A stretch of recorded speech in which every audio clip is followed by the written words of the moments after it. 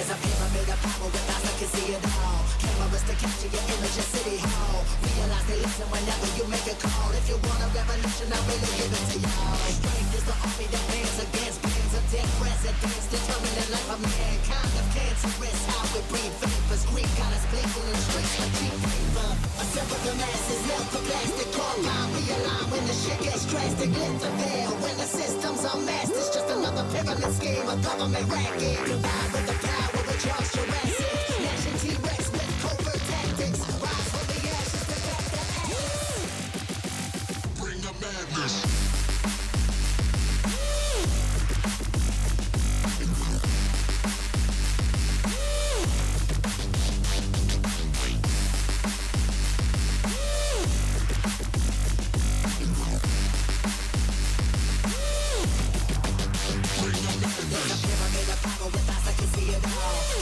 Capture your image in City Hall. Realize they listen whenever you make a call. If you want a revolution, I really give it to y'all. Strength is the army that bands against bands of dead presidents, determining life of mankind. The cancerous, how we breathe vapors. Greek got us blinking in the streets like cheap paper.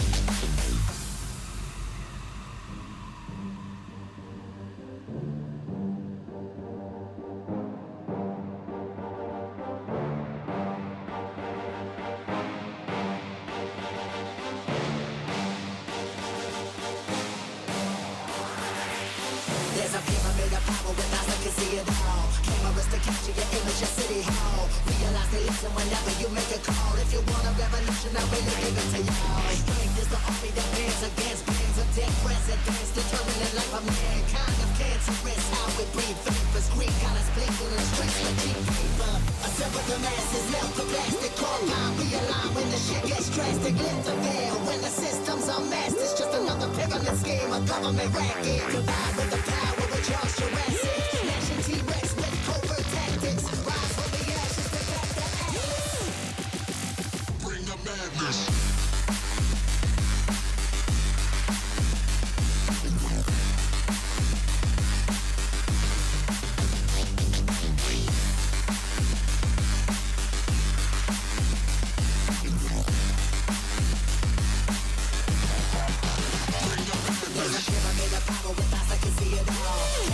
Capture your image in City Hall. Realize they listen whenever you make a call. If you want a revolution, I really give it to y'all. Strength is the army that bands against bands of dead presidents, determining life of mankind. The cancerous, how we breathe vapors. Greek got us blinking in the streets like cheap paper.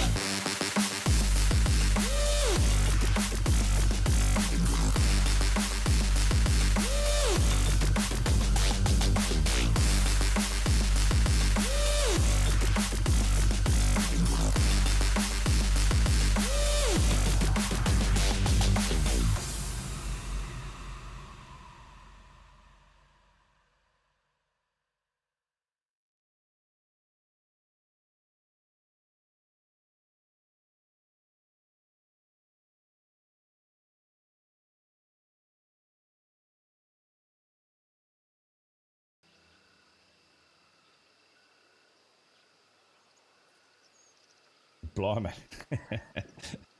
Just put the microphone and the dogs are all, well, both of them are having a right old yap. You hear them? Must have said, there's got to be a squirrel or something out there. The little cheeky rascals. Whew! Right, it's bloody hot outside. Gee, it's been a long morning, man.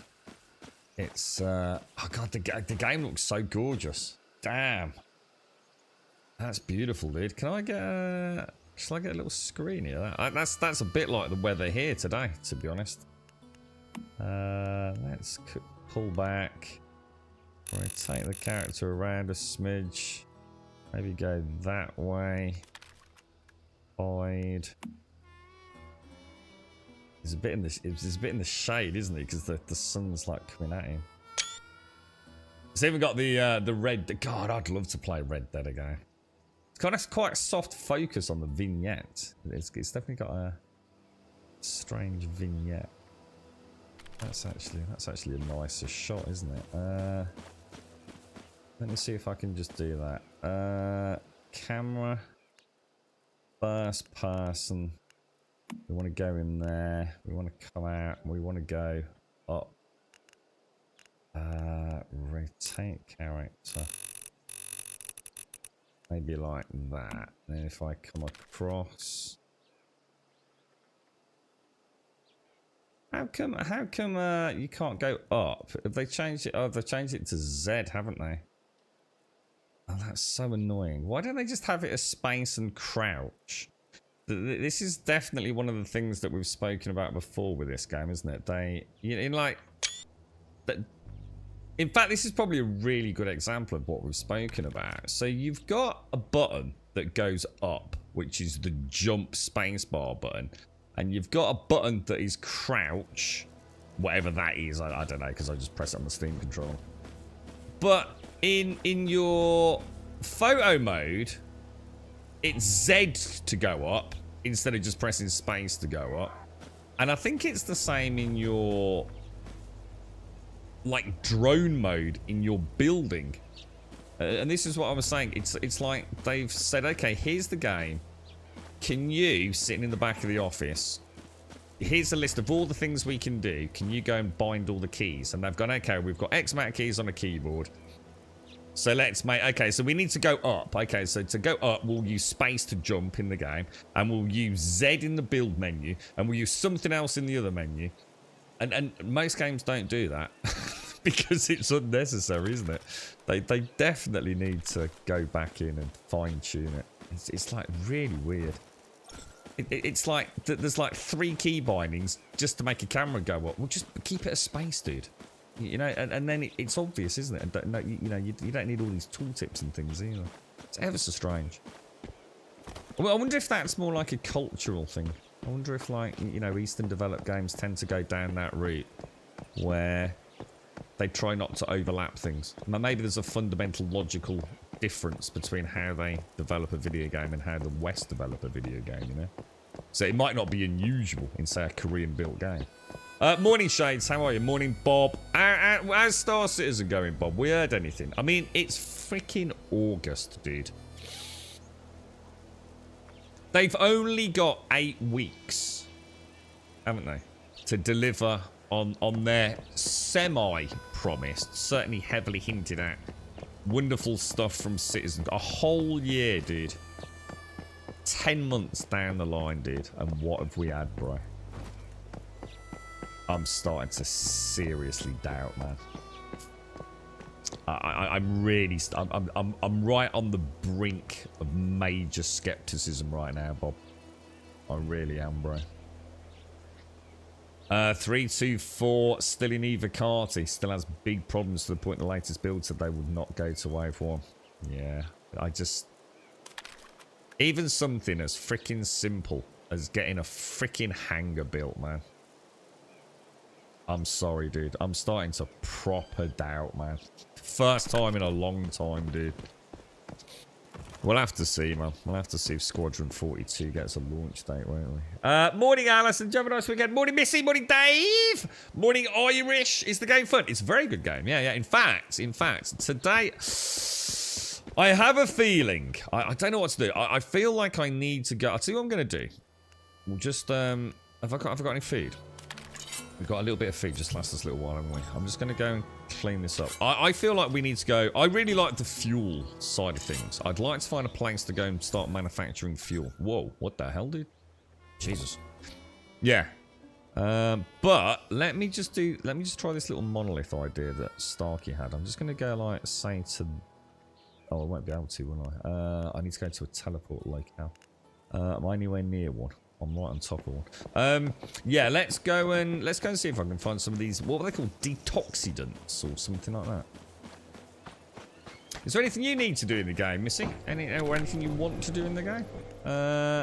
Or anyone. I mean, anyone that's playing. If you've got anything you want to go and have a bash at, let us know. But I think I might have a look. Unless someone knows, like, a really good spot that's got oil and polluted water that we could go and have a look at. I still feel like they need to do something. I saw it all. Once that thing got Oh, all hang on, over that's not a Ted, monolith. he began to change into a transcendent. What the It's hell? still crazy to me how quickly I could forget him. And how lost we were without his memory. Yeah, you said it. Didn't take long at all before the paranoia started to kick in. I have to say, it's a lot nicer to be on the same side again. It's all thanks to Pauline keeping Ted's memory alive. Well, not just me. I didn't even do any of the hardest work. I think I missed a bit of that. Saying this will not go into everyone. It's like Reader's Digest. I don't know what that is, dude. Sending you a letter saying sorry, but you have not been entered in this month's prize draw. Hang on, what's Reader's Digest, bro? Is that a thing, or is that just like a meme? I don't know what that is, bro. Yeah, I mean, how do you feel, Bob? I mean, look. I'm not saying I don't like the game. I'm just saying I'm actually genuinely concerned that last year they were so full of euphoric. We've finally done it. Even down to selling merchandise. We held the line. You know, as if this was it, dude. You know? Nothing's changed in a year, bro. Honestly, what's changed in 1 year, Bob? Seriously. That is a... go look at something like No Man's Sky and look at the progress that makes. Look at any other game that's banging out DLC. I mean, look at Path of Exile, right? In a whole year, what has Star Citizen done that fundamentally changes the way that we play? And that, therefore, you know, is it because they're so busy on Squadron 42? In which case, I get it then. That makes total sense. You know, the whole of Star Citizen team is busy working on Squadron 42, putting the finishing touches to it.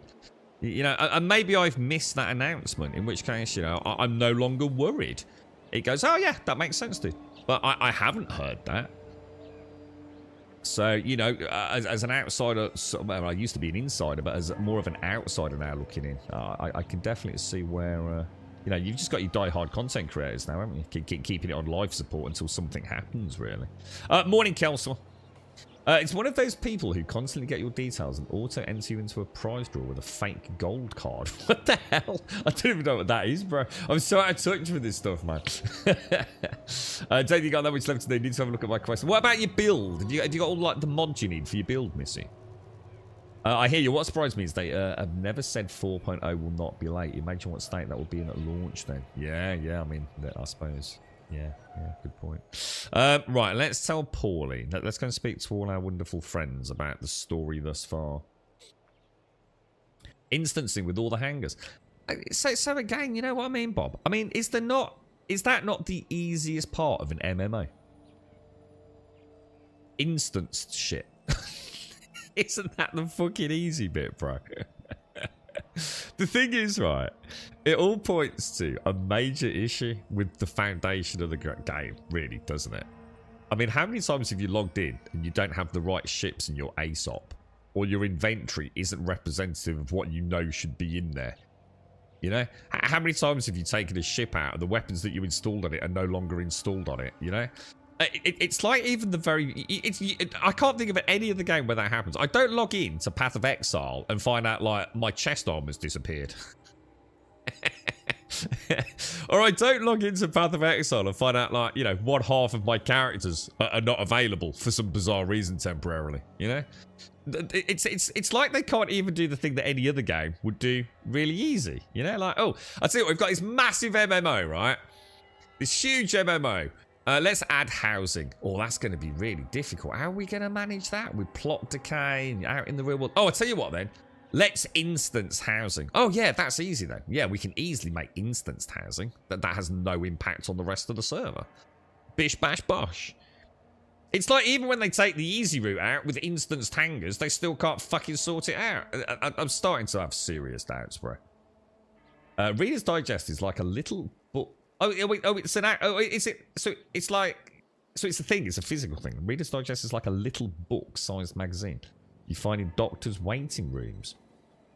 I suppose there you go then, because I don't ever go to the doctors, so maybe that is why then, bro. Oh, it's with lots of little stories. Oh, is it like so? And they just have loads of adverts. So it's like, oh, I know what you mean. Like, write in and tell us a story about how hard up you are and you've got 75 kids, yeah? And we'll send you £500. And it's like, and then they print it all in this garbage trash tier magazine. And then they sell loads of advertising space. Is it that sort of thing? I think I've seen that. I didn't know it was called Reader's Digest though. You've got no idea. I haven't looked into it. It all seems too troublesome to bother understanding. I think you're the first honest person I've met about the game, Missy. I think you've summarised it really well.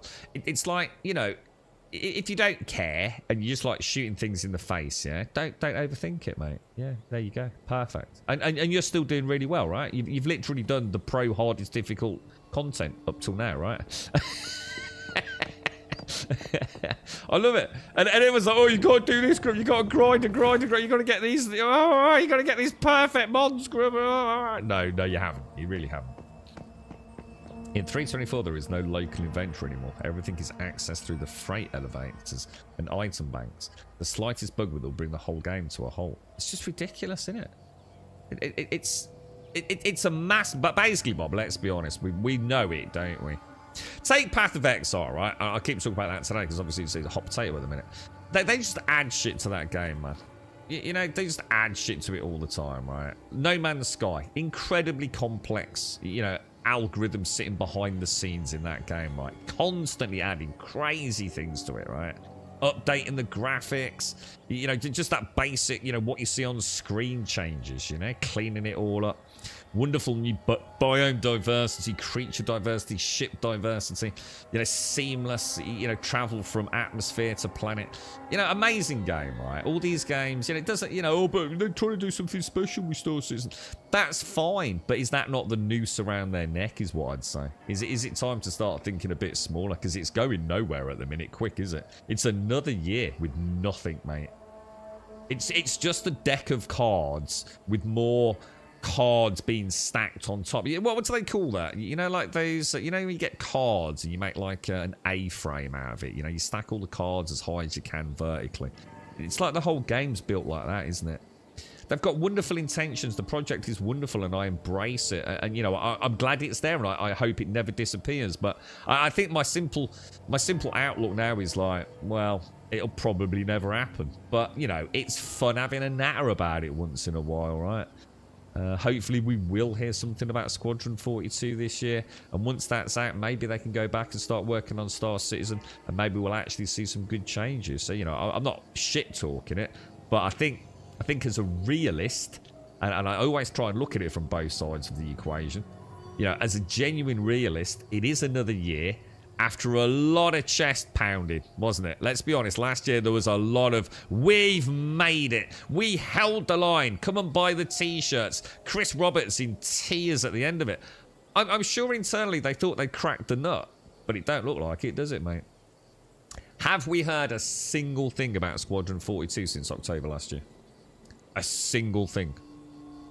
I hope we have, and I just don't know about it, but I haven't heard anything. You're right, Jukas, how are you, mate? My dad used to read Reader's Digest on the toilet. We used to call the toilet the library. I used to read the WoW manual on the toilet. That's how old school I am with World of Warcraft. I actually had that. And does anyone remember it? Does anyone remember the original WoW rulebook / guide? And it was, I think it was like a bit smaller than A5 size. It was quite small, wasn't it? I don't know what that one down from A5 is. And it had that wonderful, wonderful glossy paper. And even months after you'd opened the box, you could still smell it from the print factory. Oh, it reeked, dude. It was a lovely smell, though. You know, like people like the smell of petrol. Really chemically. God, it was glorious, man. I used to read that all the time on the shitter. Nothing of note, Bob, yeah? Yeah, a house, that's it, yeah. They built a house of cards. That's how it's feeling now, yeah. It's like I said, they've got the imagination and they've got more cards. And, you know, if you equate the cards to the money and the budget, and they can keep stacking more cards on top of the existing house of cards, but it's like the whole foundation's getting flakier and flakier now, isn't it? It's like the more they add, it's like Jenga, isn't it? You know, the more they keep stacking, the wobblier it gets.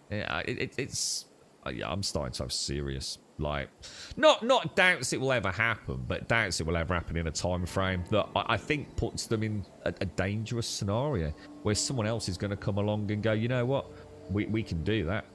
Some lone dev will come along and do something just like Star Citizen, but it will just be like a 50-player server or something, you know, just a much smaller vertical slice. And it will just work, and therefore it will just be much more fun.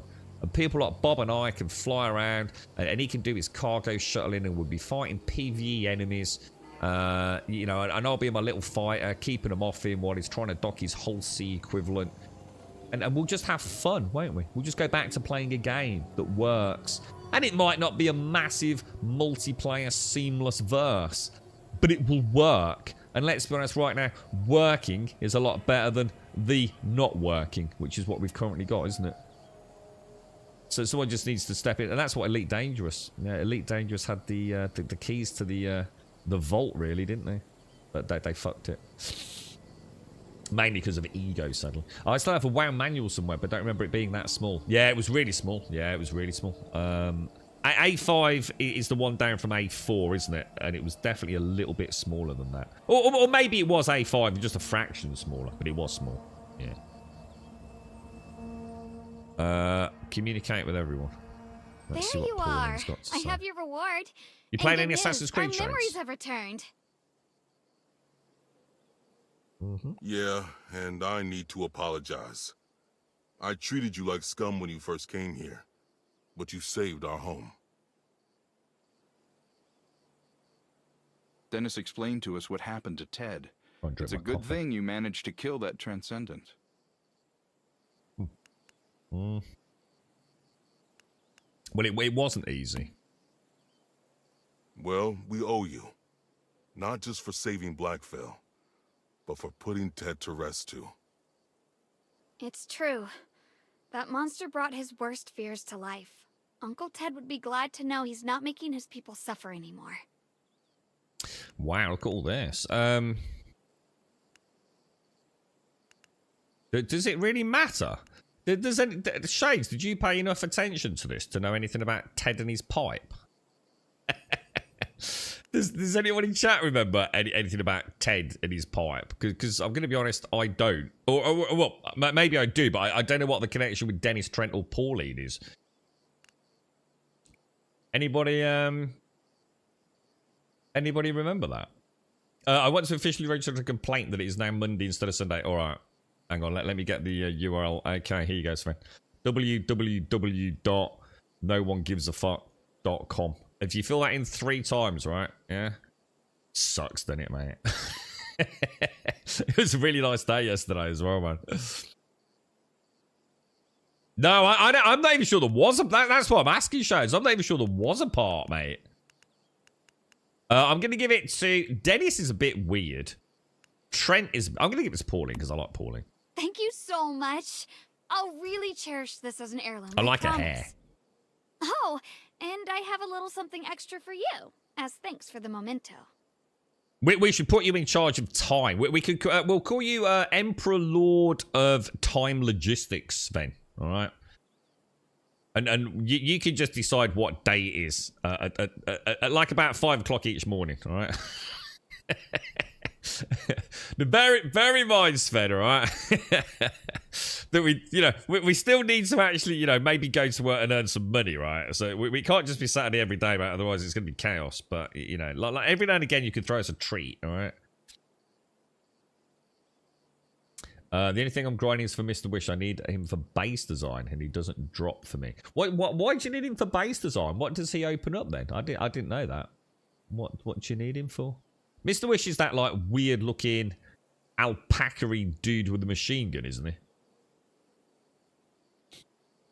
For me, Star Citizen is trying to do some things that... Well, it's not trying to. It already is doing things that no other game has even tried to do.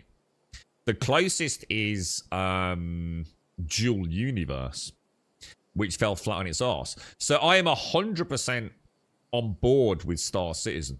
It's just that look, I don't care about persistent entity streaming that much. I really don't care about all this dynamic server meshing. I would much rather play on a small server with 50 of you, Swazzer, where it all just worked, because it would just be so much easier. I don't need this mega seamless universe. Personally, because it's just not that. It's not as exciting as they're making it out to be. To be honest, man. There's a reason other games haven't even attempted to do them. Technically, architecture and data management don't work or will cause major issues. Yeah, I see. The thing is, for me, Swazza, the trade-off, yeah, this idea of this so-called seamless universe, it's not seamless at all. You know, you're still not gonna get. Some people seem to think that in Star Citizen, you're gonna be able to get like 20,000 ships all in one space simultaneously. Yeah, it's never gonna happen. It's never going to happen on that scale, man. So, I don't care, dude. The way I see it, Swazza, right? It's like playing on a WoW server and going to Ironforge on a quiet server. Yeah? And there are only 10 people there. And the auction house hasn't got a lot in it. Yeah? Or going on a really busy server and there's like, you know, 200 people at Ironforge auction house. The trading, the ebb and flow, the in and out, looking at all the crazy armor and stuff that people have got, all, you know, all the mounts and things. You know, it's glorious, right? They're two extremes. I don't need Star Citizen to have all this mega dynamic systems going on to enjoy the game, because I play it. It's like Caskell's been talking about this, I think. I'm not really caught up on Discord, but he's talking about how much he enjoys just driving around a track. Because he's used to GT7, right? So driving a track in something like iRacing is so different, right? Because it's a simulator. I love Star Citizen as a simulator. So I'm quite happy in my ship with a few of my friends doing PvE content. It's like Elite Dangerous, you know, there's only so many people you can get on a server and the universe is so vast I'm probably never going to see any of them. I don't need the big Star Citizen. I really don't.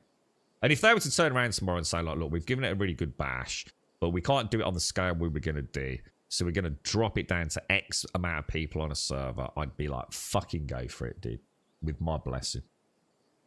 Do you know what I mean?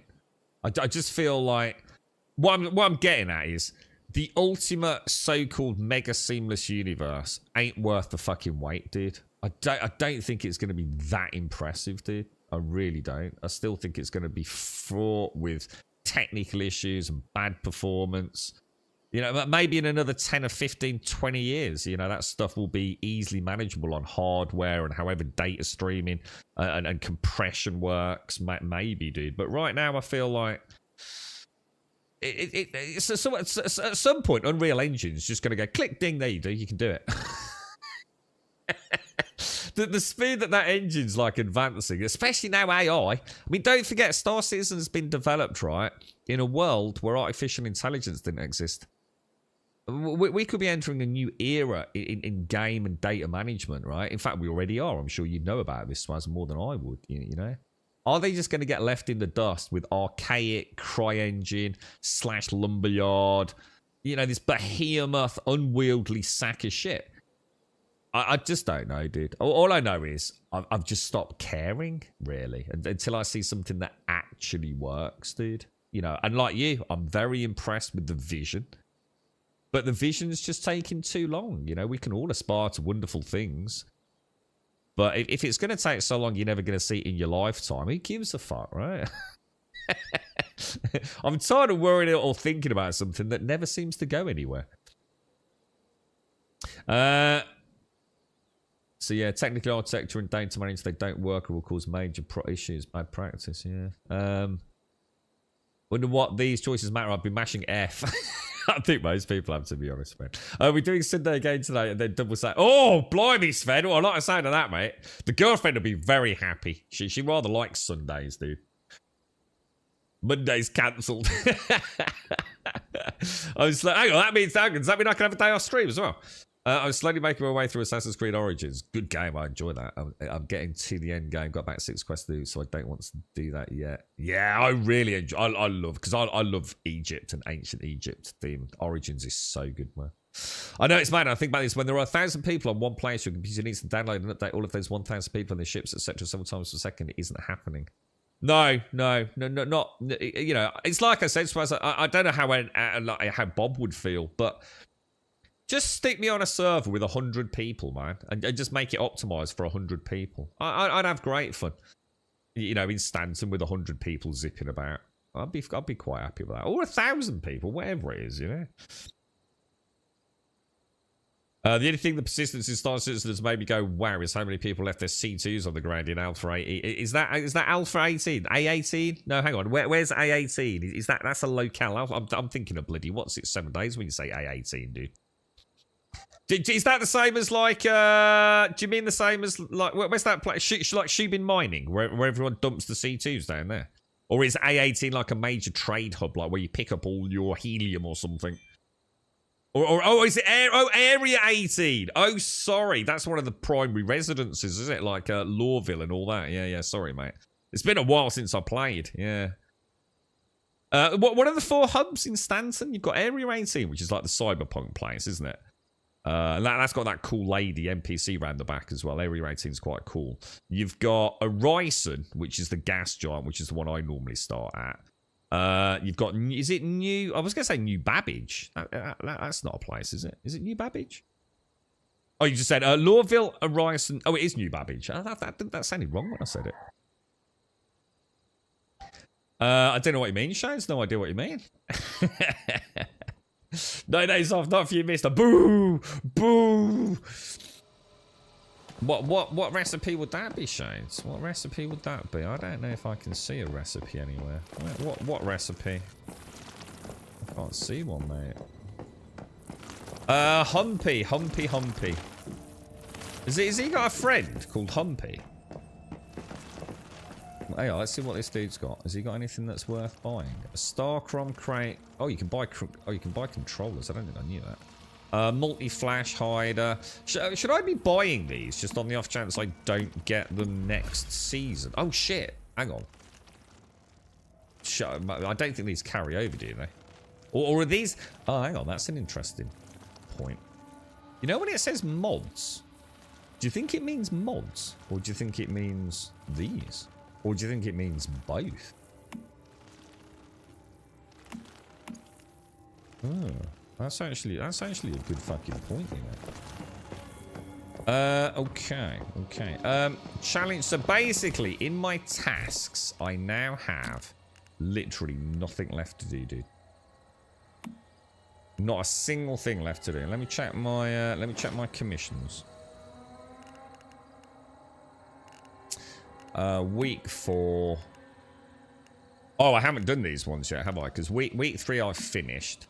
So week 4 I haven't chosen. Secure and care. Successfully clear securement silos on any difficulty 2 times. Right, we'll do that. Drive over catch 5 fish. Make 20 servings of feed. Smelt 17 gots. View and like. That's an easy one. Purify your territory once. We'll do that because that's a no-brainer. Is that? That's as many as you can take, isn't it? Okay, perfect. Okay, boys, okay. So, one thing I would like to do is go to one of the monoliths and see if I can... This was Starkey's idea, wasn't it? See if we can get some of those detoxidants or whatever they're called. You're right, Squid. I've got some sausage butties incoming. Oh, dude. Ooh. So that's the nice thing about not getting takeout, you see. It's the smell of the sizzling sausage and bacon in the house, isn't it? You don't get that with takeout, man. Beautiful.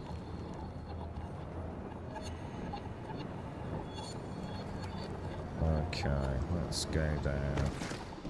Oh, fuck, I forgot the recipe.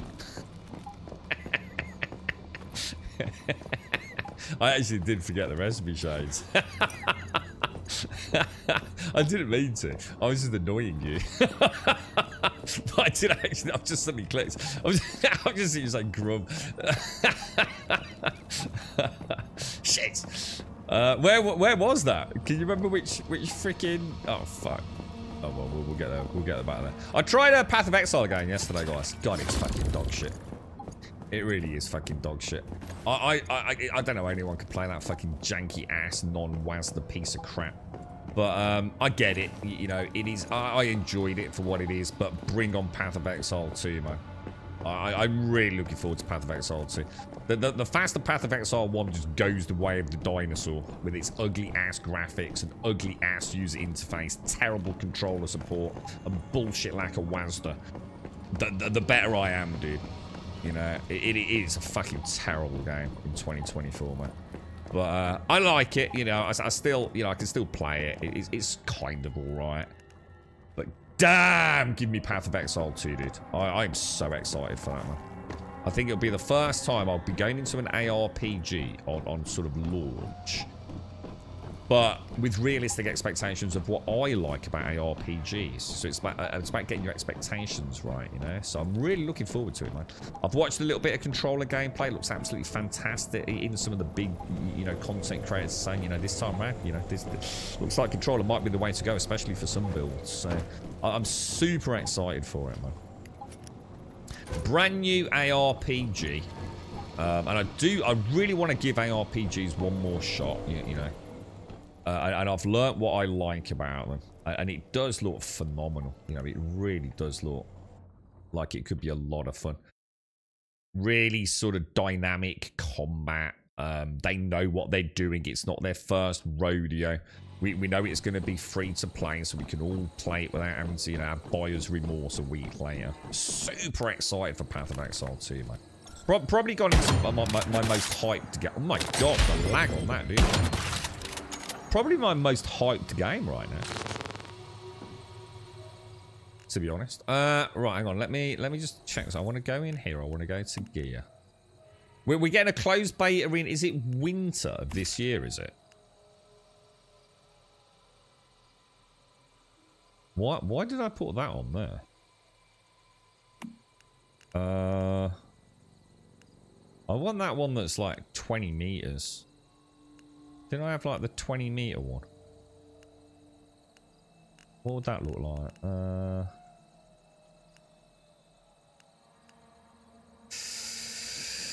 Is there a way to just go into like, what are they? These are all bounce mods, fast gunner mods, unstable bonner mods, fortress warfare is the obvious one. Not those, is it? Hang on, what was that about? Oh, that was a nice one. So when I was marking the disciples with bullseye during that last boss fight, I was also, not only was I doing an increase for the whole party of a little bit of damage, but we're also reducing inbound damage from them. I don't think I actually knew that. So even more important, I get bullseye on. Dude, I swear I had a mod that was, if the enemy is 20 meters or further away,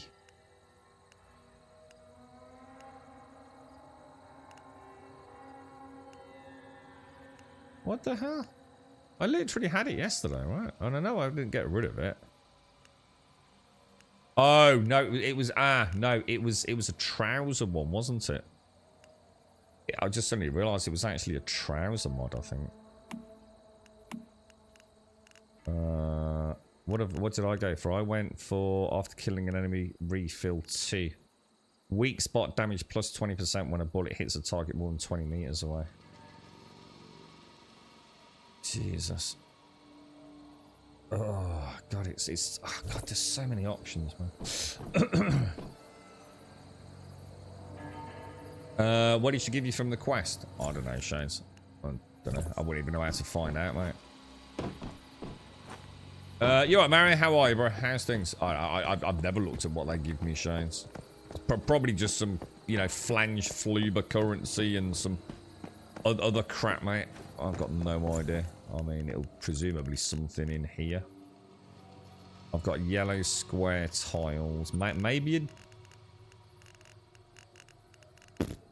Don't know, mate. No idea. Works in the territory to defend it from invading enemies. That sounds like an interesting one. I've got nothing like lit up here, Shades. Normally it would be yellow, so I'm going to guess it was just a load of crap, to be honest. Probably just some planular crap. How are you, Mario? How was yours? All okay, bro?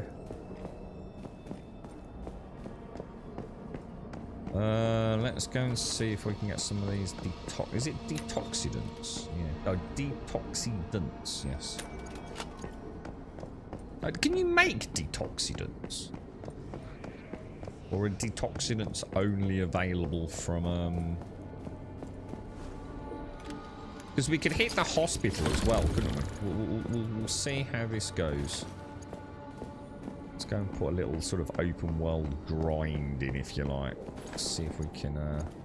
And I can't remember why I needed detoxidants, to be honest, but... I don't think there's anything downstairs. So we'll... I mean, how many did I get there? 4 or so? I mean, most of the monoliths have got a teleport pretty close by. The locket. What was that? That thing. No, I've had that for a while, I think. Yeah. So something with summoning. Yeah, I don't know, Shanes. Like I said, it's one of the problems with the game is that they need to rethink how they distribute your loot to you. It needs to be slowed down, especially in the early game. Like, by all means, later on, slow it. You know, have a toggle. So you can say, you know, remove slow mode for rewards or something. Because it all pops up so fast and you're so overwhelmed at the start of the game. With things popping up, you know, you get planula, you get energy links, you get mods, you get this. And it's just like, you become so desensitized to the loot. It's what Badass and I have been sort of joking about, isn't it? You know, there's like... It's like 20 different types of loot. And it never gives you a chance to sort of savor the moment when you get it, you know? It's just pop, pop, pop, pop, pop, pop, pop. And it all turns up on this left-hand side and then fades out. And then after that, it's like, God knows, man. You know, you ain't got time to go popping in the inventory every 30 seconds. And the thing is, it's like that from the start of the game, isn't it? Is he dead? Holy Jesus Christ, dude.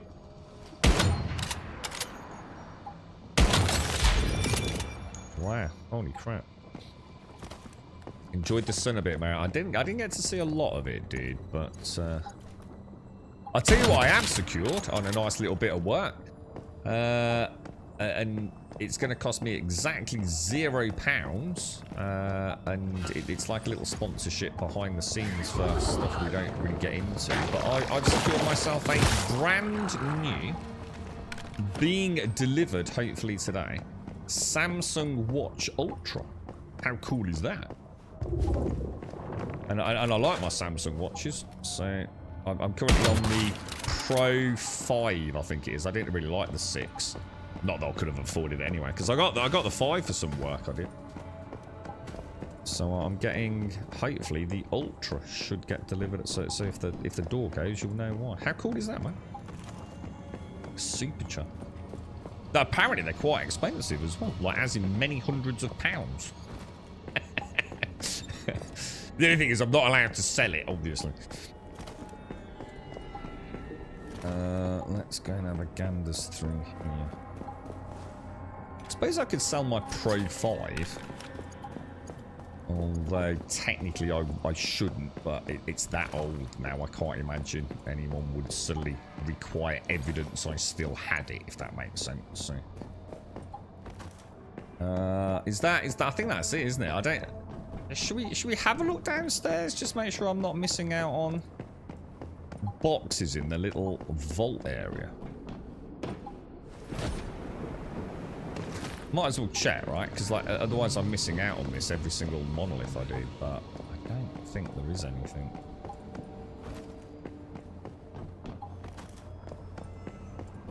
Oh, there is. There's a box there, look. Jacket. So it's basically just deconstruction gear, isn't it? Cool stuff, boys. Cool stuff. Yeah, I mean, I tried a bit of Path of Exile again yesterday. I just hate ARPGs without WASD. Oh, look, there is. Oh, dude. 2 detoxidants. Shit. I need to remember that then. So we definitely want to come down, check the left-hand side, right-hand side, and the main chamber.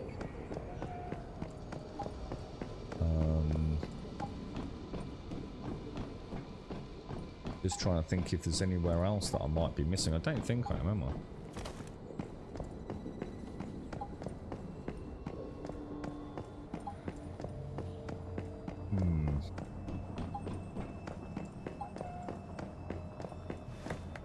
No, not seeing anything. We'll get. This could be acid and stuff. We might as well grab that. Yeah. Apparently, it's a very big watch. And apparently, I don't know which one I'm getting, but I hope I get the orange one. But I think there's 3, aren't there? There's like a white one. God, I have expressed an interest in not having the white one. I really don't want a white watch.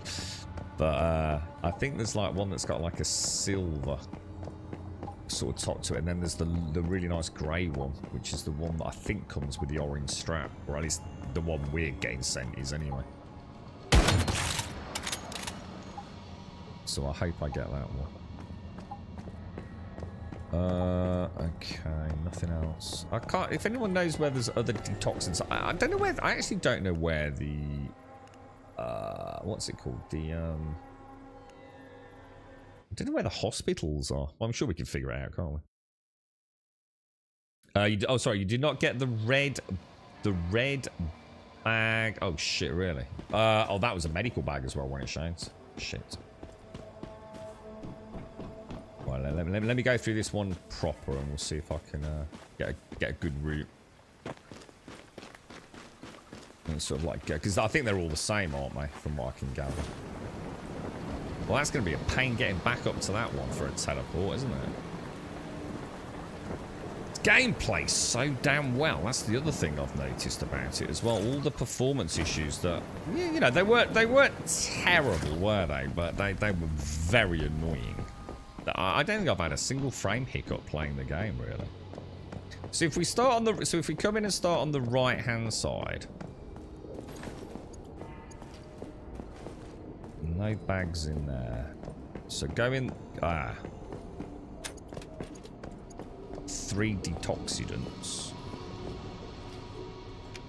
There's also a gear crate each day. I think these respawn after 3 hours as well, don't they? So ever so easy to do this. Was that the one you meant there, Shades? Let's say, make sure we get the med bag. Nothing in that one. Now if we come down here, we're going to get the one on the wall. So they're not identical in each area, but maybe they still. No box on the wall here.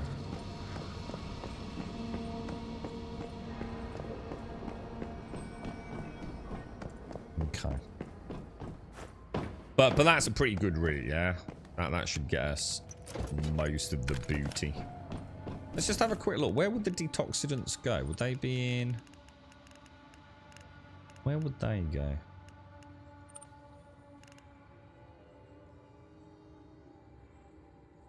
Not even sure. Is it these things? So I've got 19 detoxidants today. And including some sort of like even better variants. And that's really... And probably like you say, Shades, probably missed a few, right? So probably dinged at least 20 deoxidants just from a very quick, you know, 5-minute run. 10-minute run. Second batch of coffee, Sven. Well, when you say batch of coffee, what do you mean? Is a batch like a couple of cups each, or? I must admit, I was out and about. Oh, I did my tomatoes before the stream today. That's why I was running a bit late. I need to get a little cheeky water on them. I'm going to assume that one also has some, but I think we'll leave it. Now, does anyone know where the hospitals are? I'd like to hit a hospital, but I have no idea how to tell which zone they're in. Middle school, Sunbury. Oh, find weapon and armor crates. Oh my god, I haven't found an armor crate. Dude, that's unforgivable, bro. We usually brew in half liters. So half liters, is that like a couple of... That's a half liter is 500 ml, so 250 ml each. So that's quite a small coffee, really, isn't it? So it's not too bad then. I like my coffee, dude. I do like my coffee. Where was that place that I haven't completed? Hang on a minute. Where's it gone? All these are completed. Yeah, where was it? Shit. I just literally saw one. Mystical crate was still missing because they've all got ticks in the box. Tick in the box, tick in the box, tick in the box. Tick, tick, tick, tick, tick, tick, tick, tick, tick. Dude, have I gone mad? Have I gone bonkers? All these have got ticks in. Where the hell was it? Oh, hey, was it? Oh my god, I've not even been here. Holy shit. Oh my god, I've got so many Jesus, this map's crazy, man. I'll come back to it, Counselor. Let's have a look. Let's have a look. South of the Big Lake. I don't even know where the Big Lake is, bro. Was it on the southern shore, Counselor? The Big Lake. Big Lake. Ah, here. Oh yeah, well spotted, dude. Thank you. Sunbury. Yeah, all right. We'll do that in a minute. Let's go and do this one first because this one's completely unexplored. That's the problem, you see. If you zoom out to a certain point, you get none of the icons, do you? It'd be nice if we could pin some icons there at any zoom level. Oh, I'm quite looking for. Oh, dude, there's still places I haven't been, man. What a crazy game, dude. The one again. So if I can sit down with the devs, map, loads of ways to make the map loads better. For a start, always, and if you ever design a game, always zoom on cursor, man. Always make maps zoom in on cursor. It's one of those things that you know you probably don't even think about what it's like not to have it because most games are not stupid and do it the way this game's done it. And the other thing is allow. If you're going to have a really zoomable map, be very careful with disappearing icons at far distant zoom. At least allow an option to keep tags on a scaling pin as you zoom in and out. So it doesn't have to be everything. It's these little things that really set aside some AAA games. You know, I really want to play a AAA game at the minute. Something like, you know, Cyberpunk. It doesn't mean a good game. You know, I'm not saying I really want to play a good. I'm saying a AAA game. You know, when you know that budget has allowed them to like really go to town with a few things. You know. Do you reckon I've not done this one? Oh, investigate. So, see what I mean? That's ridiculous. I'm nowhere near getting that. We'll give you a ticket in a box. Here. No shit, Sherlock. Why is he not letting me get it? 500 energy links, stellar panula, tactical pistol mag. Cool stuff, man. After all that coffee, you spend the rest of the day. I think I'm immune to caffeine, dude. I don't think caffeine affects me, bro. Unless I you know, consume an absolutely ridiculous quantity. Because I've also noticed, Kels, with it, if I don't drink coffee, yeah, I get no withdrawal symptoms or cravings. I just really like the taste of coffee. But you know, if I haven't got any for whatever reason, God forbid. Thank you, Shane. You know, it wouldn't bother me. You know, it would only bother me because it'd be like, shit, you know, I like a cup of coffee in the morning. But, yeah, I gave it up a while back, didn't I, for a month. Just to see. Nothing the matter at all, dude. I don't think it's ever been something where the caffeine itself has been enough to hit my metabolism. But I did one year have... I sort of made my own grounds... as I often used to, but it becomes a bit of a pain in the ass, to be honest. And I was buzzing, man. That definitely, I could feel it. That was a weird feeling, man. It's really strange, isn't it, a caffeine buzz? But I reckon I probably drank the strength of something like 20 cups of coffee in a single cup of coffee, dude. It was crazy, dude. It really was. It was like something I'd never had before. And I just I just used way too much, bro. Way too much. Yeah, that's something I don't get any withdrawal symptoms from it at all. And, you know, if I don't get it, if I don't drink it, sorry, I don't get cranky. I don't get the shakes. I'm not, like, irritable.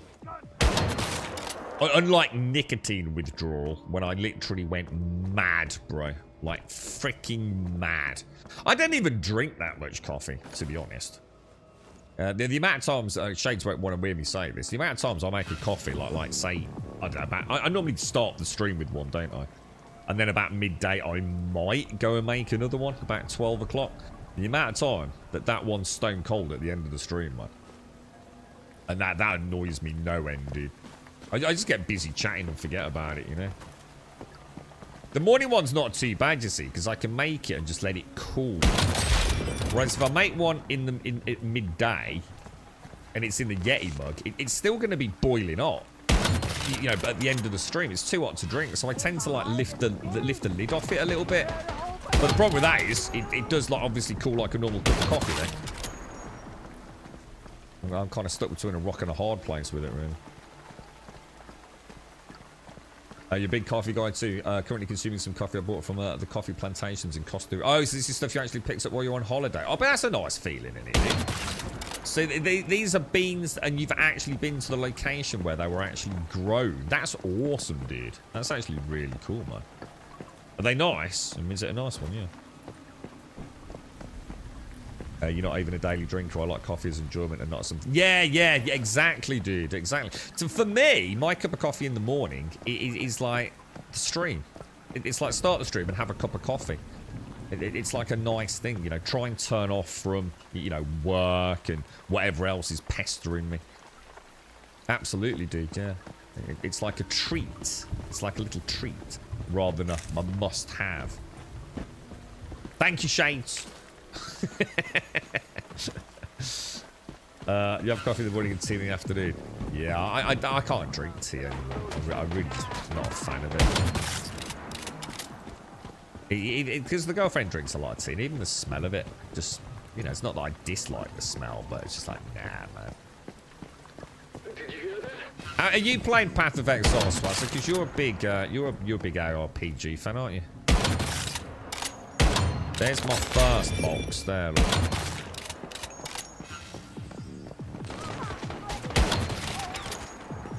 Who we got?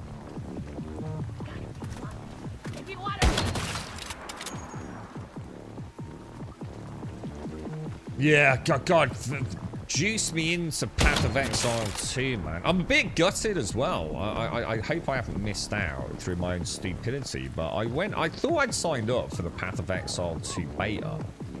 And I went back on the Path of Exile site yesterday, and I was like, I don't get it, because according to this, there's nowhere to sign up, man. There's like nothing about signing up for the beta. And so I did a quick Google, and someone on Reddit was saying, you know, it's not really a sign up in the conventional sense. What you're really doing is signing up for the newsletter.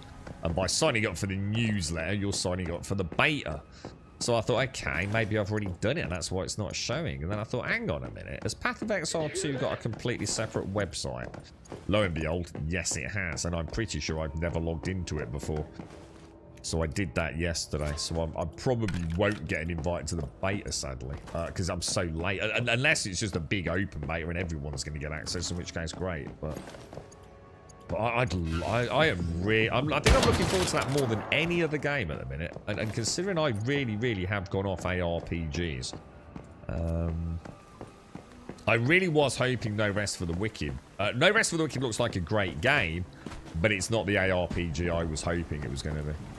It's just a Souls game with a different camera, basically. Not what I was expecting. You know, I was expecting a more. Well, you know, I shouldn't blame them. It wasn't false advertising. I'm not trying to, you know, insinuate that they sold me down the river, but there's something about the way it was promoted and the discussions which don't quite tally up with the product.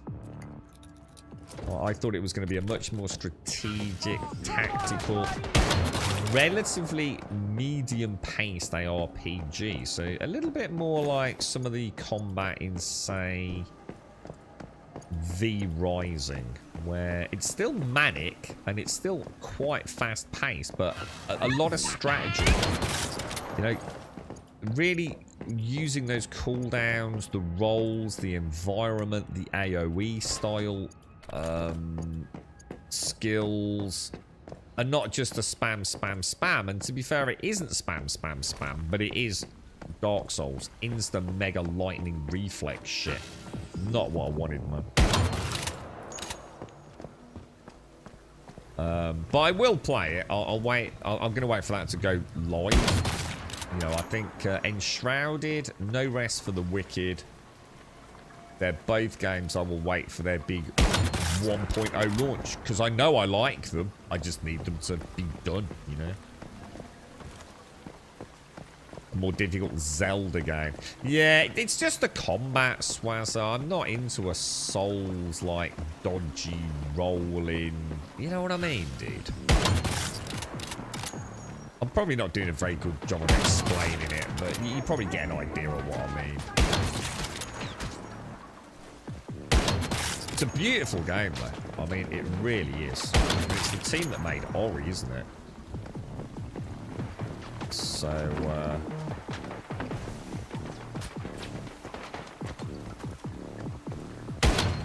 what the hell?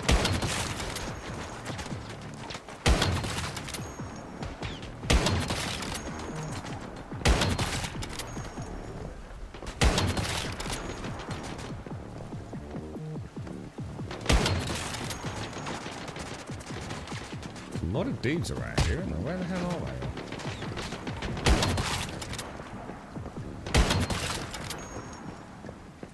Jesus Christ, dude. That was a lot of boys, man. I've cancelled Monday. We're doing double Saturdays this week. Good lad. Is it Friday yet, Wookie? So Sven is Lord Emperor, Master of Time Logistics of all Grumbodia. He's decided that today has officially been cancelled as a Monday, Wookie. You brought him up. You just want to get back to your 7 days modding, mate. Well, happily mostly solo playing games like Paxton stuff, but for some reason I find myself rarely enjoying story-based single-player games. Really? I think I know what you mean, because I think it's very easy for me to sort of like say I'm the opposite, but the reason I'm the opposite is because I don't play any games single-player, because I don't have time to play games outside of the stream typically. So all my games turn into multiplayer games, because I play it with folks like you in Twitch chats, man. So, I never really feel like I'm playing a single-player game, to be honest, dude. So, I know what you mean. I do know what you mean, though. You know, if I wasn't streaming it, I'd probably be very, very less inclined to play a single-player game. I think, I mean, I'd have to put that to the test, because I actually really, and always have, really liked good, solid single-player campaigns. You know, I've said many times, I would literally buy Call of Duty this year if I could play a good, solid... It doesn't matter if it's only 5 or 6 hours, just charge it accordingly. But I will probably never buy Call of Duty. It's just not a game that I, you know, warrant that amount of expenditure versus time spent. You know, the lads do play a lot of it, but, you know, if we're playing, we'll just play something else. Did I get the mystical crate? I did, didn't I? Oh, hang on. No. The mystical crate was on the roof of that one. Shit. I need to go back in. It's a weird one, isn't it? You can either... I think you can jump on the door, right? Oh, maybe not. There we go. But yeah, you know, I mean, for example, so some of my most played first-person shooters, weirdly, I've done single-player, like Borderlands. Love single-player Borderlands. Killzone. Played the living shit out of Killzone 2. And Killzone... No, well, Killzone 3 in particular. Was Killzone 3 Killzone 3, or was that... What was the Shadow one that launched with a PlayStation 4? What was that called? Can't remember which ones I played. I know what you mean. personally, I love the combat, but at the same time, I'm not sure a Souls veteran TM would like it either. Yeah, I mean, I'm hoping once the problem I've got is because the game is so janky, and there's still massive performance issues from what I was reading yesterday, dude. You know, nowhere near the performance we should be getting, considering the hardware we're throwing at it, despite some optimizations that have been done. But I'm gonna go over that side for the last crate. Anyone know where the last crate is? I went in, I've done there, haven't I?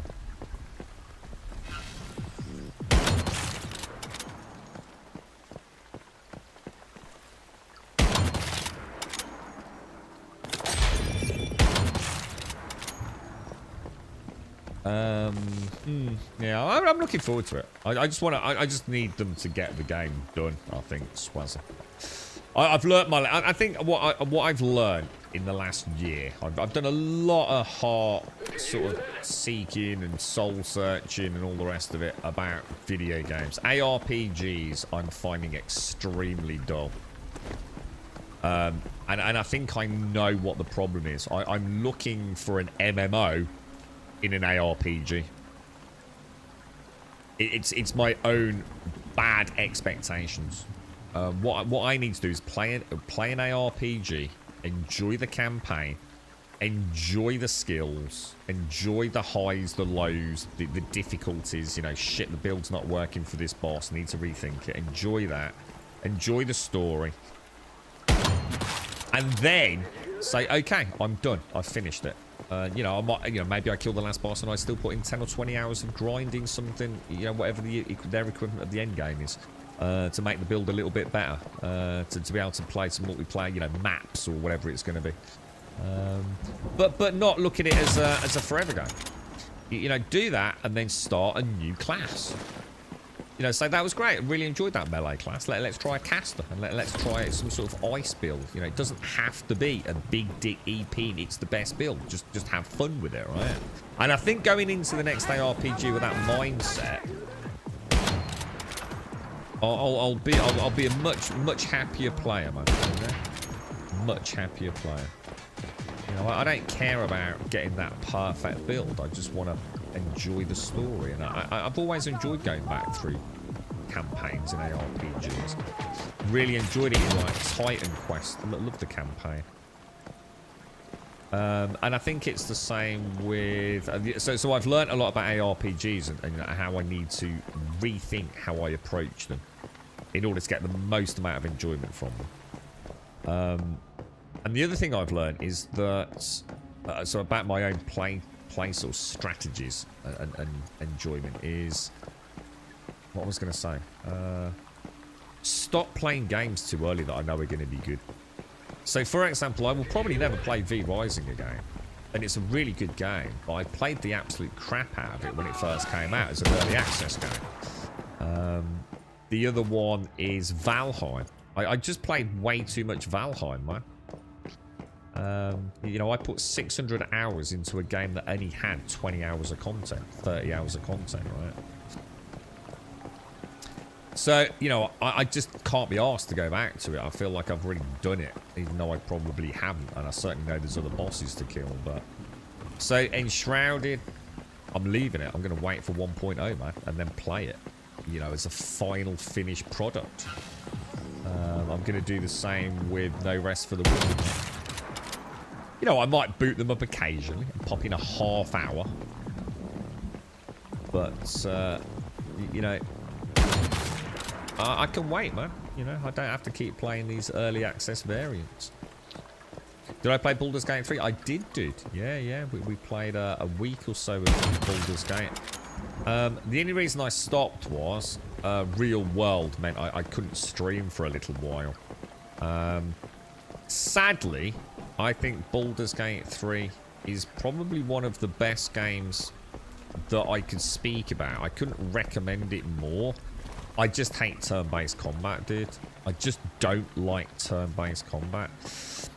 So I don't really enjoy Baldur's Gate as much as, you know, someone who loves turn-based combat is going to enjoy it, you know? It doesn't mean the game's a bad game. In fact, I'd still personally, if I was to review it, give it a 10 out of 10. I think it's visually stunning. I think it's one of the very few sort of isometric slash third-person games, however you want to sort of genre label it. I've got to reload.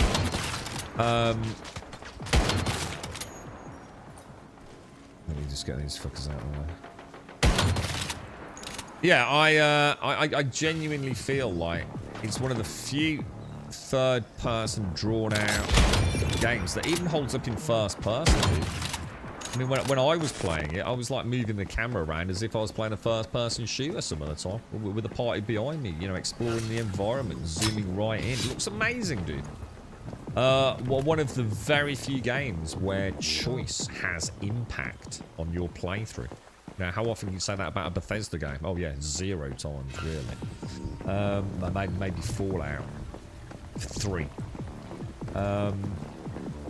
You know, choices and consequences, different playing styles, different character choices, different party synergies.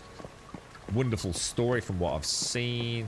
I just couldn't recommend Baldur's Gate, you know. I think it's a masterpiece. Sadly, it's a masterpiece that I don't care to play because I don't like turn-based. I just find it really boring. But I did enjoy what I played, you know. Let's put it this way, if I could only play one game, if I had to, all my games had to magically disappear tomorrow, right? And I could only play one game that is currently available, Baldur's Gate would definitely be on the list, mate. It would definitely be there, because I know how much content I could get out of it. Enjoyed Call of Duty 4. Did you see the Activision research paper on skill-based matchmaking? It was great. Everyone complaining that SBMM is ruining the game. What does SBMM, what's that acronym for? Skill-based matchmaking. What even is skill-based matchmaking? Is that where, like, in a game like Call of Duty, because that's Activision Blizzard King, so I assume Call of Duty is their big one. How do you decide, like, if you're a higher skill level? Is it based just on kill-death ratios? Because isn't that all, like, kind of a little bit dodgy anyway? If that makes sense. I could understand it in, like, leagues. Like, you know, like, maybe League of Legends, where do they have, like, different tiers, like silver and bronze and gold? So you have to win a certain amount of matches to move up, like, in the category. How can you have a skill-based system in something as, like, random as Call of Duty, man? I don't even see where that becomes a thing. I know dudes with great kill-death ratios, yeah? But that's because they deliberately play certain maps and certain classes to have high kill-death ratios. So they're like the worst person on the fucking team to play with.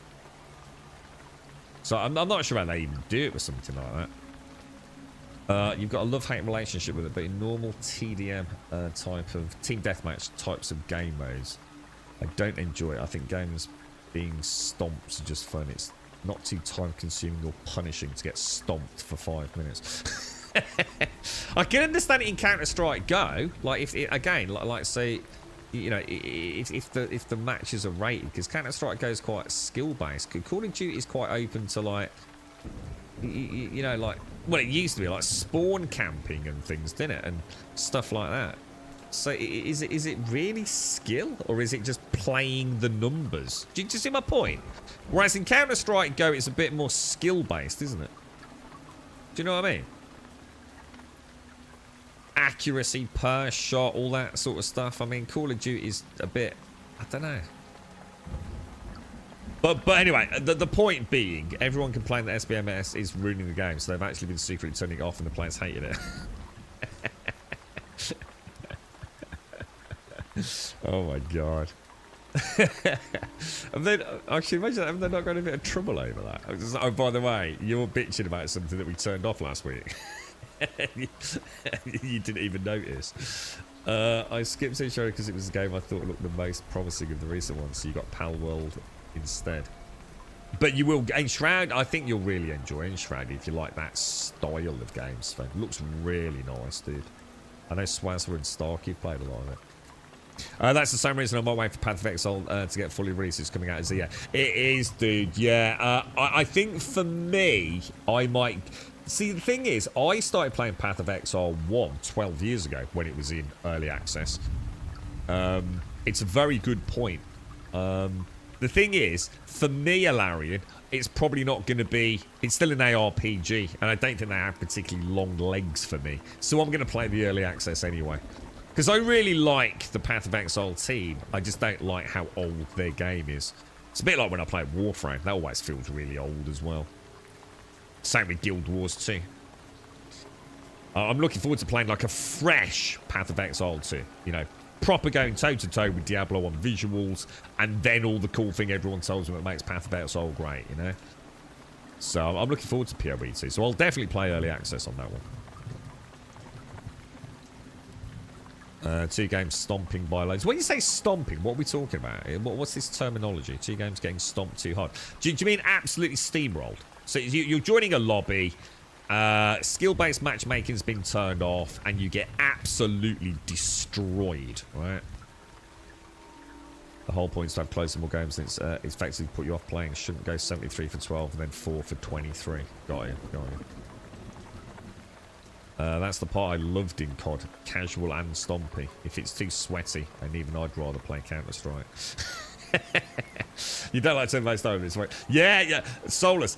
I before it came out, right? Because I'm a massive fan of Larian Studios as well. So I'm the worst person to speak about this. Sven and company, I think they're amazing. I think they're the last bastion of hope for that sort of stuff. But it's taken its toll, dude. You know, they won't be making another Baldur's Gate, right? They poured everything, including his own money, into that project, didn't he? Yeah, massive respect for the team. You know, they really went above and beyond with Baldur's Gate, dude. But before it came out, you know, I do own Divinity Original Sin, and you know, I early backed that as a Kickstarter, I think, or whatever crowd sort of source funding they were using at the time. But again, I never really played it. You know, loved it. Loved the intricacies of the environment, and you know, how the environment and the map itself had an impact on combat and things. You know, the environmental elements. A little bit too silly at times for me personally. You know, the sense of humour they have over there, so sometimes a little bit too quirky for me, but really good game. But again, I never played it, man. Just really wanted to support them, so I bought it. Same with Baldur's Gate. Hang on one sec. Yeah, you're going to wait for intro to get more polish. I have the same here, dude, yeah. I think we'll end up with a really, like, you know, a really memorable game from it. So skill-based matchmakers where they have hidden stats for several metrics per map, and the algorithm attempts to balance the teams for a close match, yeah.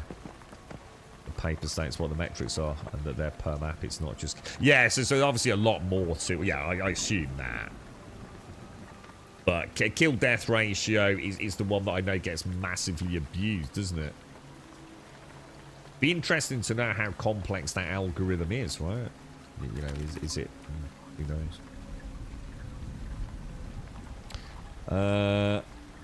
Same with Nightingale. Oh, Nightingale's terrible, dude. Yeah, Nightingale's dead. It ain't going nowhere, bro. It's a perfectly okay game. Let me put it that way, dude. There's nothing actually the matter with Nightingale. It's not a bad game, but it was never going to be a great game. And this is what I said from the start. Expectations were way out of whack for it, dude. It's just play it now, dude. Because to be honest, mate, the money's going to be dried up pretty soon, I would have thought, with it. The project's pretty much done and dusted now in terms of income generation. So they're still... Well, I'm not saying they're not still working on it. I mean, they're doing quite a lot of updates for it, but the revenue's going to dry up, man. It's a forgotten game for most people now, dude. You might as well pick it up if you see it on offer, mate. Go for it. It's just a perfectly okay game, dude. You know, it's not broken. It's not inherently bad. But it's also never going to be anything special, bro. It never was. But for some reason, the internet grabbed it and thought it was going to be something it could never aspire to be on the budget they had, man.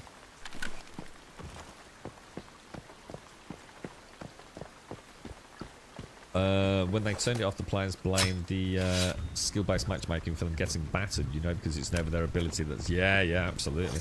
I've always found that with Call of Duty, but I haven't played Call of Duty a long time, so, you know, I'm willing to learn from you guys in chat. This is one of the reasons I didn't really like Call of Duty. As I loved the campaigns, and I loved a little bit of cheeky Call of Duty, but I always felt like... The ebb and flow of the game was too... The pendulum swing from one match to another was too much. This is nothing to do with skill-based matchmaking.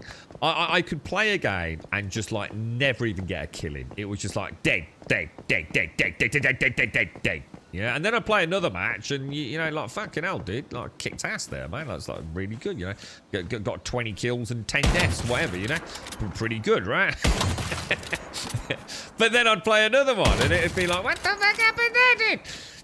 And I never felt like I just felt like the highs were not that great, and the general lows seemed fairly consistent in terms of like general enjoyment, man.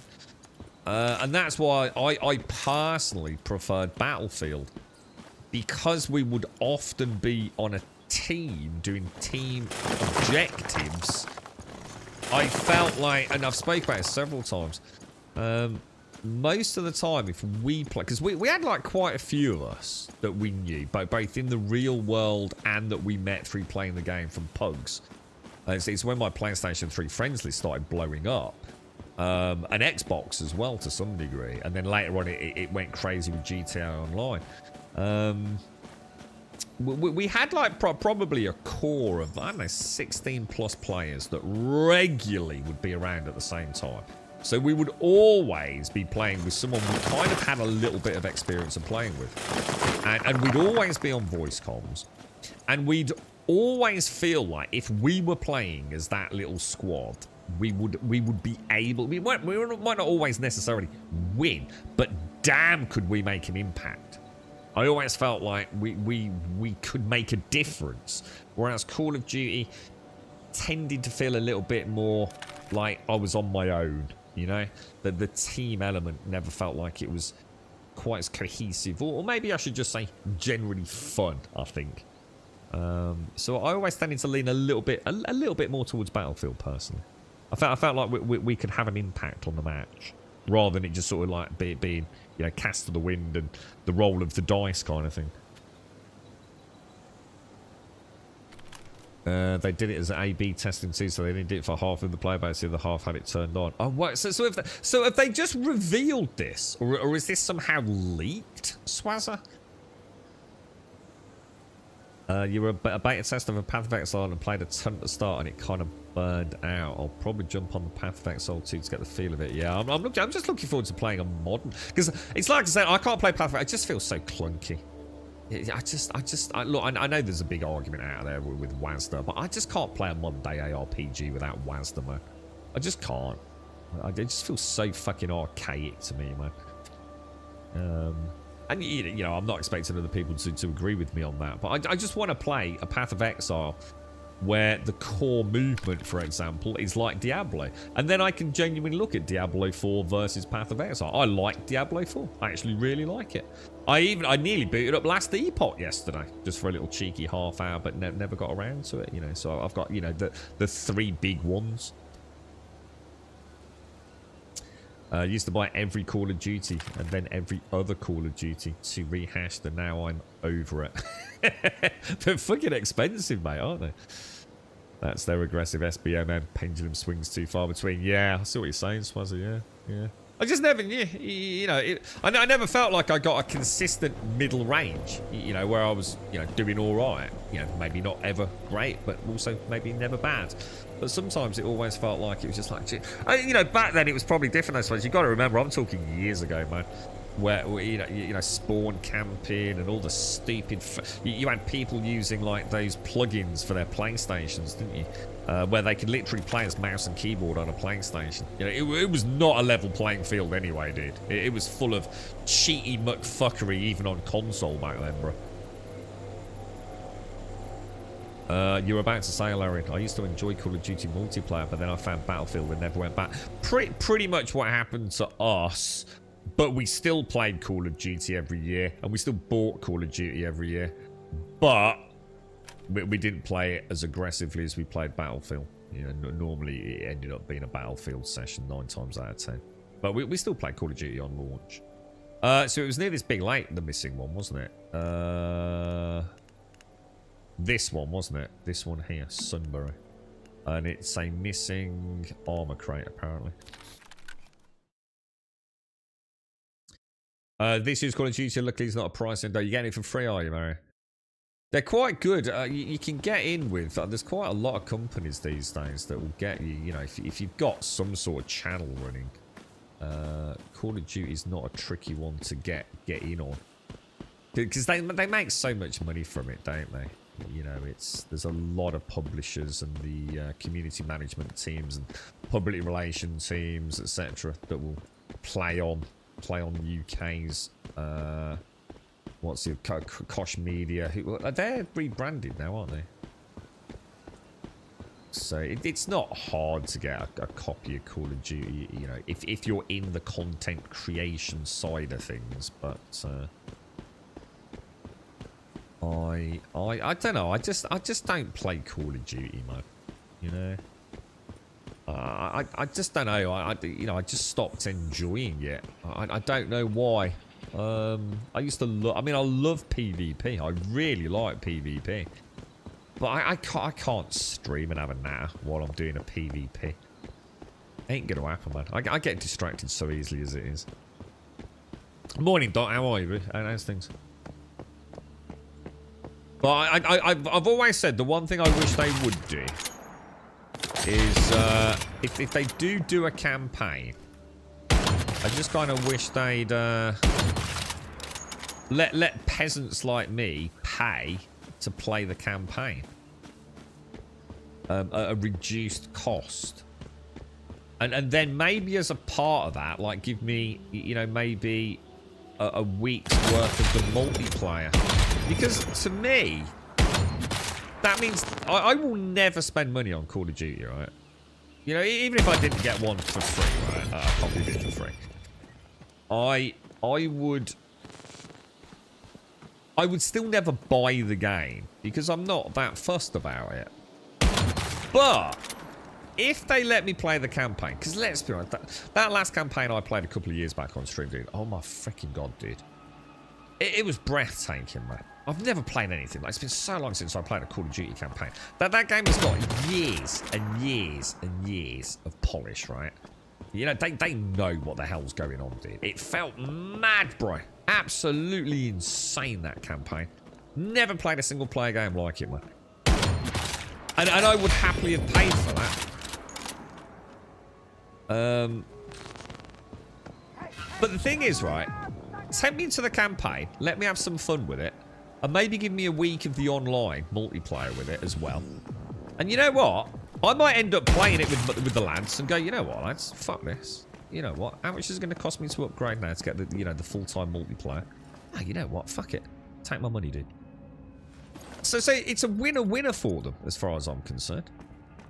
You know, I'm never going to spend 70, 80 quid on a game that I'm not going to play multiplayer, but I might spend 20 or 30 pound on a short campaign if it's really, really good. I mean, maybe I'd have to readjust that figure.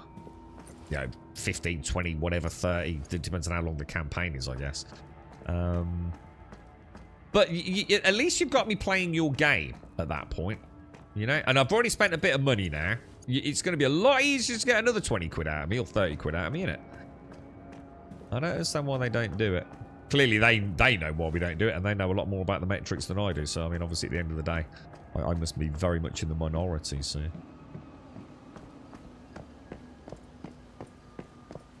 Okay. Let's, we're looking for one missing weapon crate, aren't we? That was a terrible shot.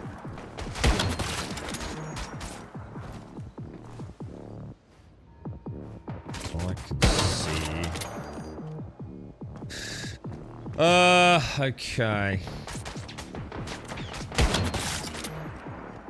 There's one behind me, isn't there? Blow him up. It's quite nice popping those tanks on them. We weren't sure about that for so long, were we? Jesus, where are you going, bro?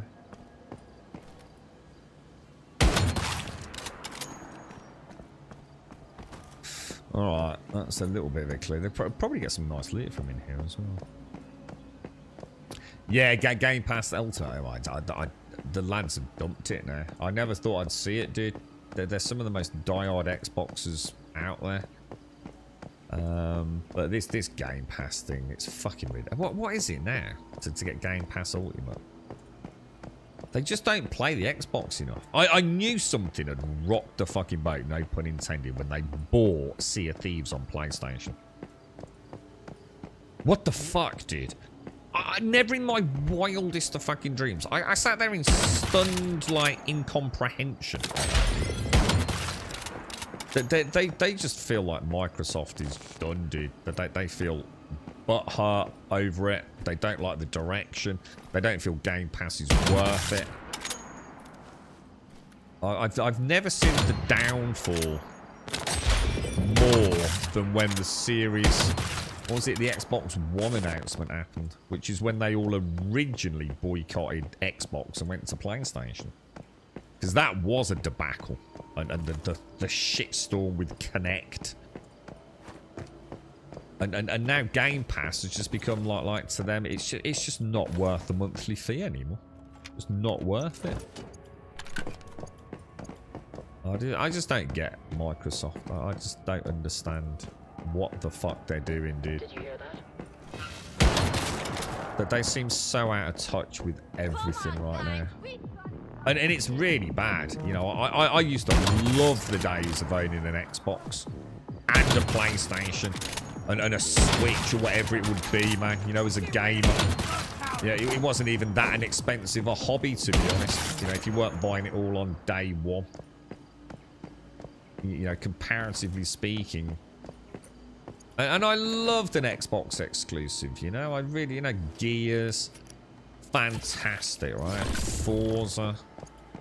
Halo. I'm not a fan of Halo at all, but you know, you'd still buy the latest Halo, wouldn't you? I just don't understand what they're just a fucking mess. They're just a fucking joke in the industry right now, to be honest.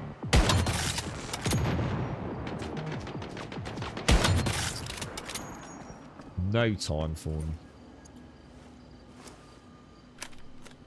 What was that, Castle? I just want to see it by zombie. Yeah, well, there you go. There's another example. Yeah. I mean, if they were to give me zombies and say... I mean, what does it cost you to buy Call of Duty?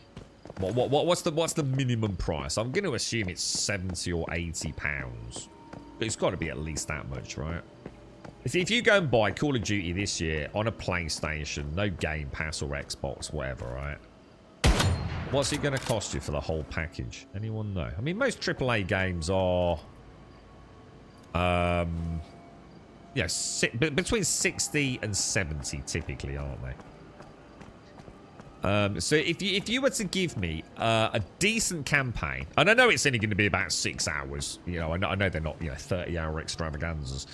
You know, if you were to give me zombies and a campaign, you know, for, I don't know, like 40 notes? Whatever. We'll have to have a discussion about the detail, but it doesn't really matter. The point being, I'd probably buy it. I probably would actually buy it. Because I would play zombies with the lads. If that makes sense. I have a PC and I like Game Pass me save some money, so I'm happy. Yeah, I think if I mean I disagree because I don't know why. For me personally, Mega, the Game Pass is a waste of time on PC. What out of interest, what do you play? Because the problem is the games that are on there on the Game Pass that I can also play on PC, most of them I need to be able to mod them.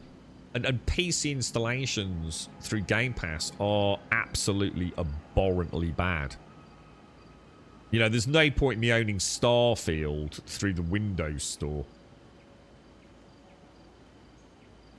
Now, if you're a new gamer, So if you are a relatively newcomer to the gaming scene, then Game Pass remains incredibly valuable. And that's why we've been such huge advocates of it here and in my circle of friends, that Game Pass is one of the best, if not the best value for money that we've ever had as gamers. But two things. One, it was new.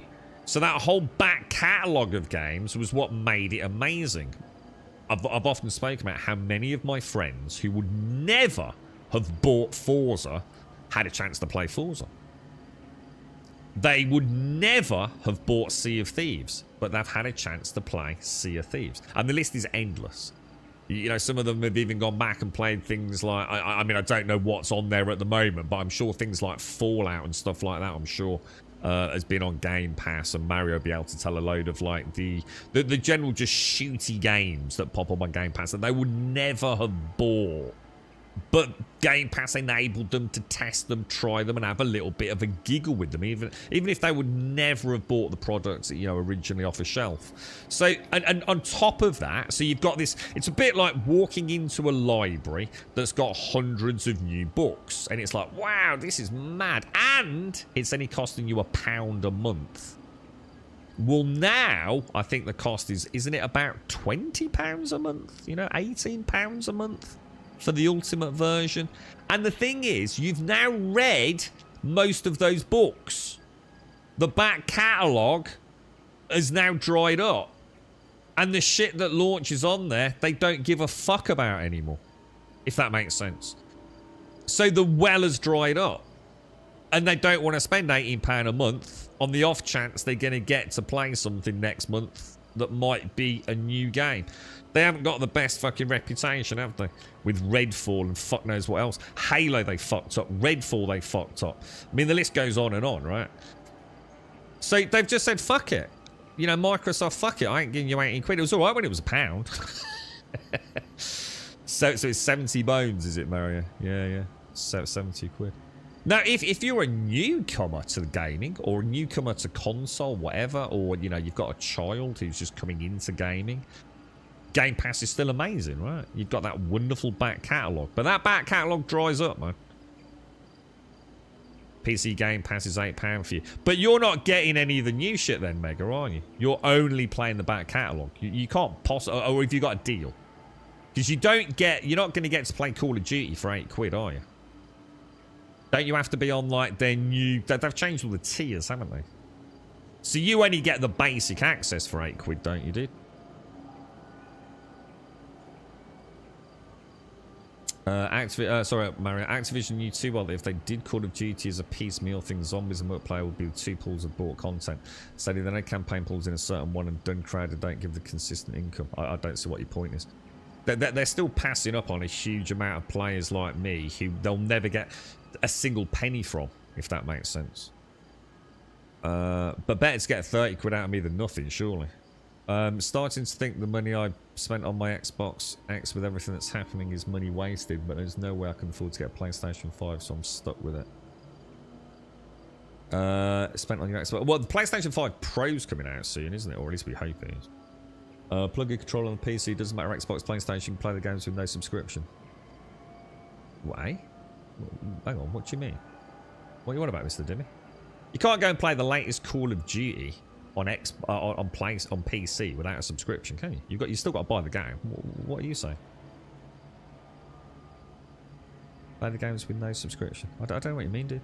Everything was going until you still. I don't know what you mean by that. Everything was going okay until the boss did its stupid jump into the air, spin roll, forward, slam into the ground move. Each time it would knock me out. Do you want to do a boss? I can come and help you do a boss if you want, dude. 150 euros. Hang on, what? Hang on, what? Hang on, it can't be £70 and 150 euros. Not unless the exchange rate's gone horribly wrong. it can't be 70 quid and 150 euros, surely. Or do you live in a place where things are just really fucking expensive, Mr. Dimmy?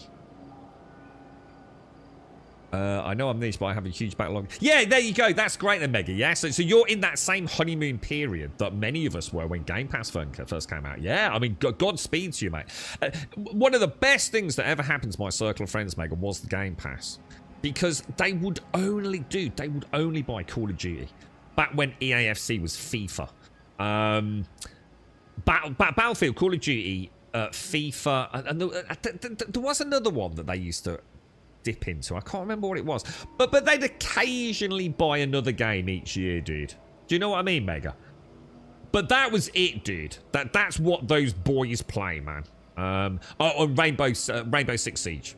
They played the shit out of that, obviously a bit differently. So, because they had Game Pass, they started playing like, you know, one of them would download, you know, Forza Horizon, you know, on the Friday night.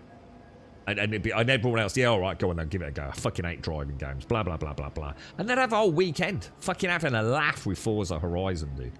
Now, they got to try new things that otherwise would never have had the cash leave the wallet.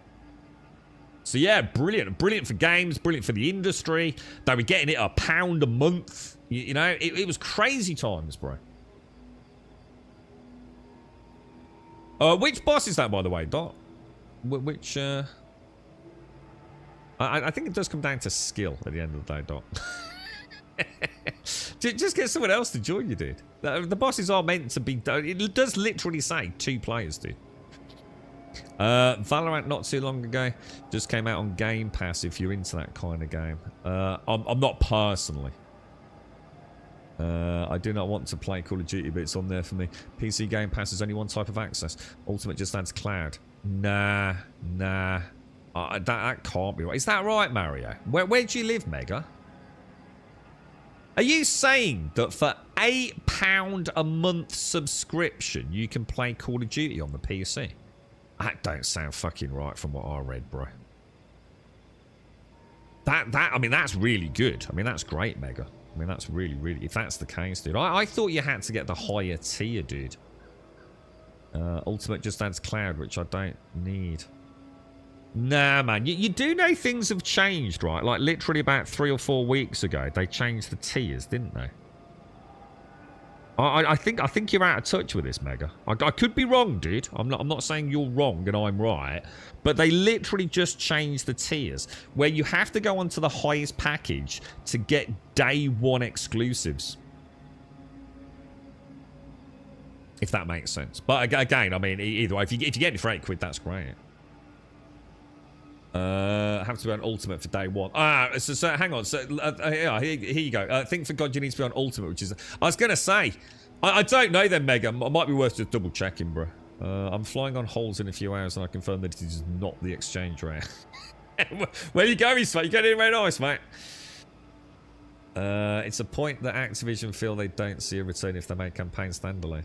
Call of Duty's money pool is from Warzone, free to play, multiplayer and zombies. Campaign will give them some cash, but they want that player retention stats way too much.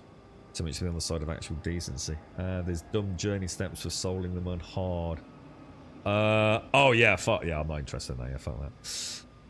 It does say price. Yeah, it rocked the boat quite a lot, Mega, to be honest. That's when the boys all cancelled.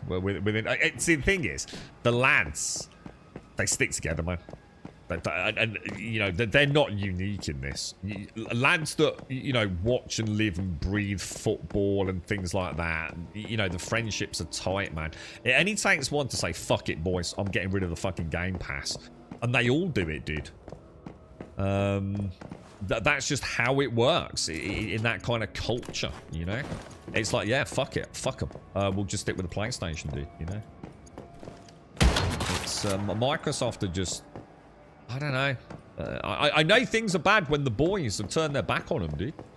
I understood it with the Xbox One, because that was a clusterfuck. Everyone knew that was a clusterfuck. Yeah, they were trying to say, you know, hang on a minute, we want to play video games, so we don't want some stupid bullshit overlay when we're watching fucking football. You know, we don't want a fucking Connect thing talking to some stupid Scooby-Doo shit in front of our TV, man. That's just not the boys, man. They don't give a fuck about that shit. So they dropped Xbox One hard and fast, dude. But they did go back to the Series X this time round. You know, and only because one of the lads had an Xbox. He refused to move over to PlayStation. They missed playing with him, so they bought an Xbox in the end. And, you know, had great fun with the Game Pass. And then that was the final nail in the coffin, though. I don't think they'll ever go back now, boys. I just don't think they'll ever go back to Xbox unless there's a real shake-up. And let's hope there is, because it's good for all of us, right? We do want that healthy competition. And who doesn't want a fucking awesome new Gears of War? Who doesn't want an awesome new Forza, an awesome new Halo, you know? And anything else they've got coming out, which, let's be honest, I'm not too excited. What's that role-playing one they've got? Is it Avowed? Is it Avowed? But public reception to that recently was so bad, they've had to put out damage mitigation fucking details about how they're re-evaluating things, haven't they? Because it looked like fucking wank. Like, literally looked like fucking terrible, dude. Look worse than something Bethesda would have come up with on a bad day. And then you've got, like, you know, companies like Hello Games and Sean Murray with Light No Fire. You know, I mean, what the hell? What the hell is Microsoft doing, dude? One of their biggest ones internally, Undead Labs. You know, one of the best-selling cult classics in the history of Xbox. State of Decay, right? Completely fluffed State of Decay 2. Even Microsoft had no faith in product and launched it at about 30 quid. It was supposed to be a AAA product. Even they knew they couldn't charge full value for State of Decay 2. And State of Decay 2 is a good game, but it's not the game we deserved as the sequel. And State of Decay 3 is looking so bad, internally, they've had to bring in the coalition to actually help them fucking fix the game, right? What is going on at Microsoft, dude? You know? Studios closing left and right. The last franchises they've got, you know, Halo's nearly died. What are they doing over there, man? You know, all that money. All that money. And they still can't sort it, bruh. You're going to Greece. All nice. Well, I haven't been to Greece for years and years and years, man. Years. A very nice spot in the north of Corfu. And like, you're going for like a week or a big long break, man. So you do need Ultimate for day one release now. You've got the old Call of Duty, but you won't get the new one for 8 quid, Mega. Yeah. Yeah. It's the same with PC, Mega. Yeah. You know, just because it's only on console. If you want to play Call of Duty, it doesn't matter because you said you're not going to play it anyway. But what they've done, Mega, is basically the tier you were on, yeah, if a Microsoft exclusive game came out, you had access to it on day one. You don't anymore.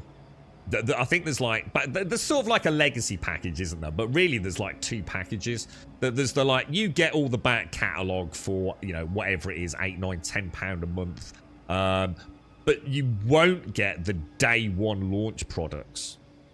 That is on the higher tier package, dude. Morning, Druck. How are you, mate? How's things? There's so many good-looking games on PJ's. Days Gone, Last of Us. On PJ's? PJ's? I know you must mean PlayStation, because they're all PlayStation exclusives. Yeah, but I wasn't sure if I was thinking, like, hang on, is there a pajama game? Yeah, they are. They're great games. Gaming companies are out and searching with what is good. I think you're right, yeah. I think you're right, Kicks.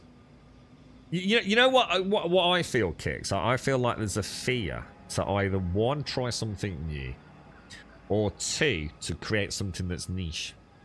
That's the problem. Gaming was about niche gaming for years and years and years, man. It was about making a product that was going to be the absolute best of the best in that genre. Even if that genre wasn't necessarily the most popular, it would still bring in adequate revenue. In fact, in some cases, ridiculous revenue. And that's when we used to have crazy games. You know, Beyond Two Souls, Heavy Rain. You'd still got the big blockbusters, you know, Uncharted, you know. There was such a myriad of stuff, but now they're all chasing that big games as a service slice of the pie, aren't they? They want that battle royale. They want that rolling monetization, and I think I'm validated when you take a game like Baldur's Gate, right? Baldur's Gate, on the face of it, you'd think, Jesus Christ, that is a nerdy ass fuckers game, right? Yeah. It's not appealing to your Call of Duty crowd, right? It's not appealing to your fucking Call of Duty EAFC football crowd, yeah? Baldur's Gate is about as nerdy as it gets. I mean, it's advanced. Well, it's not advanced. It's Dungeons and Dragons, okay? But you know what they did? Instead of like what EA's going to do with their Dragon... What was it called? Dragon Age game. where they're going to say, oh, it's a bit nerdy, you know, oh, we need to make it accessible to the Call of Duty crowd and the Battlefield crowd and the football crowd. We're going to make it accessible to everyone. What Larian Studios did with Baldur's Gate, they went, fuck that, we're making this for the D&D players, mate. Not only that, we're making it for ourselves. We're going to make a game that we would be proud of and a game we want to play. Yeah, it might not be this huge audience, but you know what? It's going to be the best game ever made in that genre, man. It is going to be cutting edge. We're going to pour our heart and our soul into it. And it's going to be quite a niche product. But look at what happened. Word of mouth. People that have never played D&D started picking it up. It was so unique. It was so special that it attracted not only its niche crowd, but it acted as a gravitational force within the industry for people to just come and try something new. They didn't microtransaction it. They didn't charge, 80 quid for it.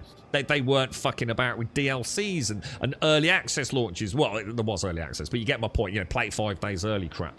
They just went, here's a fucking product. It's super fucking niche. It's super fucking nerdy. It's Dungeons and Dragons, but damn fuck me, it's the best game you've ever played in that genre. And it did. It saw monumental success, didn't it? What are we expecting with Dragon Age, guys? Anyone got any hopes Dragon Age is going to be even remotely close to something like Baldur's Gate? I know technically they're quite different styles, but are you honestly expecting it to come even fucking close to, it's a role-playing game. It is the freedom of choice. It's the consequence of actions, for example. Is the script, the narrative, the character development and evolution going to be even remotely close to Baldur's Gate? Because I think we all know it fucking won't. Because it will have been designed by a committee to reach a large and wider audience than what the original product was designed for. They're casting the net further and wider. And you know what? They're just making games that don't work. So yeah, I totally agree, Kicks. Holy shit, I was just doing some stuff around the house in Once-Human, planting stuff, making ammo, and I heard someone playing the piano. I rush outside, and it's Mitsuko playing the piano. Well, hang on, what, outside your house? Well, hang on, Mitsuko's visited you to play the piano. How come you're so special?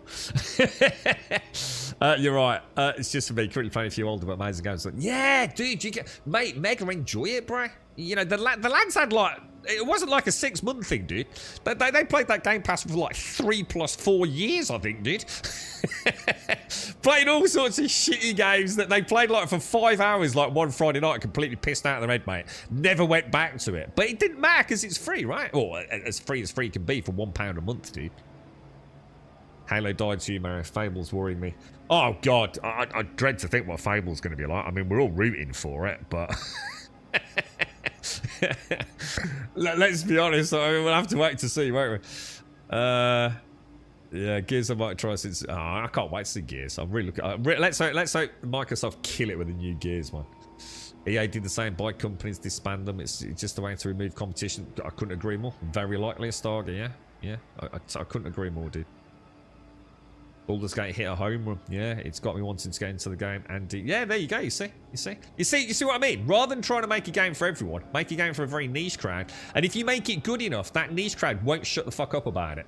The positive publicity around it, the relevancy, the YouTube, the Twitch, blah blah blah blah blah.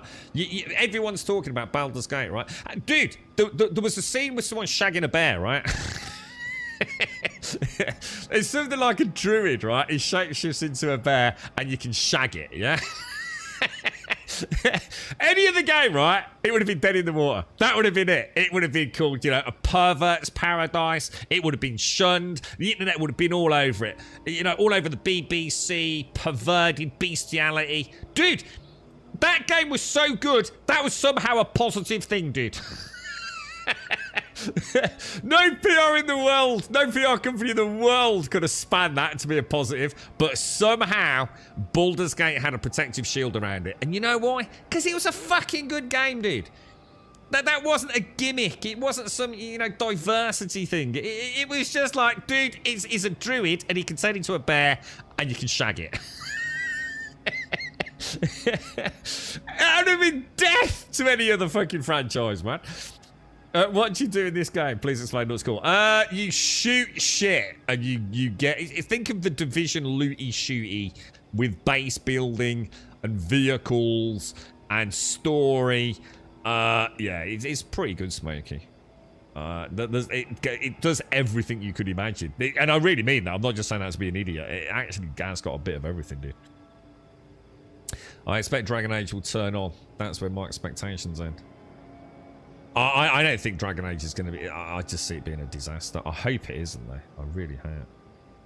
Yeah, let's hope, man. That was me. Still waits the deep. Still waits the deep might not have touched it because it was Game Pass. It was a good game, great characters. Hang on, what was that, Demon? Sorry, what was that, dude?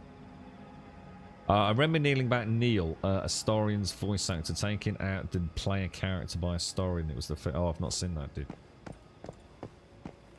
You're right, relax to you, character street corner and talk to chat is what you're doing game. Yeah, it's a chill game, dude. This is a fun game, man.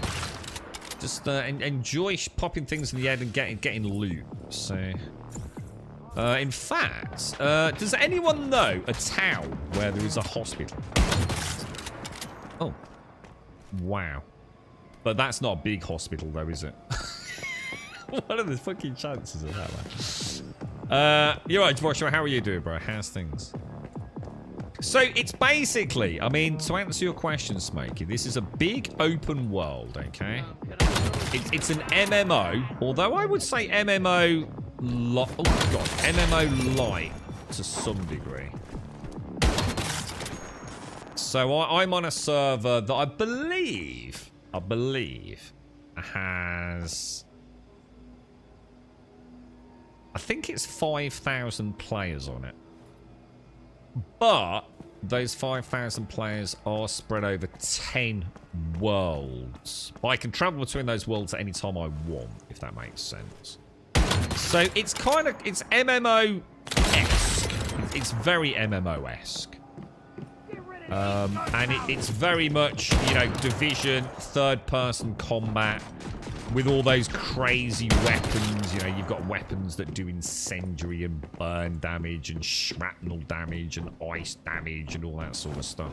So think of it as like the Division in an open world with vehicles and base building. And the main objective is, one, obviously just to enjoy the sights and exploration, but also to be crafting your ammunition and your gear and extracting resources from the environment to, again, you know, help calibrate and enhance your gear.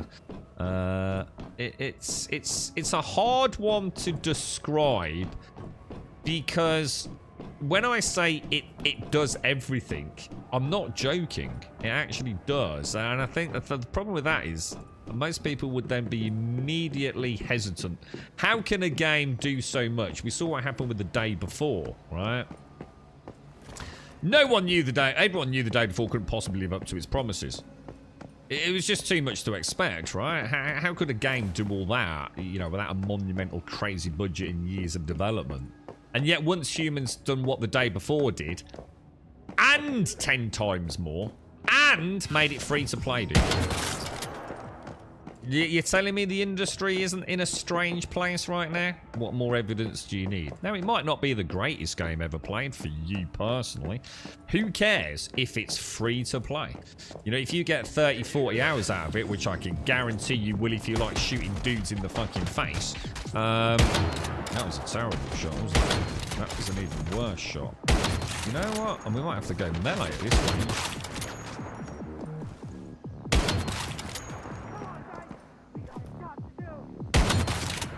Dude's still going. Oh my god, Jesus! Holy shit, that was close. What a knob.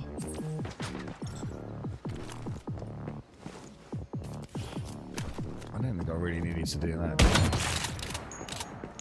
It's got cars, it's got vehicles as well. You know, you can fly around on a little bird thing called V. It does everything, dude.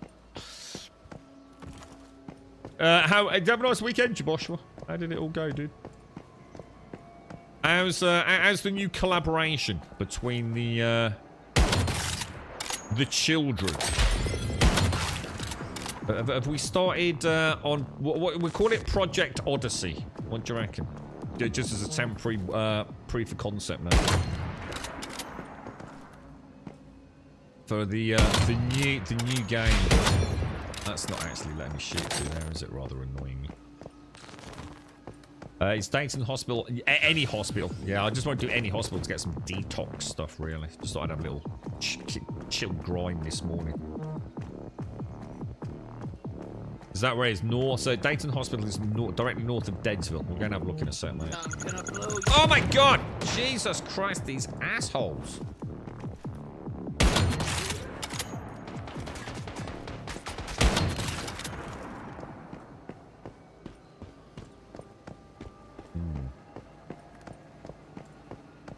So yeah, I don't know, dudes. I mean, I am super excited to play Outlaws, but I don't think I'm gonna necessarily be able to play that around launch, sadly. I'm very excited for Path of Exile 2. I'm really rooting for, I haven't really got the highest hopes for Stalker 2.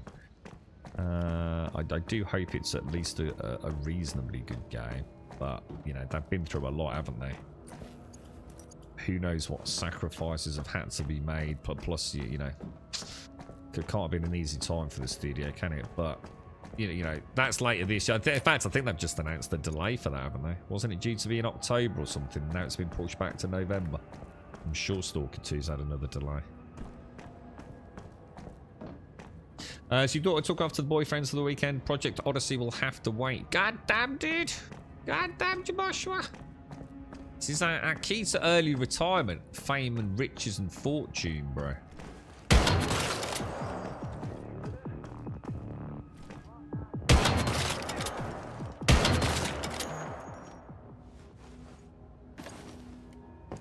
I'm not... I don't think I've got any detoxidants from in here, have I? This is, to be fair, it is quite... Oh, it's quite a small hospital, though.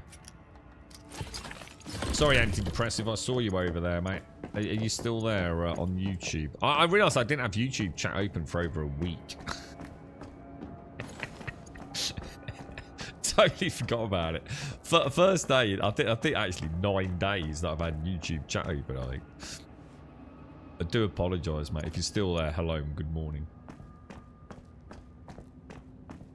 How are you getting on with it? You done the have you done the pro ones, dude? They were really good fun yesterday, man. They're you know, considering, I mean, certainly for me, definitely not got a boss build. But I like it for this, you see, and this is where most of my time's going to go in the game, is the open world traversal and exploration. So, and I'm not a fan of the AK in day-to-day, sadly. I don't know. There's something about this. I'm sniper rifle and the pistol. So, you know, I'm not complaining about my build. I actually like it. And as long as I've got a few folks that don't mind me tagging along. I can still be pretty effective at locking things down. And clearing some of the trash, I suppose. Right, okay. So, if I head back to there then, and you were saying north of Deadsville, let's wait until we get to the teleport and we'll have a look. Young folk feel they have all the time in the world. In the meantime, I'm waking up at 5 AM to keep them all sheltered. Thing is, it is, I know what you're saying, dude, but that's the beauty of it, isn't it? Is that before they know it, they're in the fucking machine, aren't they? Doing the grind. So, I should imagine many parents sit there, you know, fucking hell, get the fuck out of bed, go and do something with your life. But, you got your whole life to do that, man. And you ain't going nowhere without doing it, are you? You've got to get out there, man. You've got to go and earn the pennies. You got no fucking choice, right, dude? Let them have their moment in bed, bro. Let them enjoy it. Let them sleep away the day. You know, wake up, play video games, chat to their mates. Before they know it, they'll be a miserable old fuck like you paying taxes and all, mate.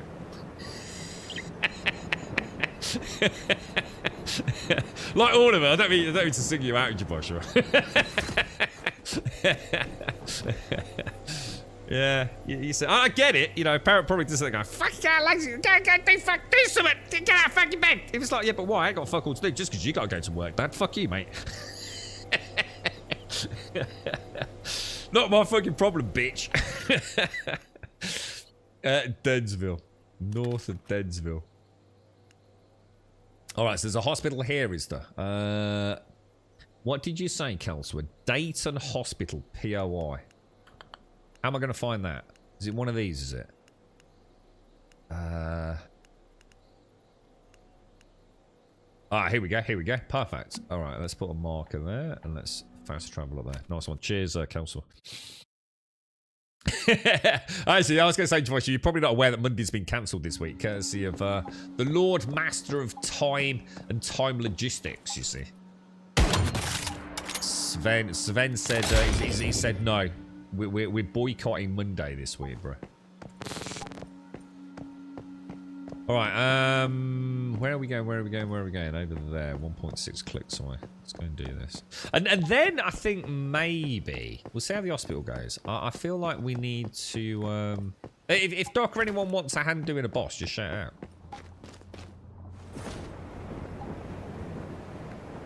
What is a margarita? What goes into a margarita? Is it something simple like vodka and something, or is it a bit fancy? I can't remember what a margarita is. Is anybody else playing anything at the minute? I mean, obviously, I should imagine a lot of you are big Path of Exile fans, right? And I must admit, that new league looks fucking awesome, dude. It really does. I might have one more bash on the controller. It's a bit ugly, and it is terrible controller implementation. Like one of the worst I've ever seen in a video game. I don't know what they thought they were doing with that, but they seem to have made a myriad of resolutions. Oh, what I don't understand, right? And this confuses me. Yeah? Path of Exile 2 has been in the making for a long time, right? And it seems to have, on the face of it, really good controller support. So why don't they just actually add that controller support and functionality to the current game? I know it's not as simple as a direct translation, because obviously you haven't got WASD movement in Path of Exile 1. But you sort of have on controller, right? So I know they have to level the playing field for the leagues and things. So again, I understand the complexities of not just copy-pasting it over. But some of the actual key bindings are just dumb. And the lack of things like good interactive radial menus.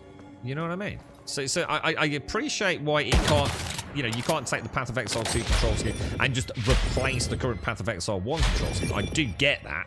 I probably know more about controllers than most fucking people here. But some of the basic functionality should have been rolled out in Path of Exile 1. It really should have been. You tried Path of Exile, I didn't have a clue what I was doing. I killed Hillock, and you know, I remember a little bit about the start of the game. What was that thing? Tabula Rasa? That didn't drop for me, so that can go fuck itself. And then I started having to spam pots, and I just gave up. So it's tequila, liquor. Oh, tequila, Cointreau. Oh, Cointreau is the orange one, isn't it? Oh, it's quite. Oh god, it sounds like it's quite a sweet thing. I'm mainly switching from Once Human to First Descendant. I enjoyed the grind in the First Descendant a lot more than Once Human. I'm going to be honest. I don't think there is any grind in Once Human, to be honest with you. I think you do content, and once that content's done, there is no grind. Is there, Ilarion? You know, you go and do the boss on pro mode, and you go, yeah, you go, I've just done the hardest content in the game as it currently stands, and I had fun doing it, and there you go. And you might run it 3 or 4 or 5 more times, because it's fun to do it with your friends, right? But there is no reason to grind it, is there? Not really. So yeah, I totally get what you're saying there, dude. Totally get what you're saying. No more, dudes around anymore. Oh, I might do a stream of the First Descendant. I might pop that on.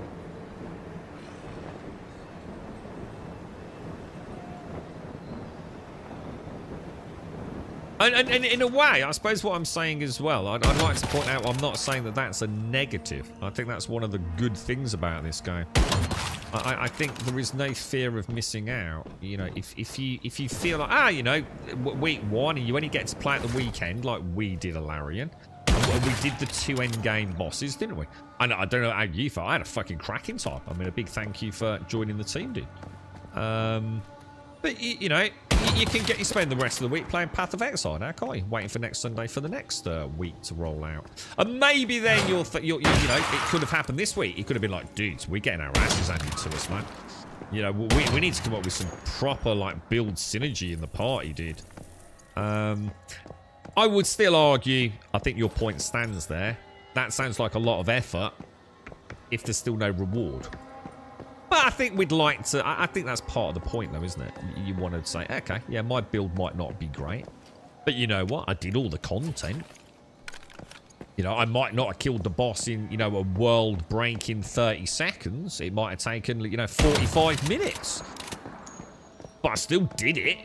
And I tell you what, I had a lot more fun doing it in 45 minutes with ranting and raving about blue balls and hands than I would have done in destroying it in 30 seconds solo, you know what I mean?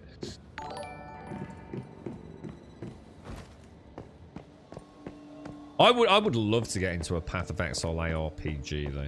I really would. The idea of what they've done with Path of Exile over the years excites me. You know, it gives me real confidence in it as a project. You know, I could be proved wrong and it could be terrible. Path of Exile has been ticking for 12 years, right? At least I think it's been about 12 years, because my sort of first couple of screenshots from it were from 2012, I think. Where is the actual hospital proper? Let's go in the actual hospital itself. Anyone know the difference between elemental damage and status damage? I don't, I'm afraid, dude. No, I mean, even just trying to think it through, you know, logically. I mean, elemental damage is obviously going to be fire and ice damage, right?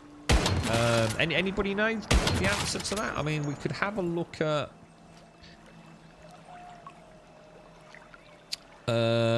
yeah, I mean, direct damage like burn versus... I'm just trying to think if we could go to the screen where it all is. So, yeah, so you might like do like 50 burn damage, but then with like, I don't know, like a tick burn, which might class... I don't know, I'm not sure, dude. A good question. And it's these kind of questions, people, which are totally valid questions I'd like to point out, and I wish I could be more help. Have you got an example of why? You know, like, say, why the question's being asked in the first place? Because what we could do to try and answer your question, if someone in chat knows, we could go, like, maybe into our inventory, couldn't we? Go to gear. Go to that. No, you don't do that, do you? You double-click open it. And then you click it, and then you go to Fortress World, or there, like that, yeah? So here's an example, Frost Vortex. Trap enemies within a 4.5 meter radius and inflict 30% sight intensity status damage. So that's a tick. So maybe status is damage over time. And what was the other one? And maybe elemental damage is brute damage up front. Possibly. Deal status damage of 50% die intensity once and inflict power surge status for 6 seconds. Oh, here we go. Elemental is a type of... so maybe I could see that from... Can I expand out my... Can I expand out this? Isn't there like... Is it details? There we go. Look. So crit rate, is it something to do with all this? Look, down here. Let's have a look. So let's say once human, you can pay to get... oh, hang on. I'll come back to that and say elemental is a type of status damage. I couldn't find an explicit description, but I think status damage is the dot after the initial hit. Burn inflicts some elemental. That's what I was thinking. Is it more complicated? Didn't someone just explain it better? Old man. Elemental damage boosts the elemental damage that comes with a hit. Status damage boosts... Oh, yeah, yeah. So it is. So it's the dots. It's the dots, is it? There you go, then. Does that answer the question, Peepo? Thanks, old man. So let's say once human, you can pay to get all mystical, crated, and anchors. You can do that, but that's actually skipping content. You have to, my cheeks really hurt after the stream yesterday. Really hurt. Honestly, I know sometimes it must come across. You know, I've spoken about it so many times when I was playing Dead Space, and you know, I'm like, goddamn son of a...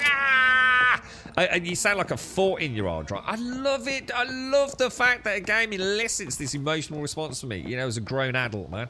I still love it, dude. And it's not rage. It's the exact opposite of rage. There is no rage quit. There is that, God damn this. We're not leaving this seat for 24 hours, right, until we nail this boss, dude. I love it. I miss it, man.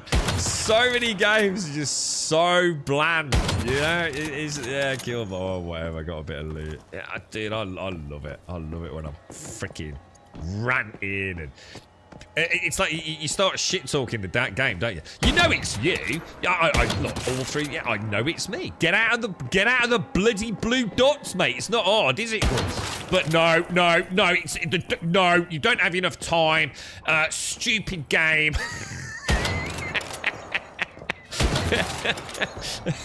That's what gaming's. It can never be the game, right? It has to. No, it can never be you. It has to be the game, right?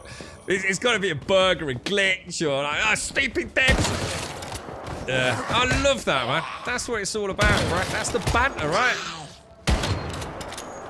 All the best moments I've ever had in Call of Duty, you know, sticking to that topic today a little bit, you know, have been the lads ranting about some dude just kicking their ass. That one dude that's just messing up the old game for him in Battlefield, you know, just haunting them. It's like getting marked in football, you know, they get a and they're ranting, calling him every name under the sun.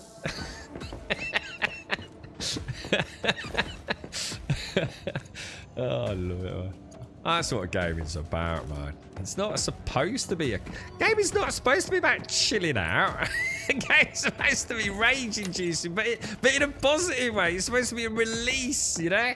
A chance to rant through the day, you know? A chance to vent, you know, by taking it out on some digital enemies, isn't it? It's all become so bland these days.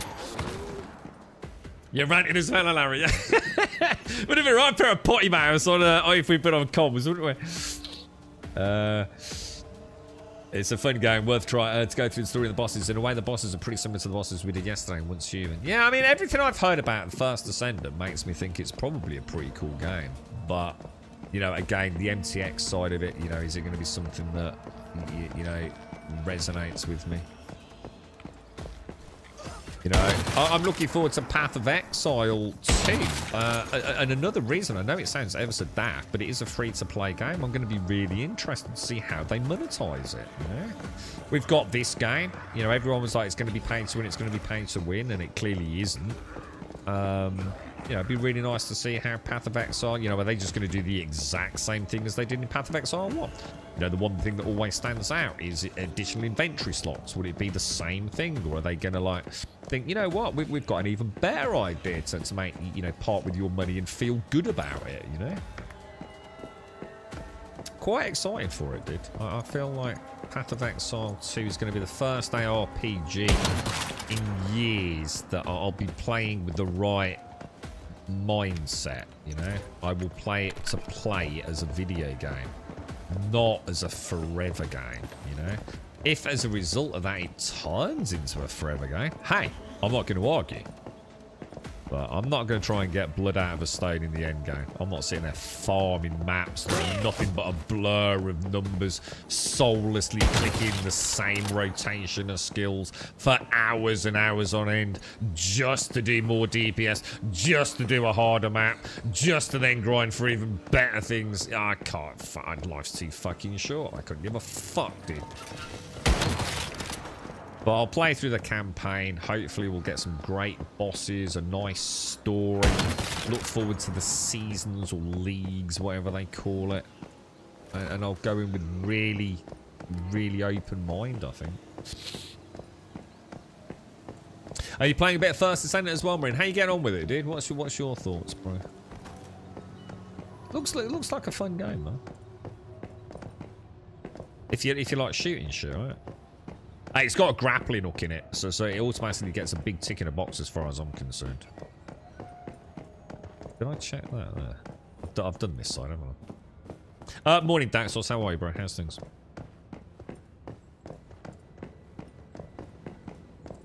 So it's about, what would be I mean, if I do try a little bit of Path of Exile outside of the stream, I understand, because I tried, I think the Scion. Is it called the Scion?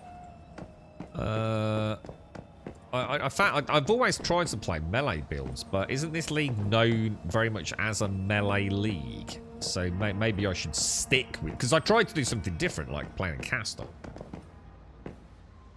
But maybe now would be the wrong time to be doing that. So I might try my classic old melee. I mean, I don't know what a good melee build is, but it used to be things like, was it like what were they called? Was it Juggernaut? Was one? Was it called Juggernaut? Something like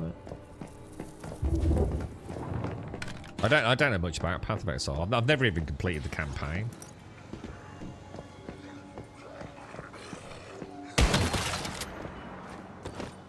Oh, Jesus. Wow. Huh.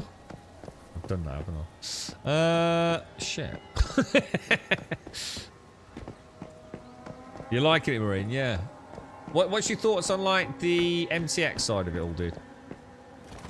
You know, is it something that, you know, you're cool with? Are you playing it with friends, or, you know, a pickup group's reasonably good? I've heard pugs in it can be a bit problematic because, like, people don't read basic things. I think Swaz was explaining, like, things like poison resist. Like, you know, in order to do this boss, you need a certain amount of poison resistance. And like, people go in there with, like, half that and then moan that the boss is too hard. That's the kind of thing I do, and then rant about it for an hour before someone says, Grub, look in the top left and be like, ah, okay, valid point. I stand corrected. The game is not a piece of shit. I just need to learn to read, right? Alright, so I'm not convinced the hospital was a great way to get detoxidants, to be fair. It didn't feel like that was a revolution on the drop of detoxidants, did it? Alright then. Let us, shall we go looking for some oil? Oh, hang on, what's this? Is this a quest? What the hell? Hang on, let me mark that. I've just seen a quest up there. Where's that quest just gone? Shit. I was looking around the desert. Oh, yeah, there it is. Let's put a marker on that. Ronald, afflicted with a sight problem, is hoping that you could help him. He also seems to have other important matters to attend that we can attend. Alright, let's... I mean, if I put... I mean, maybe if I put a marker up there... How's the best way to get out of here? No, I think maybe that wasn't the best hospital, or maybe I didn't do a very good job looking around, to be honest, Counselor. I mean, to be honest, mate, even if I'd only found 6, I'd rather do that and have a bit of fun doing it than just farming monoliths. So it doesn't have to be the most efficient anyway, dude. Thing is, I didn't pay any attention, mate, so I'm not even sure if I got any detoxidants. I forgot to keep a tally, man. So, thing is, you got to remember, you know, it's like I said, I like getting all the loot, and it means I in fact, never in this game yet have I had to go and farm a single thing, dude. Not a single thing have I had to specifically go and farm. Even in the early days, you know, yeah, obviously you need to go and get a little bit of copper and tin to start, don't you? But, you know, I was just getting copper and tin as I travelled.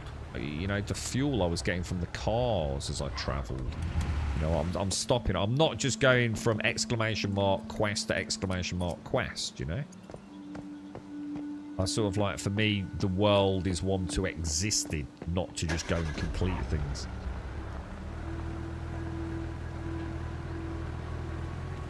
Because it's a fun world. I kind of like it. But I'd like to spend more time in the vehicles, so I think maybe if we can try and find a good place to get oil, and switch my redesign the base with some oil extraction and conversion. Maybe get the bigger generators installed. I think I'll be quite happy with that. Oh, shit, hang on. I was supposed to go into a teleport tower, wasn't I? Shit. Shit, I went the wrong way.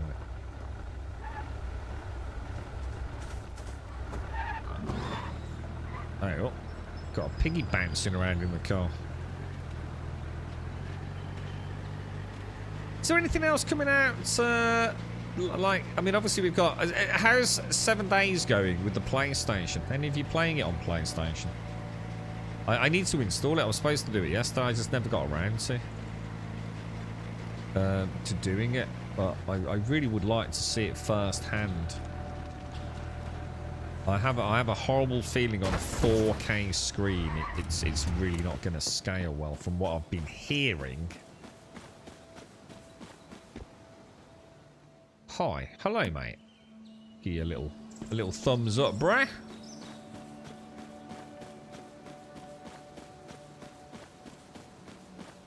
Have you played many hours of it, Marine? I mean, is it the kind of, you know, is it something like I could join you playing?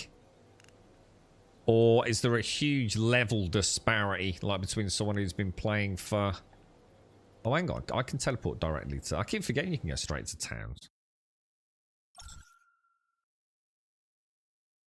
I watched a small amount of Gathalion playing it. And he seemed to just be doing the same thing over and over and over again. And it was very, very fast. Like, you know, the screen was like flicking from side to side very, very quickly. And everything was dying very quickly. And as an observer, it just looked like a blur of death, really. I can't honestly say it helped me understand it. It's not his fault. I'm not saying I'm not trying to criticize him, but... He's obviously at a point in the game where his character's like super powerful. But to me, it was like watching an ARPG. You know, in the end game. It was just a blur of colours and shit dying and picking up what looked like, you know, I guess some sort of ammo loot. How the hell do I get in there? Where is the... Where's the actual quest? Because it's saying it's in there. Can you even get in there? Ew, it must be outside. It must be outside the compound, I think. I suppose I could go up and float down. It plays alright. The scaling's bad on a 4K screen. It looks better on a deck, sadly. Yeah, I mean, I suppose that yeah, I suppose. What's performance like? I mean, you know, does it play reasonably well? I certainly can't imagine it's playing at 60 FPS, is it? To be honest. Get the recipe while you are there, Grum. Oh, is it here, Shades? Ah, good call. Good call. Thank you, Shades, and thank you for the biddies as well. It's for ghost cookies. Can you take your Starcrom into the next season, can't you? So I don't have to spend my Starcrom this season. But what we might find is that some things that are purchasable this season are not purchasable next season. And we won't know that until that happens, won't we? I'll see if I can get it installed later, Casco. There's something else I need to install on it as well. What was the other plan? I still haven't installed Final Fantasy VII or whatever it was. There was something else though, wasn't there? Oh shit, New World! Fuck! Ah shit, I was supposed to send some information about that. Ah, fuck. I knew all weekend something's been bothering me. Stargate, have you looked at... I have looked at that. In fact, we were literally talking about it about an hour ago, dude. And I'm going to be honest, I think Avowed looks absolutely fucking terrible. On the last reveal, I remember on the stream afterwards, everyone was saying how great it was, and I disagreed profusely. I thought it looked absolutely terrible, dude. And apparently, I wasn't alone, and they have announced that they are massively rethinking some of the game. So I can't have been alone, bro. I thought it looked very, very ugly, dude. And I don't mean a subjective, you know, art design choice. I thought it looked very just bland, to be fair, bro. And unnecessarily noisy. So I've not got huge hopes for it. But I think Microsoft know that they cannot afford for these next few games to come out like Redfall did. They need a couple of winners, don't they, dude? So, you know, I'm hoping for the best. And it's the same with, we were talking about State of Decay as well, Undead Labs. We know Microsoft have internally gone, look, guys, this is bad. You know, they're bringing in the coalition to help out. I have every impression that Avowed will see the same, you know, extra set of eyes on it now, dude. Fingers crossed. So hopefully we'll get a good game out of it. The thing is, if you go and look at Avowed, and then and look, I know all this is pre-roll. You know, this is all stuff, you know, pre-launch, trying to get you excited. Avowed didn't excite me at all. Now go and watch the Avowed footage, and then go and watch the Light No Fire footage from Hello Games that make No Man's Sky. And you tell me which one looks like it's got soul, that it's doing something different. Avowed just looked like another bland ass, bright purple shiny bits, boring adventure. Another Skyrim by corporate design, like Starfield turned out. That's how I felt about Avowed. Then go and watch Light No Fire. It's like, whoa, dude, this looks mad, bruh. You know, we've not seen this before, you know, in a game. You know, the co-op. This huge singular world, the oceans, the verticality, the different biomes we're going to get to explore. You know, it looked like it was something fresh and new. Avowed just looks like, you know, Microsoft, we need a role-playing game. Tick in the box, let's go and bug. You know, make some things look purple. You might buy one more item, then carry the rest over. Yeah, I'm thinking I might just leave it, Janks, because this build's all right. I think it'll get me through to the end. You like First Descendant, but I gave up with it. For me, I'd rather have like a marker telling me where to go. I was stuck on a bunny mission where you had to find a note, but the description of the quest is it's above a certain cliff at a certain base, and I was running around there for hours. Can't you just Google something like that? Though? I know that's not an excuse, but you know, like. If it's just that one quest, or is the whole game like that, and it's quite obscure. Am I showing my age in that the best headgear for me is the beret, but I had to glam it because I felt too much like Frank Spencer. I don't know who that is. But I assume it's someone who wears a beret, right? It's a shame I've seen it. Yeah, I've seen it all. But the thing is, so was it Lionsgate? No, Lionsgate's the... it was the Fable team under Peter Molyneux. Lionhead Studios, right? They were a great team. Look at what happened to freaking... who was it he makes...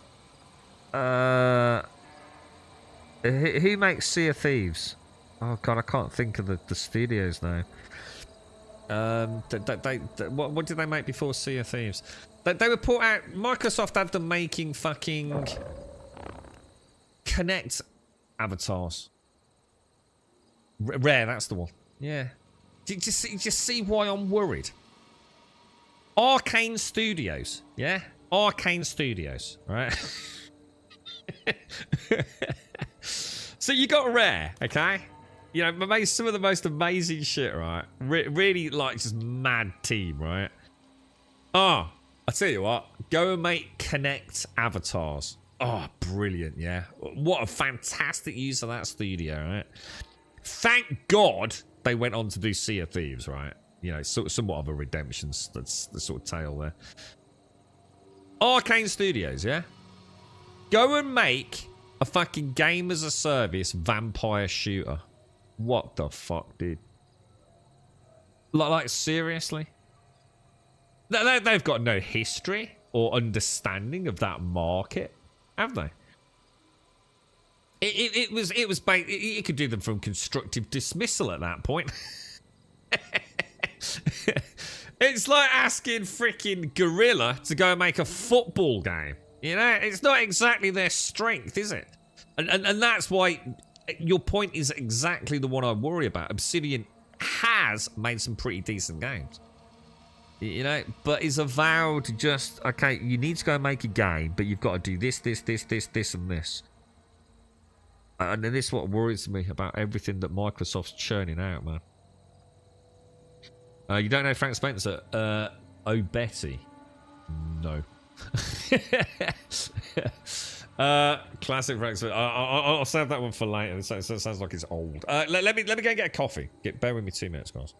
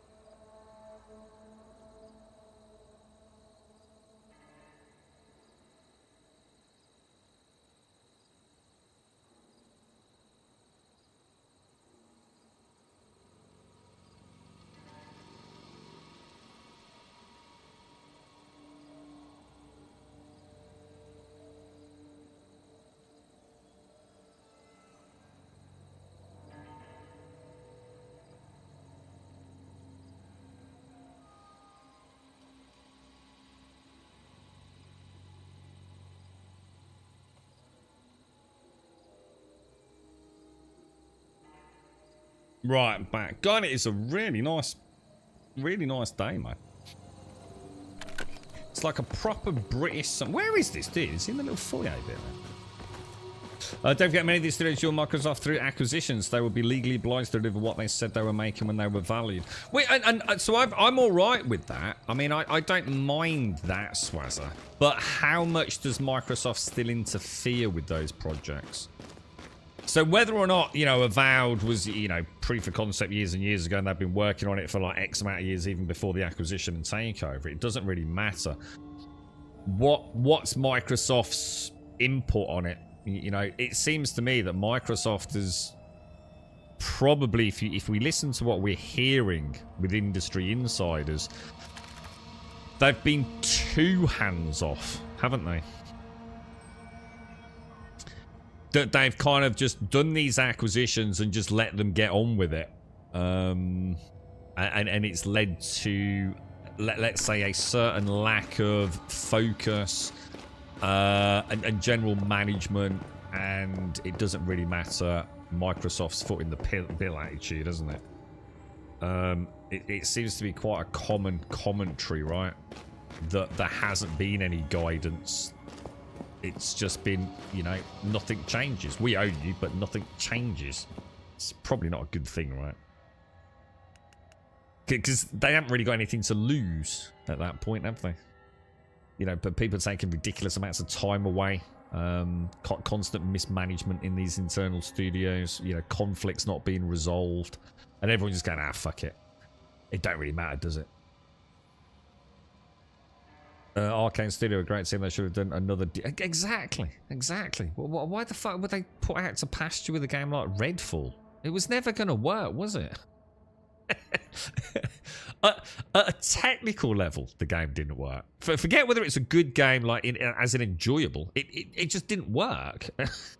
It literally didn't work as a video game, did it? Oh, yeah. Oh, I know the hands-off period, but we're talking years. How long has Obsidian been in the fold, Swazza? I'm not talking about that period where, you know, interference has to be kept to a basic minimum. I'm talking about years and years later. It's almost like, you do know we work for Microsoft, right? Yeah, I think we saw, you know, an exec, like, you know, 2 years ago toured the studio. This is what I'm talking about. Completely like, whoa, what the fuck, man? You know, are we responsible to anyone? You know, does anyone ever come and like ask us how we're getting on? This seems to be what they're saying, right? Remember him after an episode of Some Mothers Do Anthem. Thanks. Who's this? Is this someone called Michael Crawford, is it? Telling the viewers of the dangers of fire once the episode was aired close to bonfire night here in the UK. Yeah, but we're years after these acquisitions, Swazza. It doesn't matter whether it's 2 years, 3 years, or 5 years. Some of these studios have been around. I mean, dude, you know as well as I can, you can still effect massive change within the 3 year acquisition period. Dude, you know that happens, right? I mean, literally the employee base would change over 3 years, dude. You're gonna lose management, all sorts. It's not a hard and fast, you know, you absolutely cannot do this, and this. You know, if it's heading for the cliff, dude, you see my point?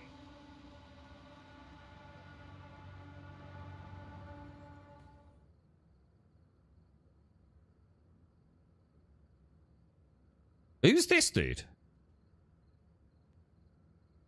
We can't talk here, Mayfly. There isn't anyone nearby who can hear us. Have we met this dude before? I have a secret matter. This dude looks like someone straight out of Death Stranding, doesn't he? Don't worry, I won't be ambushing you, not without these poor eyes at least. I have several undercover spies in Rosetta. Oh shit, I need to get my coffee. In Rosetta, dedicated to helping me smuggle valuable goods and crucial tech. These are all rare stuff. It's nearly time for the scheduled pickup time, but my vision's getting worse. I can't handle this myself anymore. As for my subordinates, they're slowly starting to believe they don't need me anymore. If things continue this way, they'll eventually betray me and perhaps even kill me.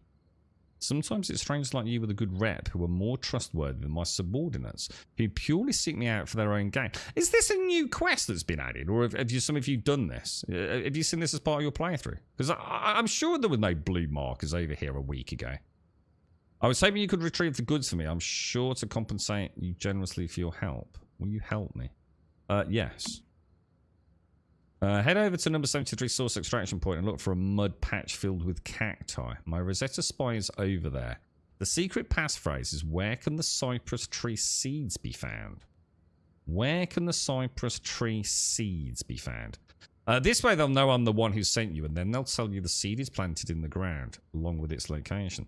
Go and get everything back and give it to me. It's that simple. Is this the dude in the desert area? Maybe I remember this from last time, with like the drill dudes all around him. If I'm not here when you return, or if something unexpected happens, head to the farm north of the Blackfell Fallen Zone. My safe room is over there. You're the only one who knows. Hopefully, neither one of us will need it.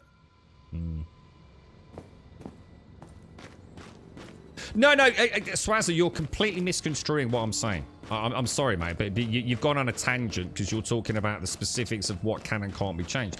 What I'm saying is, if you speak to the people in the teams, Microsoft has been completely hands-off. In other words, there's been no support, there's been no additional direction. It's literally just been, you've been bought out and just left to it. That's nothing. You absolutely can go in there and play an active role in making things better. You can bring on Microsoft's portfolio, like they're doing with Unled Dead Labs. You know, where are you struggling, guys? Is there a problem here? Do we need to look at resources? Do you need additional help here? You don't make an acquisition and then not be able to do anything with it. Does that make sense? It's like Microsoft bought them and just never did anything. They've not paid any attention to them. They've not offered any additional support. Even HR support at some level, dude, has been grossly mismanaged in some of these companies that have been acquired. It's like they've just been forgotten and left in a silo situation. With the constraints that are obviously necessitated through being under Microsoft's umbrella. So another thing that Sony do a lot of is studios working hand in hand. So all the internal Sony studios regularly visit one another, especially in the upper echelons and on the the actual design teams and things. Guerrilla Games is notorious for this, same as Naughty Dog. So they'll have people from dev teams visiting the other dev teams, learning the intricacies of other engines, the pros and cons, and all the other things that go into a video game. The motion cap studios, sort of techniques and studios that are shared across all the different developers as well. So what you're talking about is the legal elements of it. What I'm saying is that Microsoft literally have done nothing to help them. They need to come in here, don't they? You don't just buy. And otherwise, what I'm saying is they could say, okay, you've acquired us, and we're just going to fuck this up deliberately. You know, they still need to have a presence. They still need to be there, don't they? Offering, you know, a multitude of support like Sony would do for their internal studios. You know, they're not just left in a silo, like completely alone for 3 years. You know, you can at least send the teams down, can't you? Have someone overlooking the project, you know, trying to help out. I mean, like you said, you know, you can't just suddenly like completely change the company and sack everyone and start again. And now, by the way, you're not working on Redfall anymore. You're working on, you know, Darkfall. But this is my point. Microsoft haven't done anything. They've been too hands off. Whether or not it's in that period or outside of that period, that they just don't seem to be interested at that higher level about what's going on with the grunts on the ground. I don't understand why that is. They seem to be confusing the market with their Game Pass. They've lost Europe in terms of hardware sales. They're buying studios left, right, and centre, and even outside of that period, they don't seem to be giving them any decent direction. I mean, 343's a fucking mess. You know, is Arcane gone, or is Arcane still there? The Hi-Fi studio's been scrapped. Hi-Fi was a great success, wasn't it? Hi-Fi Rush. Well, what wasn't it deemed to? They even went publicly and said, you know, Hi-Fi Rush was a phenomenal success. The problem is, it's not a financial success because it was on fucking Game Pass, dude. You know, there's a problem there, isn't there? There's a problem there with how it's being managed. You can't just go and buy all these teams and then say, yeah, go do whatever you fucking want. Yes, stick with the original project, regardless of shifting industry, which it is. You know, the industry is evolving at a horrendously fast rate right now. What are they doing? You know, that they didn't go out to develop new studios. They just went the easy option and scooped up already pre-existing studios, which are then stuck on projects that probably have no relevancy anymore, like you said, at least for a certain amount of time. There's plenty of opportunity for Microsoft to be playing a much more active role in sharing of resources across their internal studios. So something that they have embraced massively at Sony. They're not seen as silo developers, are they? You know, even Hideo Kojima was invited to Sony and toured all of their large first-party studios. He was looking for a new engine to replace the Fox engine. You know, and eventually he chose, obviously, Decima with Guerrilla Games, didn't he? And this is, it's the sharing of information, of resources, etc. And a general cohesive understanding of what they're trying to do, the games they're trying to make. I mean, Sony's already scrapped, like, what, 6 games as a service? I think they had 12 due for the next 2 years of launch. 6 of those have already been scrapped. You know, Microsoft have to take some responsibility here, Swazza. I'm sorry, mate. But they do. They have to accept some fucking responsibility for this. You know, Redfall should not have come out in... It doesn't matter. If that's the project they're stuck on for whatever reason, and I genuinely feel that they'd already been fucking told to make that, whatever. I can't remember the details of the dates and things. But the game didn't work on launch, dude. The game did not work on launch. It was a technical fucking failure, right? But, you know, things not spawning or clipping through houses, players falling through the fucking floor or jettisoning into the sky. There's a point where Microsoft have to say, look, some of this is down to us, right? Microsoft and Activision both need to leave studios alone. No, they don't, Eccentric. This is the problem. This is where the misconception's coming from. Microsoft has created a silo industry within their first-party development teams. They're not seen as a coherent team of studios working together towards the one common goal is to make good and successful games. They're all in these isolated, Microsoft hands-off, go and do whatever the fuck you're doing. They need to start having someone saying, this ain't fucking good enough, dude. Redfall should never have fucking launched in the state it was. Halo should never have fucking launched in the state it was. Microsoft have to... You can't just blame Arcane Studios. You know, you can't blame... I can't remember the team that made Hi-Fi Rush. They actually made a great game. It wasn't their decision that it's going to go on Game Pass on day one and therefore make zero fucking money. You can't hold them accountable. Microsoft have to take some responsibility. Let me get my coffee.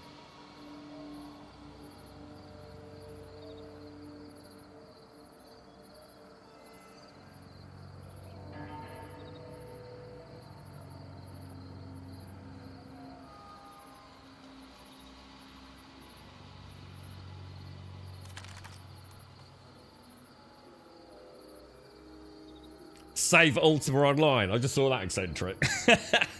That was a fucking good game, dude. PAX Day, dude. That's as close as we're going to get to that, I'm afraid, mate. Hang on, what were we doing? Let's kind of see this dude over here then. Yeah, I mean Ultima. I mean you can still play Ultima on official servers, right? I think you can. I know you can definitely play it on private servers. I mean, but let's be honest, the game ain't gonna hold up here. I mean, I can't even play Guild Wars 2 anymore, dude. I mean, look at Sony. I mean, Sony were quite hands-off with Ben Studios, but there were regular contact with the Sony team throughout the, all of Ben Studios' development days gone, and it was supposed to be quite a low-budget game. And every now and again, they'd have to show proof of progress to the Sony execs. And they would often, during those meetings, do a secondary pitch. In other words, this is estimated time of completion, on budget, out of budget, whatever, depending on the phase they were on. And they would say, if you like what you're seeing, what we think we can do is extend this game out to include this, this, and this. And every time Sony Ben Studios went to that team, they were granted license to, one, extend project length and to increase project budget. On, I think it was 4 occasions. I don't quote me on that. I'm not sure if it was 3 or 4. In other words, constant and regular assessment, looking at the game, liking what they saw, and moving outside of the original proof of concept that was pitched to them. And we ended up with Days Gone. Now, what happened to Days Gone is beside the point. The game is a really good game, and even if you don't like it, you can still objectively look at that game and say, at a technical level, it's a fucking masterpiece. You know, the complexity of the AI pathing, of the, what were they called? What were they called, dude? They weren't called zombies, were they? Well, anyway, you get my point. The sheer number of entities on screen, the day-night cycles, the routines of the various zombies, the environments themselves, the actual performance, even on the PlayStation 4 launch, was very admirable, So there is an example of Sony, there's a difference between being hands-off, right, and playing an active role. It's like being a good manager, isn't it? Everyone's doing a good job, and you just, you're having a look, and it's like, this is great. You're supervision. This is excellent. We're really enjoying what you're doing. Or just literally just being bought out and left to fucking do whatever you're doing. How's that beneficial to anyone? You're under new ownership. That there has to be an element of accountability across both, both entities, doesn't there? Are you still sub to it? Are you really eccentric? Yeah. Did you still play it? Yeah, they actually just did an open back. No way, bro. I'll have to...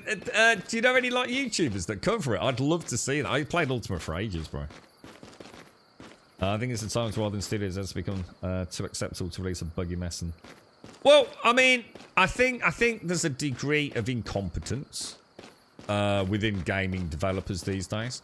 I'm sorry, but if you launch a game with Unreal Engine shader compilation issues, then you're a shit dev. It's just that simple. You either shouldn't have used Unreal Engine, or you need to fucking learn the engine you're working on. It's nearly killed PC gaming for me. Plenty of games do it right. Why the fuck didn't you? I have no idea what goes on with some of these developers, to be quite honest. I think there is a... feature creep remains a major industry problem, and this is what I'm saying. This is where a good management team can actually say no. Actually, Sony Bend. Actually, no, mate. That's it. That's it. You got another 12 months to finish off what you promised. There's the budget. Crack on there, mate. Having that sense of overview of a project, because otherwise it can. Days Gone was never meant to be anywhere near as expansive as it was. It started off almost more like a State of Decay sort of a classic sort of scenario game, really. And it just kept getting bigger and bigger, man. And Sony liked what they were seeing. So, green light the new, you'll greenlit the new ideas. But I mean, buggy messes of video games. I mean, that's been a problem for a long time, isn't it? I mean, at the end of the day, they just want to get the products out of the door, normally within that fiscal year, and keep the shareholders happy. And that's never going to change, dude. Games, by their very nature, unfortunately, bad things happen even to the most sturdy of development teams. Look at Sven. What was his name? What's his name from Larian Studios? That dude. I think didn't they nearly go bankrupt 3 times? He poured like tons of his own money into it, didn't he? Tons of his own money at one point. And no one looks at Larian as a bad developer, but so sometimes things just don't go according to plan, do they? But we have to start, there is a problem with the studios, and I think there is a problem with Microsoft. I think it's very easy to just say, oh, it's such and such's fault for rushing it out. Very few games are told, let's say you've gone through the concept design phase and you've been greenlit for a certain amount of budget, and you've got, a launch date, at least an approximate tentative launch date, right? It's not often that a studio is told out of the blue, oh, by the way, we're bringing it forward a year. It's not how it works. So I know people say like, oh, they should have delayed it another 6 months. They should have delayed it another 12 months. The chances are internally, they've already bought some extensions. At some point, it's the fucking team's fault. It could be unforeseen circumstances, losing key management positions or any position within the company. People move on to new projects, and sometimes you lose a lot of really important talent, and that's really unfortunate. But, it's not always the publisher's fault. It's not the publisher's job to say, oh, you fucked up and you've just had, like, all your entire fucking, I don't know, animation team walk out because there's been a fracas about something, right? And now you need another 6 months on the project to recruit a new team. That's not the publisher's fucking problem, really. I mean, technically it is their fucking problem, but you can't keep throwing money at it. You've got to meet your deadlines, right? You need to, in your job, why should a gaming studio be any different? You can't just keep asking for extensions indefinitely. You knew what the deadline was. They seem to not like to compromise and keep to their philosophy. Not all companies have that option. He saved it. He did, didn't he? Yeah. What's his name? What's Sven's name? His second name. I can never remember. I've watched loads of stuff with him and read loads about him over the years. He's a fascinating individual. I won't get into why I find him fascinating, but I'm sure those of you that have read about him probably know quite a lot. But because he's been quite in the public eye, obviously, hasn't he? You're in the wrong place. There are no plants like that here. Okay. That's nice and simple. I need to go back because I need to get food. In fact, have I got any food on me? Bit of bread.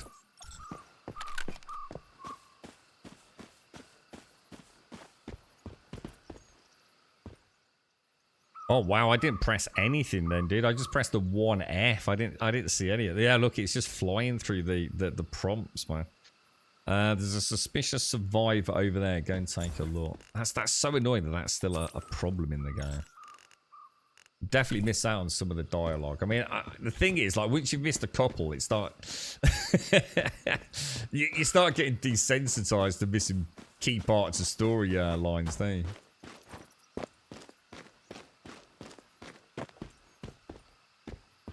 Why are you standing this close? Where can the cypress tree seeds be found? That's the one we want. Rosetta Spy. You're not a very good spy, are you? Obviously, seeds are planted in the ground. You come with me. This is not the place for the conversation. Why didn't he come himself? Also, you didn't disguise yourself as a refugee. Jesus Christ, I just can't read it fast enough, man. Whoa, your eyes, bruh. I don't trust them at all. On the street, total trust. On the street. I'm putting my life in danger for this business, and yet you guys, Never mind. Tell him that this is the last time I'll deal with anyone other than him. Remember, the old ruins near Blackfell. There was a worn-down house with a white chair in the door. The stuff's there. Go get it. So this is a weird one, isn't it? Find a broken house with a white chair in the ruins next to... Should we go through the Blackfell Institute? We might as well, right? 'Cause we've got the big boy. I was going to say, I think I probably want to roll out of the way of that.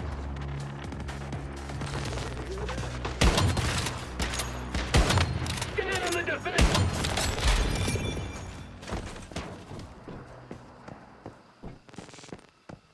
I need to drink desperately.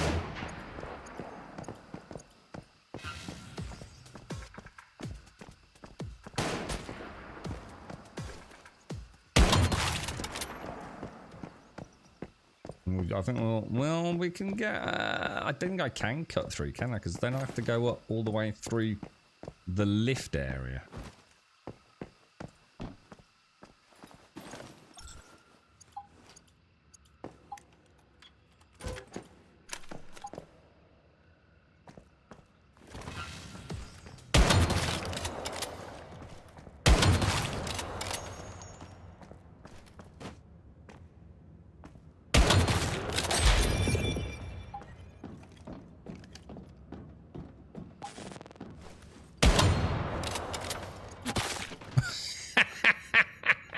I fucking love that, dude. That happens a lot, bro. Death about 5 minutes after you got the headshot. It's definitely... I've been hearing quite a lot of complaints about this game with server lag. I don't know whether we've been really lucky. I mean, that's weird. Just as I said that, we got a little hiccup there. But I haven't really noticed it outside of those sorts of moments. But apparently some servers... Now, again, maybe I shouldn't say some servers. Some people are reporting that on their servers, the performance has been really bad. But, you know, maybe it's people playing in territories they shouldn't be playing in, or just do have a really bad connection in general, who knows. Or maybe just have a really shit computer, you know, and they're expecting a little bit more and blaming it on network latency rather than, you know, what it actually is, which is, you know, an underpowered PC struggling a bit. But I must admit, if you were to ask me what performance was like, I'd have to say 90%. Oh my god, 90% of... Jesus Christ. 90% of the time, it's been very, very good. Oh my god, dude. No. I misread that.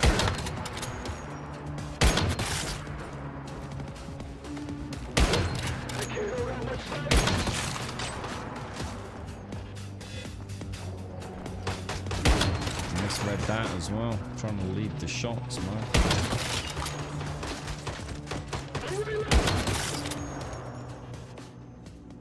Jesus.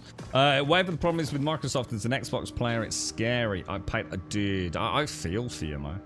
I don't have any allegiance to Sony or Xbox or Nintendo. I literally couldn't give a fuck about them as an entity.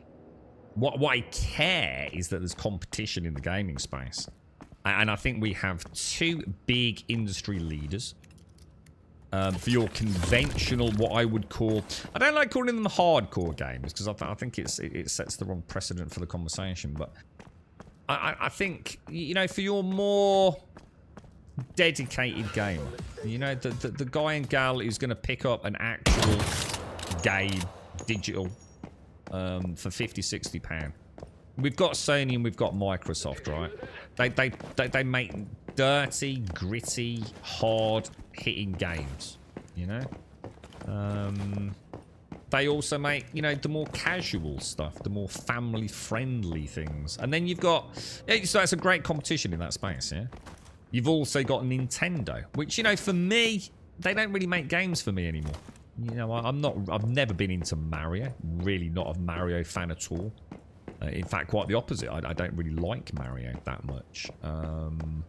I loved things like Mario Kart. And probably always will like that because I think it's just a generally fun game. But even the big ones like Zelda, I was always a huge Zelda fan. I literally couldn't even care about Tears of the Kingdom. I mean, I've got a Switch. Yeah, I have no interest in picking up Tears of the Kingdom. I don't feel like it's going to offer me anything over and above Breath of the Wild, to be honest. So, you know, I am as gutted I have these conversations about Microsoft and what I feel is genuine mismanagement. Or just a generally bad attitude about gaming. And, you know, I don't think they're 100% the issue. I think the studios need to take some responsibility, but I think Microsoft also needs to take some responsibility. But they fucked it. They've dropped the ball, man. You paid a lot of money getting your Series X, and I paid for Game Pass. It was scary what they're doing. I just can't throw that money away. No, I get it, dude. I totally get it, dude. You know, it's an expensive bit of kit, man. The thing is, you can still... The beauty of it is, you've still got the third-party stuff. So this is what you have to remember is, to take away what Microsoft's done with all its money, all the billions they've lost on the Red Ring of Death, the billions they've lost on Kinect, the billions they're probably going to end up losing with the Game Pass. No one really cares. You know, Microsoft's got a lot of money, right? But shareholders fucking care. And it's the brand image that gets hit. And you know, I don't really know anyone personally that's got a lot of nice things to say about Microsoft right now. What they need is they need to buckle down with all that money and start making cool video games. There's a lot of talent in the industry. They've got no excuse. No excuse. With that amount of money. So, I mean, look at Starfield. I mean, like Swazza said, Microsoft could not, and I've said this before, so I'm not disagreeing with Swazza. There was nothing Microsoft could do to save Starfield. All right. If anything, I think the only thing that they had an option for was to allow that development to continue way beyond the original launch date. Didn't they get like essentially another 12 months, which I don't think they would have got without the Microsoft acquisition. How close to the legal line that they're playing with things like that and how they can be obfuscated, I just don't know. But Microsoft can't save a game from a studio that's been acquired. I don't even know when that acquisition went through. That whole Activision Blizzard King, you know, with the EU and the UK all getting involved with it. You know, it's all beside the point. It doesn't matter. It's not Microsoft's job to fix a fucked up game, right? It's too late. They've got to get it out. But I am missing having... I'm missing looking forward to Xbox exclusives, man. Do you know what I mean? I'm missing it. You know, where is that lineup for next year of Microsoft exclusives? And the ones we have got are just from developers that now have been made exclusive that otherwise might have been, you know, cross-platform. Or multi-platform, should I say. You know, Microsoft have got all this money. Go and take some of these fucking industry geniuses and create a new studio, man. Go and make the next fucking Skyrim or whatever. I mean, obviously they're not going to do that because they've just got Bethesda, but... you get my point, right? You get my point. It just feels like... If anyone... You know, Sony don't really have that same freedom, do they? Nintendo really don't care. They just have a license to print cash, whatever they do. They always seem to land on their feet. They're like the cat with 9 lives, aren't they? Microsoft, of all these big three, they've got the money to inject new money into new studios. And gaming could be something special again, right? You're right, Castanavia. I enjoyed Pokemon before it went 3D. Yeah, I mean, I've never really played. The closest I've got to playing Pokemon was actually Palm World. The last Mario I played was on the N64. I've always played Mario Kart. I play Mario Kart on anything you can play Mario Kart on. I just like Mario Kart. It's just a fun game, you know. I'd maybe consider a Steam Deck just to play stuff like Slay the Spire. Yeah, I mean, the Steam Deck's a good bit of kit, man. I mean, I'd highly recommend it, dude. You know, no doubt about it. But you've got to buy it knowing that you've got a reason. Are you on? See, straight away, and again, you know, I'll speak from personal experience with friends on this one. The amount of people that bought the Steam Deck and it just sits there gathering dust. It's a great bit of kit. It really is a wonderful bit of kit. It really, really is. I could not speak more highly of it. It's fantastic.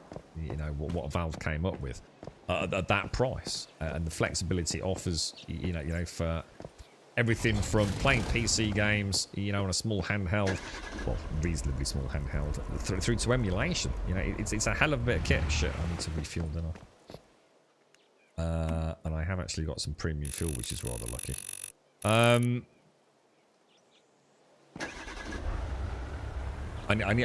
need to find an oil field layer. If anyone knows as we're travelling, there's an oil field nearby where I can move my base, let me know. So, what was I going to say? The thing is, ask yourself honestly, Sven. You like imagine. So for 1 week before you purchase it, right? Valve wouldn't like me saying this, especially as soon as they sent me one. Well, actually, it wasn't them that sent it, so technically it wouldn't be Valve. But my point being, right? You know, probably should say nice things about it. And I'm not paid to promote it at all. And I do really think it's great. You know, I'm never going to lie to you about that. But Monday morning, right? Pretend you've got a Steam Deck in the house. Just pretend you've got one. And honestly ask yourself, would you use it? Would you really, outside of the honeymoon period of getting a cool gadget, right? And installing all your games, ask yourself, would you really go and play Slay the Spire while chilling on the sofa? How often do you honestly get in a plane? And are you really going to get the Steam Deck out and play it? Because for the vast majority of people that picked up the Steam Deck, they're going to say no to all of those.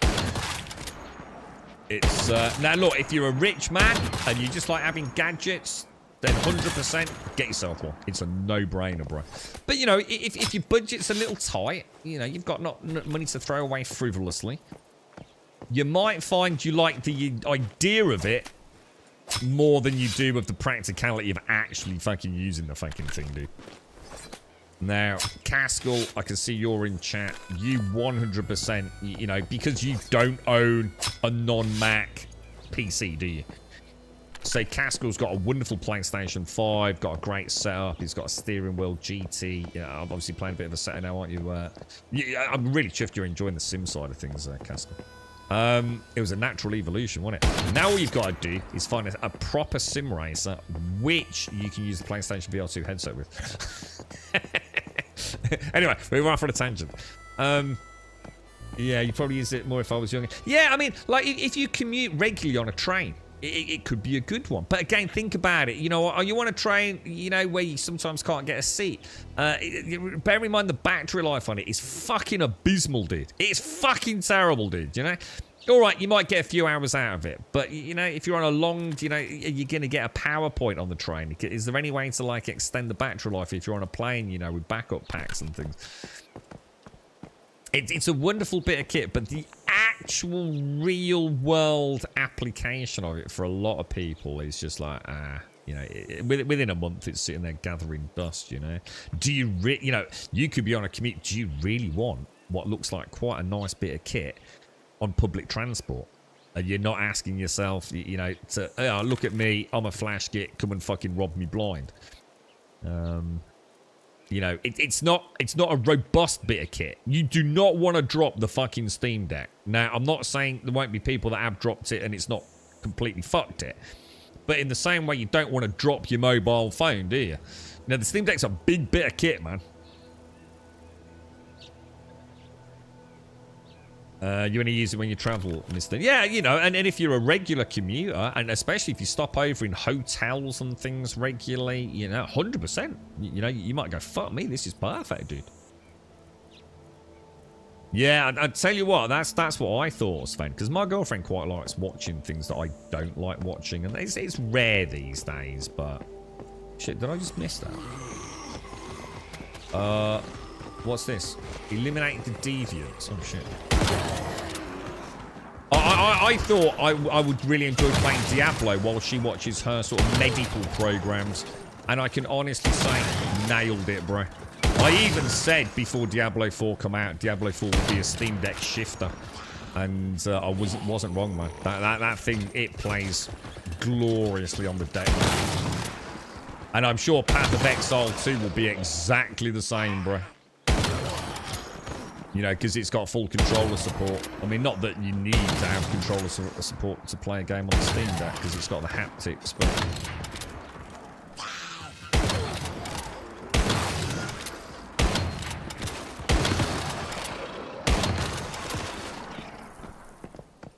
So, yeah, you know, I mean, it is. It's a hell of a bit of kit, man. And I think the other thing is, if you like tinkering, you know, if you've never used Linux, you know, it's a wonderful little thing to tinker with, man. There's no doubt about that. There's nothing else. Don't ever buy anything else. All the other ones on the market, that they can talk about, you know, better displays. You know, I think you find hard to find better battery life, but you know, better frame rates. All bollocks, mate. Absolute bollocks. I've tried every single fucking one. They're all fucking shit, dude. Nothing compares to the Steam Deck. It might not be the most powerful. It might not be the most accessible. But you know what? It does everything. It's the Swiss Army knife compared to, you know, what everything else is just like a knife or a fork, perhaps. It really is wonderful, man. Could not recommend it enough. As long as you've got a legit reason to use it. Yeah, there you go, Sven, you see. I mean, like, you might say, you know, when I do travel on a plane, you know what? I don't want to be looking at a video screen. I want to read a nice book, you know? That's the way I'd probably see it, to be honest. And like I said, don't get me wrong, they're not big. I'm not trying to say they're a big product, but they are quite bulky, you know? The Linux side of it is really cool, dude. Yeah, I'm sure Cascal can tell you a little bit about it. I don't know how much he's tinkered, but and the emulation's really good on it as well.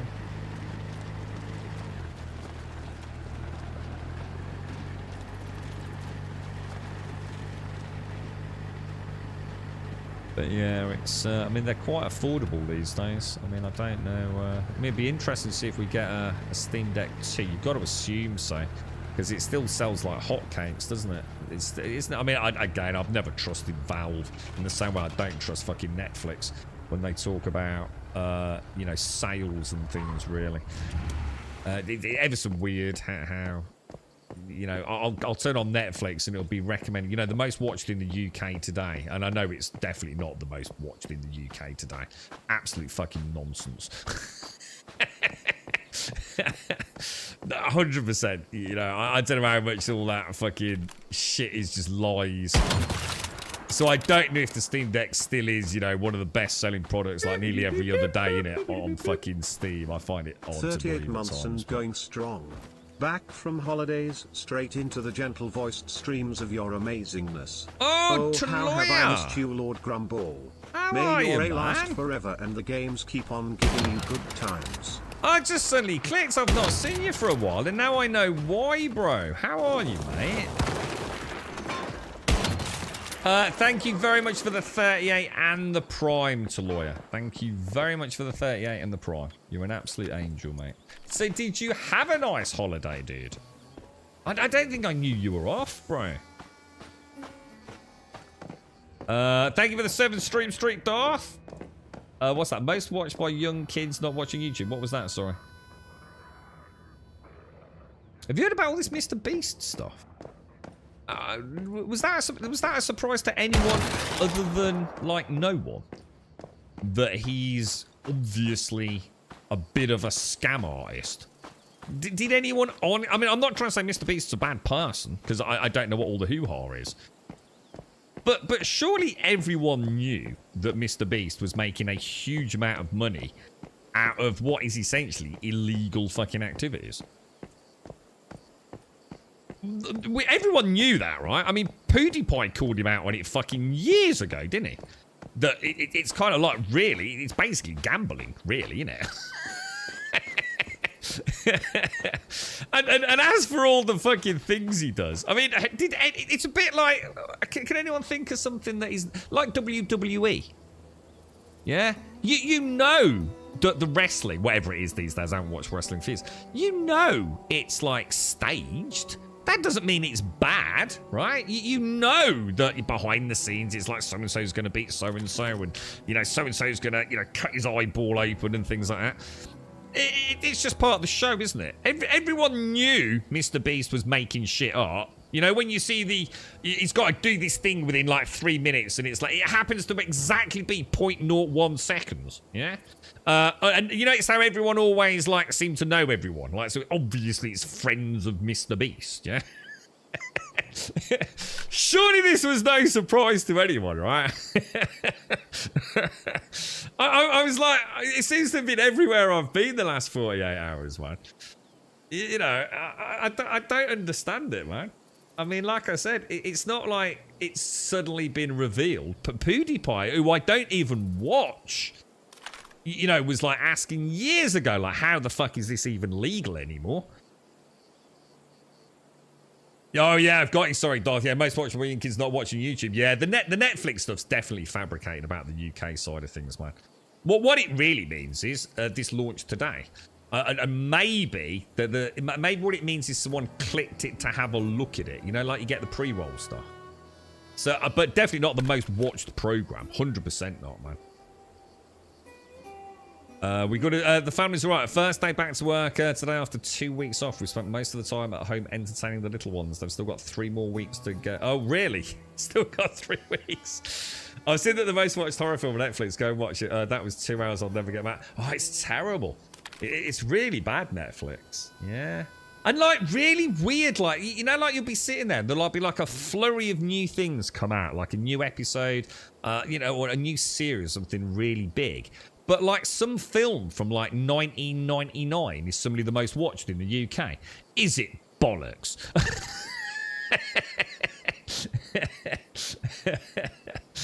Absolute fucking tosh, mate. I said, like I said, that there's probably a legal get out of jail on that one, isn't there? You know what I mean? You did your bachelor's on Netflix's recommendation algorithm. What, really? Do you actually know how it all works? Yeah. Sorry, LG. I've seen the most watched horror film. We watched, what was the one we watched a while back? We went and saw it. Was it called Watchers? Was the last horror film we saw? The Watchers. It's like one of those films that like is okay, and then at the end it just turns into like, what a load of fucking dick shittery, man. I mean, the idea was kind of cool, but oh, dude, it's pretty rough, man. I'm looking. We want to go and watch Longlegs. Apparently, Longlegs is supposed to be quite a good horror film.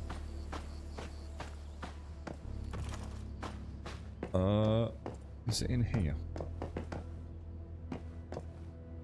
The contraband that Roland is after. Okay.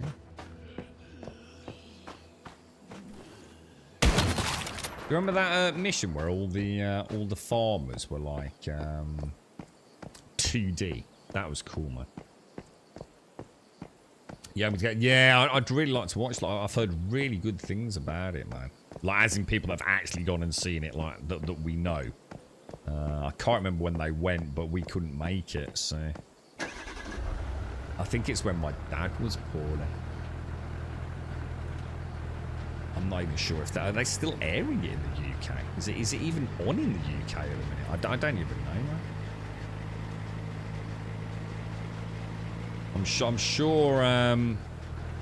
I'm sure it's probably done the rounds on torrents or whatever it is these days, right?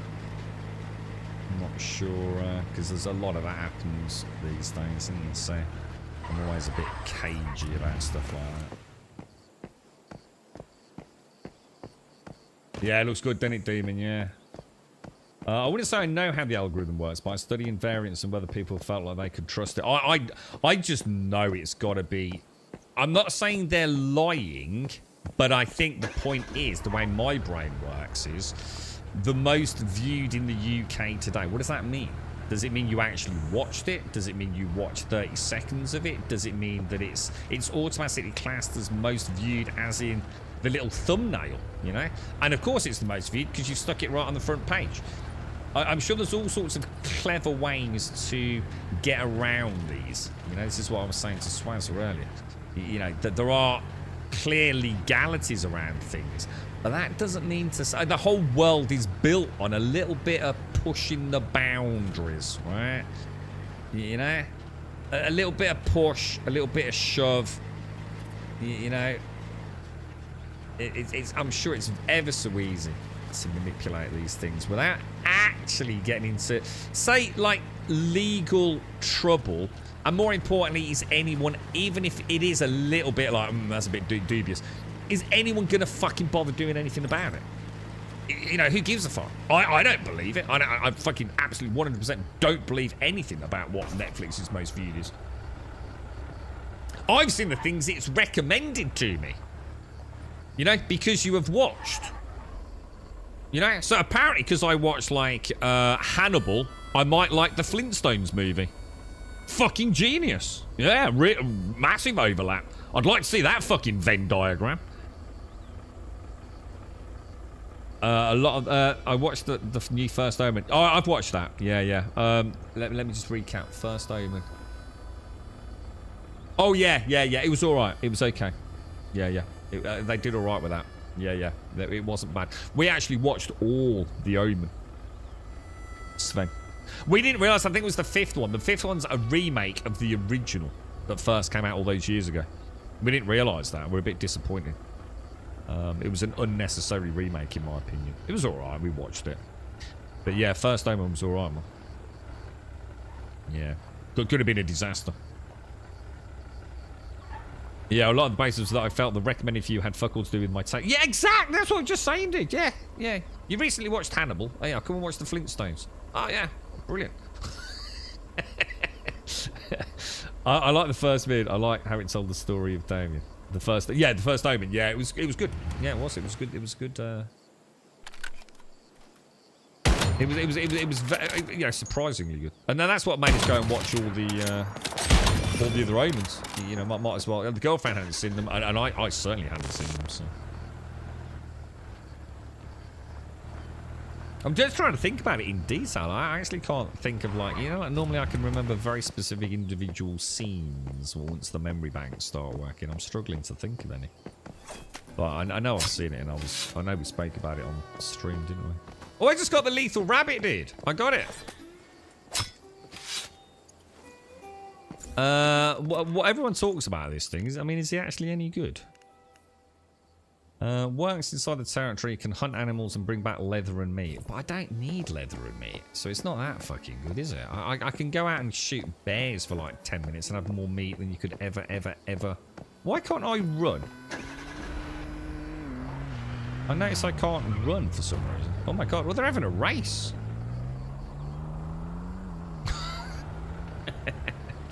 Oh, it's because of my dehydration, that's why. Just noticed it. So I can't see it because of the microphone. Am I going to be able to get through that? But this whole Prime War thing is such a massive pain in my ass, bro. I really do wish they'd instanced this. Well, maybe it isn't. Oh my god. Popping? Jesus Christ, dude. So, are you all back and all ready to go then? So that was instant. So I wonder why... Jesus Christ, that popping for an instanced area seems a bit aggressive, doesn't it? Right, okay. Any reason... Just wondering if there's anything worth, like, salvaging in this area. I guess my only real minor concerns will be detoxication vials and I guess fuel if I want to start doing prime wars or traveling around in this vehicle a bit more, because I do like this. It's a cool vehicle actually. Oh no, I'll tell you what would be cool. What about if we could add a mod to the truck, yeah? Which would enable us to have a refrigerated unit in the back. That'd be cool, right? So we could actually keep food and drink on the truck, perhaps. I thought the Mr. Beast stuff was a naughty contact with underage people from one of his staff. Oh no, that's something completely off what I'm talking about. No, I'm talking about the fact that for years, Mr. Beast has been playing. As far as I know, it's illegal. And like I said, this touches on the. Does it really matter? Because I think it's classed as lottery, isn't it? So what you, for example, I am not allowed, right? Let's say I've got a copy of the game to give away. I'm not allowed on here to give you any sort of benefit if you're a follower, a sub, or anything like that, right? And for a long time, Mr. Beast has been saying, if you subscribe to the channel, you know, we're going to pull 1,000 of you out if you're sub to the channel. And we're going to send you, I don't know, like a fucking phone or something. But he also does, and as far as I know, he knew something was up on this. And I know PewDiePie spoke about this in great length, that something didn't add up. Because I think a lot of the footage went walkabout, didn't it, on YouTube. And what he'd do was he'd hold live events on YouTube, whereby it would be, if you buy, so now we're talking about money, if you buy some of our merchandise, you will be entered into a lottery to be sent, you know, I can't remember what it was, you know, gifts of some sort, £1,000. You know, if you buy a t-shirt from us in the next, like, hour, yeah, you have a chance of not only getting the t-shirt, but possibly also £1,000 in cash, or, you know, a new fucking, I don't know, phone or keyboard or whatever it would be. You can't do that, man. You're not allowed to do it, dude. And he's done it forever, man. So, but apparently that's all just come to light. But it hasn't just come to light. But everyone's known about it for ages. The dude's even been caught on interview. Literally on interviews going, you know, playing the kind of like dumb asshole. Well, I don't know if it's illegal. And actually, I'm not actually going to say anything. Because I'm not sure, you know, and I don't want to get in trouble. So he's sort of, you know, plausible deniability going. You know, the dude knows what he's doing. No, I'm not having a pop at him. All right? You know, whatever. It does, you know, I'm sure he's helped loads of people out. But, you know, there's... Dude, you don't get to that level of success. And this isn't me being a fucking skeptic here, mate. You don't get to that level of success on YouTube without some fucking shady shit going on. And I'm not talking about kiddie fiddling. I'm just talking about, you know, playing the game, you know, knowing how it works. You know, you don't just suddenly come up with a fucking £1,000,000 to give away, you know? And a lot of those prizes, you know, isn't there a dude on Twitter that still to this day tweets out, every single day he tweets out that he's still not received his prize? You know what I mean? He's been caught doing all sorts of dodgy things over the years. So it just surprised me that everyone was like, oh, what, really? I thought Mr. Beast was like, you know, like Jesus, mate. Of course he's not, dude. He knows how to play the game. And I'm not saying that, you know, that's a bad thing. You know, it is, because some of it is illegal, but... No, you can't. You're not allowed to, Jabosh. You're not allowed to... Because it's gambling at that point. So you're legally... It's illegal to do that, dude. It's not the policy of the platform. Because you're basically buying a lottery ticket. It's the same as buying a lottery ticket. That's gambling, essentially, isn't it? You know, obviously, you know, there's way more to this. But the point is, it's kids, isn't it? A lot of his channel is focused at kids. You know, so if you think you're going to win a phone, or you're going to win £1,000, or even £10,000, I think he gave away his fucking car. He literally gave his fucking car away on one of these. Like, if you buy a t-shirt in the next 30 minutes, you've got a chance of winning my car. I don't know what it was, a Tesla or something, wasn't it? And I'm pretty sure that went to one of his mates. I'm sure he was caught red-handed with that. Didn't one of his mates get caught driving it around like about a week later? He's been made out to be the second coming across. Yeah. And there's another one about his chocolate. And I watched this ages back. It started off as, is it called Feastables? So he made a chocolate bar, and he was trying to make one that was really healthy, wasn't he? So it had a lot less sugar and all the rest of it, and it was supposed to be just as nice as normal chocolate, but it's not, you know, it's not packed with sugar, or, you know, the kids ain't going to get fat and all the rest of it. But apparently now, the formula has been changed so many times without really saying anything. And I think if you go and take, like, I don't know whether it's a Cadbury's bar or whatever it is, and you compare it to, I think his has got more sugar in it. I think his has got more sugar in it than full fat Coke. So again, you know, you start off with this like pretty shit tasting chocolate, but you do a huge campaign about how it's a lot healthier than normal chocolate. But then slowly over the years, you just add more and more sugar to it. So it actually is a really nice chocolate, but it still is deemed to be a healthy one. That ain't right, dude. It doesn't matter if that's illegal or not, right? That's just fucking dodgy. Yeah, I'm sure it is, Rogue. Yeah, I'm sure it is, yeah. I'm sure it's delicious, mate. But it's not this, like, you know, almost sugar-free, you know, super healthy, you're not going to get fat, your teeth ain't all going to fall out of fucking chocolate that it all began with, you know? Right, let's have a look at... water we want, don't we? So if I cook up some... Oh, actually, I'll tell you what we'll do. We'll make these and then we'll... Does anyone need any help with a dungeon, by the way? If anyone's doing a dungeon run, and even if you just want a second hand... Because they are so much easier with two people. Right? Just like all the Prime... Hasn't Prime failed? Hasn't Prime just seen like some massive crash? Because I know in the UK, Raj was selling Prime. I told him to pack it the fuck in. I did say to him, that's fucking bang out of order, man. He says, you're part of the problem, fucking Raj. How much did you pay for that?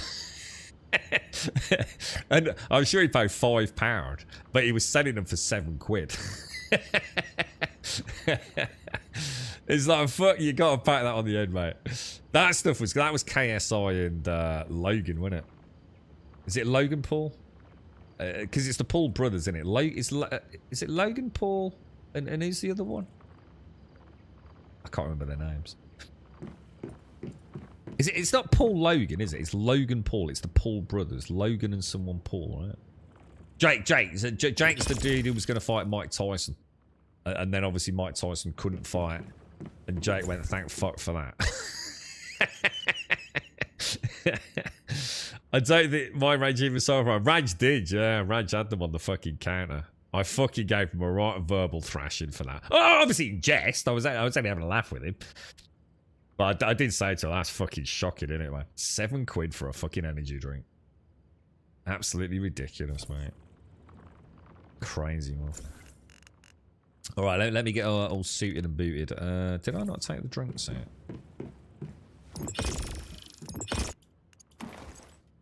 Okay. So, where's that all gone? Hang on, what's going on here? Really? That should be there. Those I don't want. Those I don't want. So where? Ah, there they are. Okay, alright, let me just have a quick tidy up, boys. They had to take it off the market. Yeah. Is that what I know? Recently something happened with the brand, didn't it? And the whole stock. It's just worth nothing now, isn't it? And in fact, you couldn't. If you walked into a supermarket, the Prime shelves were empty, weren't they, at one point? And now I think some of the supermarkets have even pulled them completely, haven't they? If I remember. Is that what it is? It's a legal issue, is it? Do you know what about, Grant? What was the problem with it? If any, it tastes more like dark chocolate, which generally has less sugar. Yeah, just have a look at what the sugar content is per weight now, and go and have a look at what it was originally advertised as, Rogue. You know, it's come much higher up to conform with, like, it might be Hershey's. I don't think it's Cadbury's. Is it like a Hershey bar? It was, you know, it was seen as a replacement to America's Hershey chocolate bars. And if you go and look at it now, the sugar content is almost on par with it compared to what it was originally. I berated so many parents for buying Prime for their overprivileged kids. My boss was not happy with me. Something was going for crazy money, wasn't it? Like 50 quid for a can of Prime. Like, it was like, what was that? Like, I don't know what it was, because I'm thinking of a film with Arnold Schwarzenegger. And there was it Last Action Hero or something, where he has to go and buy the Last Action Hero model for his kid at Christmas, but everywhere sold out. And there were, in the UK, there were literally kids asking for Prime energy drinks for Christmas. That is the power of these influencers, man. It's mad, isn't it, dude? Oh, here we go. In a federal lawsuit filed Friday in the District of Colorado, the committee alleges that Paul's company, Prime Hydration, used trademark phrases such as Olympic, Olympian, Team USA, and Going for Gold on its product packaging and on its online advertisements. So they've got done a bit like Red Bull did over It Gives You Wings. I mean, you know what I say to that? Like, fucking dumb as fuck, dude. Dumb as fuck. Of all the shit that goes on in this world, this is what we're worrying about. Red Bull gives you wings. Do you really think Red Bull gives you... Let me punch you in the face repeatedly, because you're a fucking idiot. Alright? What a load of bollocks, right? Why do I have to live in a world where we have to cater for gibbering fucking idiots? I buy a coffee from McDonald's and it's got more hot signs on it than a fucking volcano. What the fuck, dude? Why do I have to suffer because of fucking morons? The sea salt chocolate one is 2 servings, 170 calories. What's 2 servings? Is that like 2 like the little chunks? So it's about the same as Lindt. Well, there you go, you see. So even compared to like a top one like Lindt, it's still got the same amount of sugar. You know, when it was originally advertised as being, you know, the healthy chocolate, you know? We had kids coming in TikToking themselves buying it, basically taking the piss out of themselves for paying the stupid price. Jesus Christ, it's mad, isn't it? All the shite and Red Bull give you wings, it's the least of its problems. Damn right, dude. Fucking damn right, dude. It's probably got bull's fucking semen in it.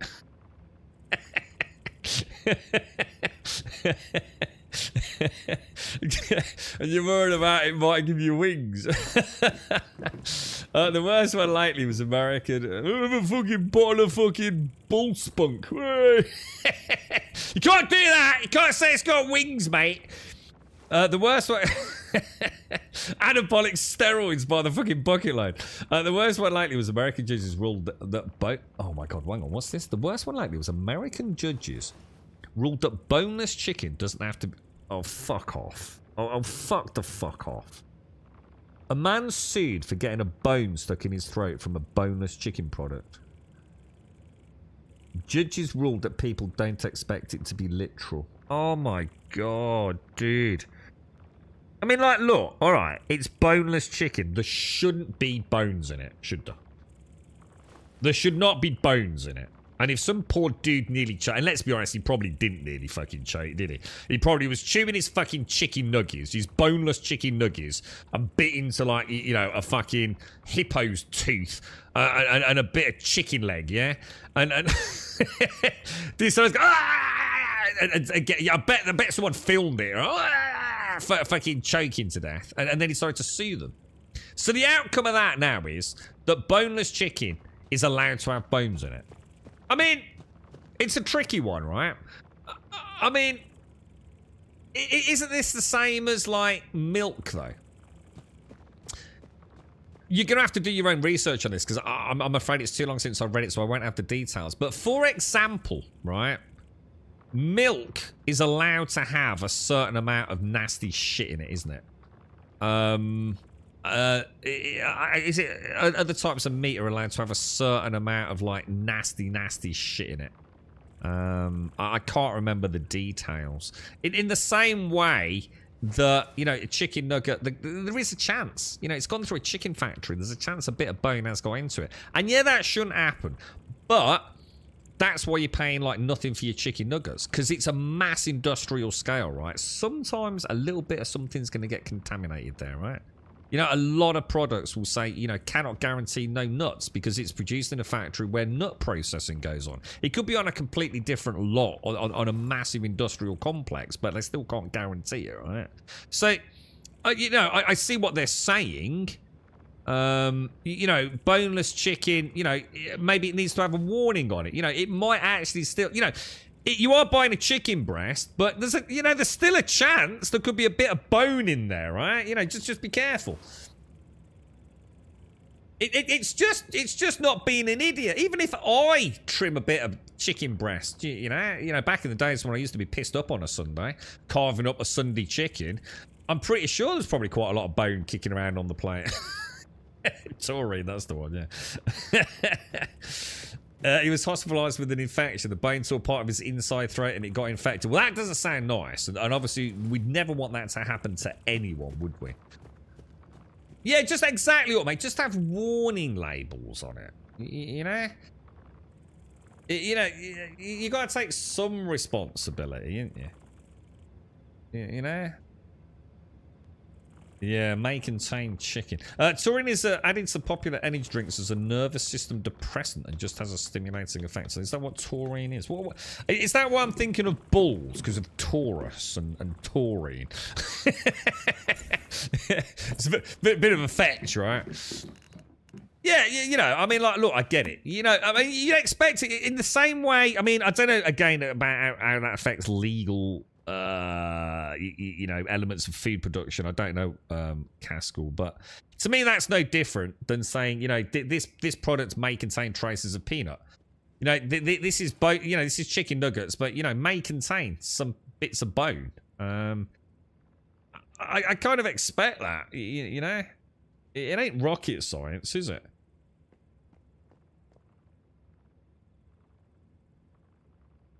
But yeah, I don't know, man. The world's full of fucking morons. And there's nothing we can do about it. And the problem is that the morons can now speak to the rest of us.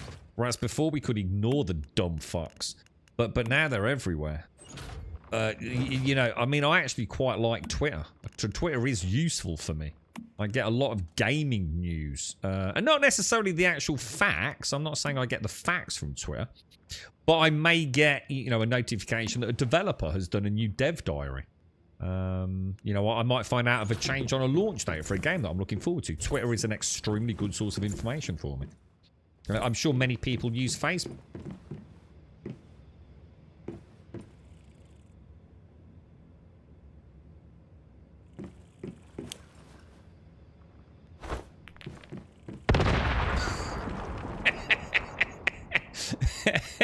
Who is The Rock? You know, there's nothing inherently wrong with a social media platform. You know, just make a choice, like anything else in your life, choose whether or not you're going to use it. Make a decision about whether or not you're going to permit your children to use it. You know, they are not inherently of themselves evil, are they? You know, I'm sure many people use Facebook. You know, certainly during COVID, you know, it was used, I'm sure, as a way for people to maintain some semblance of sanity, to stay in touch with loved ones. You know, Twitter, you know, you just got to filter out, like you do anyway. Like, there's that annoying fucker down the pub that just talks shit all day long. You just tune him out, don't you? It's the same with social media. You know, they're tools that people choose to do stupid things with. You know, I still find Twitter incredibly useful. Like I said, for the things I've just discussed. I don't use Facebook. That's not because I've got any issues with Facebook. I just don't like people. So therefore, I don't really need Facebook. And it's the same with Instagram. I don't really take pictures of me out and about and want to share them with random people on the internet. I'm not that sort of person. I don't give a fuck. There is definitely something wrong with people. But I think the thing is, I don't know if they can. I don't know if it's their fault, dude. I think this is where we enter the turbulent debate of like it's too much too soon, isn't it? I can't think of any reason why children should be allowed on social. I'd be up for a discussion around this. I can't think of a reason why someone under the age of, I don't know, where would you put the age? At the age of consent? I don't know. But why would children need to be on Facebook? Are there any actual advantages outside of very specific ones? Are children any better off being able to post on Twitter? Are they any better off being on Facebook and Instagram and TikTok? I don't know. It's a tricky one because I suppose I'm not a child. It's very hard to look at the world through a child's eyes. They've already got access to everything they can. More instant information than I could even dream of when I was a kid. You know, just Google alone, bang, it's there on the phone all the time. Everything they could ever wish to know about anything in the world, it's there. You might have to do some digging to get the truth, but is there any inherent benefits to a child posting pictures of themselves on Instagram? I don't know. Would it not just be simpler to say you can't have... I mean, would the world be a worse place if you could not have a social media account until the age of consent? Well, would that not solve more issues than it causes? And I'm talking about, look, there might be a little bit of inconvenience that Auntie Doris can't see a picture of the grandkids on Instagram at the party. You can still share that via email and other things, right? But surely sexual predation and things like that, which seem to be such a high correlation with these social media platforms, which is where these predators prey, removing that, is that not a better balance? I don't know. You know, being subject to constant advertisements. You know, it's not just about, you know, using Facebook, you know, for Facebook's intended purpose or Instagram for its intended purpose. You are, presumably, you are subject to constant barragement of ideology, product placement from a really early age, right? Is that a good thing? I don't think it is, right? There's the platforms do try to sway the masses to the political manipulation. We'll see that with the upcoming election a lot, won't we, Joshua? 18, 35, 18. Yeah, age of consent or whatever. Yeah. Where else the predators? Yeah, exactly. Remove the hunting grounds. My kids didn't get Facebook, etc. until they turned 13, so 22 out of the 6 are on social media. Yeah. What made you decide on 13? Just out of interest, badass. Was there a reason why 13? Yeah, too impressionable. Social media for youth is nothing but a way for them to leave them vulnerable to things the parents should be teaching and mentoring them rather than the bad actors and keyboard warriors. Yeah. My teenager's not allowed to have social media until 16 plus. Yeah, 16 plus, yeah. I say this as a 48, a mother of 3 adult daughters. Yeah, so just, yeah, I get what you're saying, yeah. Yeah, conditioning. Yeah, I mean, how old do you need to be? I mean, let's turn it on its head, because I don't know. I think to have a YouTube account or to have a Twitch account, don't you have to be 14? Is that right? You still can't watch. Yeah, obviously you can, but technically you're still not allowed to watch channels with 18 plus rated content, are you? So I class mine as 18 because obviously I swear, which I'm not proud of. I just like having a laugh. It's any place I can have a laugh with colourful language, so probably shouldn't really, but yeah, Twitch is 14. Yeah, I thought so. Yeah, 13 or 14. So can you not have a Facebook account until you're 13 anyway? Then maybe I've misinterpreted this. Better hide your kids indoors if you think they aren't allowed to see things when they're at school or friends' houses if they have a different standard. Well, yeah, but there's a difference between that and having access to a social media account, right? Science says that 12 kids can start thinking for yourself. Obviously, everyone is different. Yeah, well, I disagree with that fundamentally, to be honest. Because I'm a big believer that we're not all the same and that we shouldn't all be treated the same.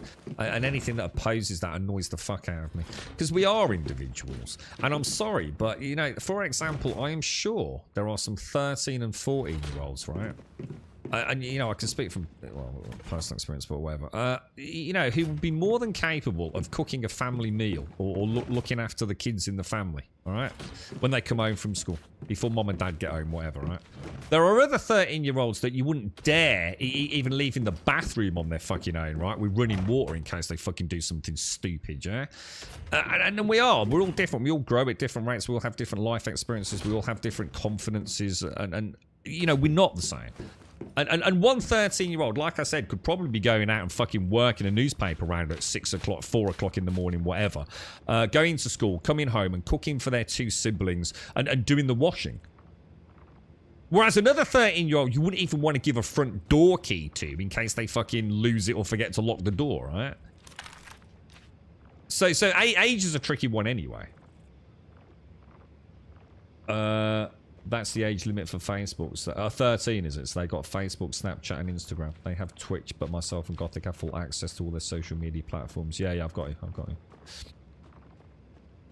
Yeah. Not all parents are parenting like they should. Many parents throw a device in front of their child. Oh, yeah, absolutely. Oh, absolutely, yeah. I mean, so sometimes I'm sure, I mean, you know, I'm sure most parents sometimes just go, oh, just let them on the fucking Nintendo, man. They're doing my fucking head in. And, you know, as long as, I suppose, as long as it's not all day, every day, right? They are proper doing my fruit and nutty, mate. Just fucking put the Wi-Fi back on for the love of fucking God, bro. Right, we'll throw that. We've got quite a lot of excess stuff, look, from that little run this morning. There's the universal toolkits, which I want to keep. Iridium crystals. I should probably try and get all the polydetoxidants into a single area, shouldn't I? Like in here, maybe. Which is just where I'm keeping a tally on my acid, look. That's annoying. Why does that one... Why does it go 1,545? Why not 1,000, 1,000, 1,000, 1,000, 545? That's extremely annoying. Why do they also not stack? Are they different? Stealing got... That's a fucking annoying. That's extremely annoying. You've got no idea how... Oh, well, I think I've got every idea on how hard-coded devices are into little ones these days. Trust me on this. Let's throw that... How are you, Pompey? Did you have a nice weekend, bro? Pretty sure one of my kids is currently at the beach and the other one I think she's somewhere in the house. I haven't heard a bang on the basement wall in a while. None of the high-pitched screams yet today. You actually invented so much for my daughter when we would leave. She's 4 years older. Yeah, there you go. You see? There you go, mate. There you go. Alright, so, where are we going, boys? Let's go. So I just needed to come back and get some drinky poos, didn't I? Let's go back to Blackfell. Yeah, jacked into, and the thing is, Pumper, on a positive note, and you know, this is not about, you know, I mean, what a magical world. You know, I always use this as an example. Imagine going and speaking maybe to, depending on how old you are, if I went to my, like, great-grandma, right, who I never met, and showed her a modern-day phone that was somehow still connected to the internet, even though I'd travelled back in time, right? So it can still so I travelled back in time to see my great-grandma, but I could take a device that was still connected to the modern day, right? It would be mind-blowing, wouldn't it? It would be utterly... They wouldn't even understand... Even though it would be amazing, they wouldn't understand just how deep that amazing went. Because it would be so out of their understanding of the world as we know it. You know, some people still don't even understand what Wi-Fi is. They don't also care what Wi-Fi is. They just know they don't need to have a cable connected to something, yeah? The sheer complexities of what happens on a modern-day mobile phone is incomprehensible to someone born in that era, right? So... the power of that item in a modern day...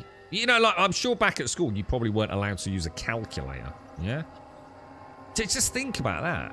You know, no one is without a phone, or a watch, you know, fucking Google glasses, whatever the fuck it is they've got. You see that Samsung fucking ring? See that Samsung ring that's out and about?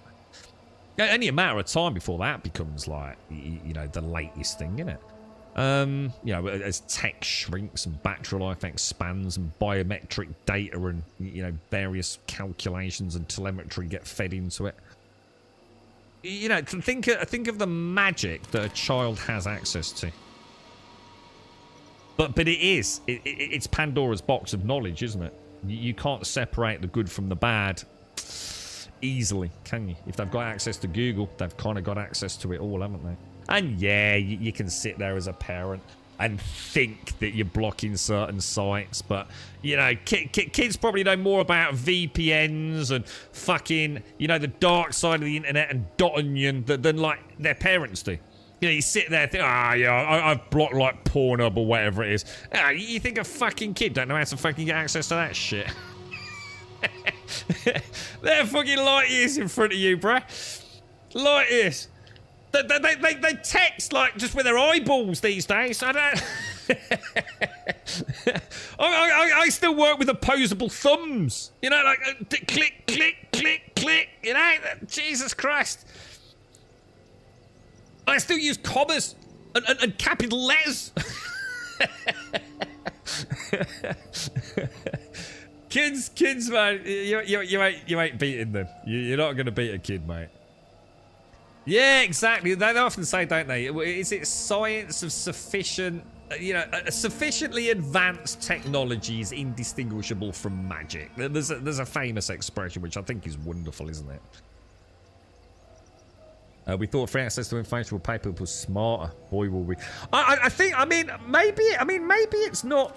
You know, maybe people are smarter because they're more inclined to ask questions because the answers are immediately available. So maybe it has made people smarter. But I think the problem is it's also made people far more subjugated and open to misinformation and misdirection. I think that's the problem, Necron. Is that, yeah, people probably are smarter. Like, imagine back in the old days, you didn't know what, I don't know, what an animal looked like. You know, it's not native to your country. You know, what does a koala bear look like, you know? Are you gonna go to a library and look up a picture of a koala bear in an encyclopedia or something? Chances are, probably not, right? Now, they take that step further. You know, it's just a picture. You know, you know, someone might be able to say or look in a picture board. But now, say you want to find out, you know, what countries that it's native to. What you know, you want to find out about koalas and the association with chlamydia. All right, you're not going to go out of your way back in the day, are you? You know, how the fuck do I know that koala bears have got chlamydia? I don't fucking know, but I must have read it on the internet somewhere, right? So does that make me smarter? Not necessarily, but it's information I wouldn't have had access to back in the day. The problem is all the information is hidden behind the masquerade of misinformation and misdirection, isn't it? So you're much more open to manipulation in your search for information. I think that's the problem, Necron. You would think they were from Star Trek. Yeah, exactly, man. Yeah, imagine that. Imagine like, yeah, look, I can take your picture on this phone. It'd be like, whoa, what? And then video. Imagine moving pictures. The kids go mad at me when I send them text in normal sentences. So it's the only way I can text. I feel like a dirty little whore.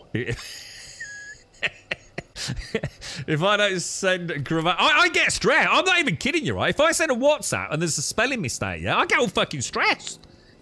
I'm like, shit. Can I take that back? I can't, dude. Oh no, they're gonna think I'm an idiot. I took typing classes and Ender did not. I'm sure we can type much faster than that. Yeah, exactly. Yeah, exactly. Made people lazy to learn. Yeah, but people no longer doubted the madman visitors rumours about what happened in the next town, as it's so much less clear who's actually stating what. The level of cognition has... Yeah, that's nice, yeah. People just don't know how to... Exactly. Yeah. And look, we've always known don't take things at face value, right, Swazza? Well, we've always known, you know, that there are, you know, this manipulation of the truth. But now, dude, You know, you know, like, oh, that's a bit of a dodgy Photoshop. Man, some of the stuff now, Swazzer. You know, full motion video. The voices sound identical. You know, what can you trust anymore, you know? Scary? Oh, scary. Scarily, my mum uses more shorthand in text than I do. There you go, then, you see. So your mum's hipper than you are, dude. RTFM saying existed for as long... hang on, what's that? RTFM, Castanavia? What's that? Sorry, mate. It's the same shorthand I used 15 years ago. I still might use, like, I don't know, like, lol. You know? Oh, read the effing manual. RTFM saying... Oh, got you. Sorry, hey Siri, how long does it take to cook it? Yeah. I've started using a little bit of voice here and there, so I'm starting to become more accustomed to it. I felt a bit weird about it. You'll sometimes hear the Alexa thing go off. When I've set an alarm for something, you know? So instead of like setting it on my watch or my phone, I'm not going to say it because I don't want to mess everyone's Alexas up, but I'll say, can you set an alarm for like 20 minutes from now? I used to do it like when I started using the air fryer, when I was trying to learn how to use it and how to get all the food cooked for my dad, you know? So yeah, you know, even voice applicated programs I'm starting to use a little bit. Is this you? Alright, Gimmer, how are you, mate? How's things? Let's have a look at you, bro. Did you want some screw? You have your mum watching, did you? Well, yeah. Let's. Give us mum, you're right, mate. Hey, way. A girlfriend, AI girlfriend. Oh, this was something I was talking to a friend about the other day. I didn't realise this. Tinder. Tinder's like just like totally normal. Like Tinder ain't like you weird horny shitbag. Tinder is like literally, it's like, dude, if you want to go and date, yeah, you use fucking Tinder. When did that happen? It's not like it's sort of like weird. It's literally like a thing. It's like, you know, fancy, pop on Tinder. Yeah. I didn't realise, man. I thought that was sort of still like, I don't know, I don't mean to say weird, but I still thought it was like, that's kind of weird compared to like going to a bar or a club and, you know, socialising and, you know, someone catching your eye over the, you know, the other side of the room. So, hey, you all right, mate? How you doing? Yeah, blah, blah, blah, blah. You know, whatever it's going to be, you know? So Tinder's like, just like, that's how you date. That's how it's done in the UK these days of a certain age group. I was like mind blown, bro. It's like if you of a dating age, or it doesn't mean, you know, say you are looking for a partner or even just a fun night out, you just log on to Tinder, dude. That's it. And then it's not uncommon at all. In fact, if you don't do that, you're the weird fucker. I did not realise. Now I know. I mean, I won't say like in detail here, but some people quite close to me have met partners through Tinder, and I always thought that was, you know. How can I put it? You know, unusual. You know, sometimes it works out, you know. But apparently it is like literally no more weird than me having gone to the pub, you know, on the pool. And you know what? It totally makes fucking sense. You can see what they look like. You can read a little bit about them. You know, it's like, fucking hell, dude. This cuts out a lot of fucking shit, right? It's brilliant. But like I said, the thing that surprised me, I didn't realise how totally normal it is. No more weird than brushing your teeth in the morning. I was really impressed, man. I think it's a good thing. I think, anyway. I couldn't use it. I could never use something like that because I don't like putting my picture out there. don't really want to do that, to be honest, right? I feel much more comfortable down the bar with a couple of pints down me. The schools have kids all their homework. The schools that gives kids all their homework electronically. My kids ask for the paper version, as I would rather have that. I miss out in doing the work with Teams or Seesaw barely working at times. Oh, so they can still ask for paper versions then? Yeah. AI girlfriend apps with adjustable AI girl look. Oh, these are where you're seeking companionship with an AI companion with giant bubblies, yeah? Yeah, I've heard about these. Permarin mentioned these, didn't he? Sometimes I think we're going backwards. Kids need a calculator to do any maths. They can't read curated. And man, if you never want your car stolen by a standard stick shift, they can't drive it. Well, yeah, true. Yeah, I suppose that is... Yeah, I noticed that in the UK a lot, actually. That's how you met your missus too. Yeah, there you go, you see. Yeah, there you go. The internet was both the worst and the best and the worst thing. Yeah. AI is the next one, isn't it? AI is going to be the same thing. The internet's great in theory, isn't it? But look how it's turned into a bit of a mess. You know, there's so... I mean, I don't know. I've got a valid point of discussion here, but you know, you read a lot about bots and things, don't you? Has the internet not just become bots feeding into algorithms, feeding further bots? Is that not the way it's going these days? Because there's so much money in it all. I get it's a film. Yeah, exactly, Sydney. Yeah, exactly. Yeah. Cut out a bit of downtime, right? You met a, yeah, there you go. You met a nurse on a dating app. Yeah, yeah, there you go. Sure. I mean, I understand Twitch and things. I suppose maybe that's a bit different. I know a few people that met playing World of Warcraft.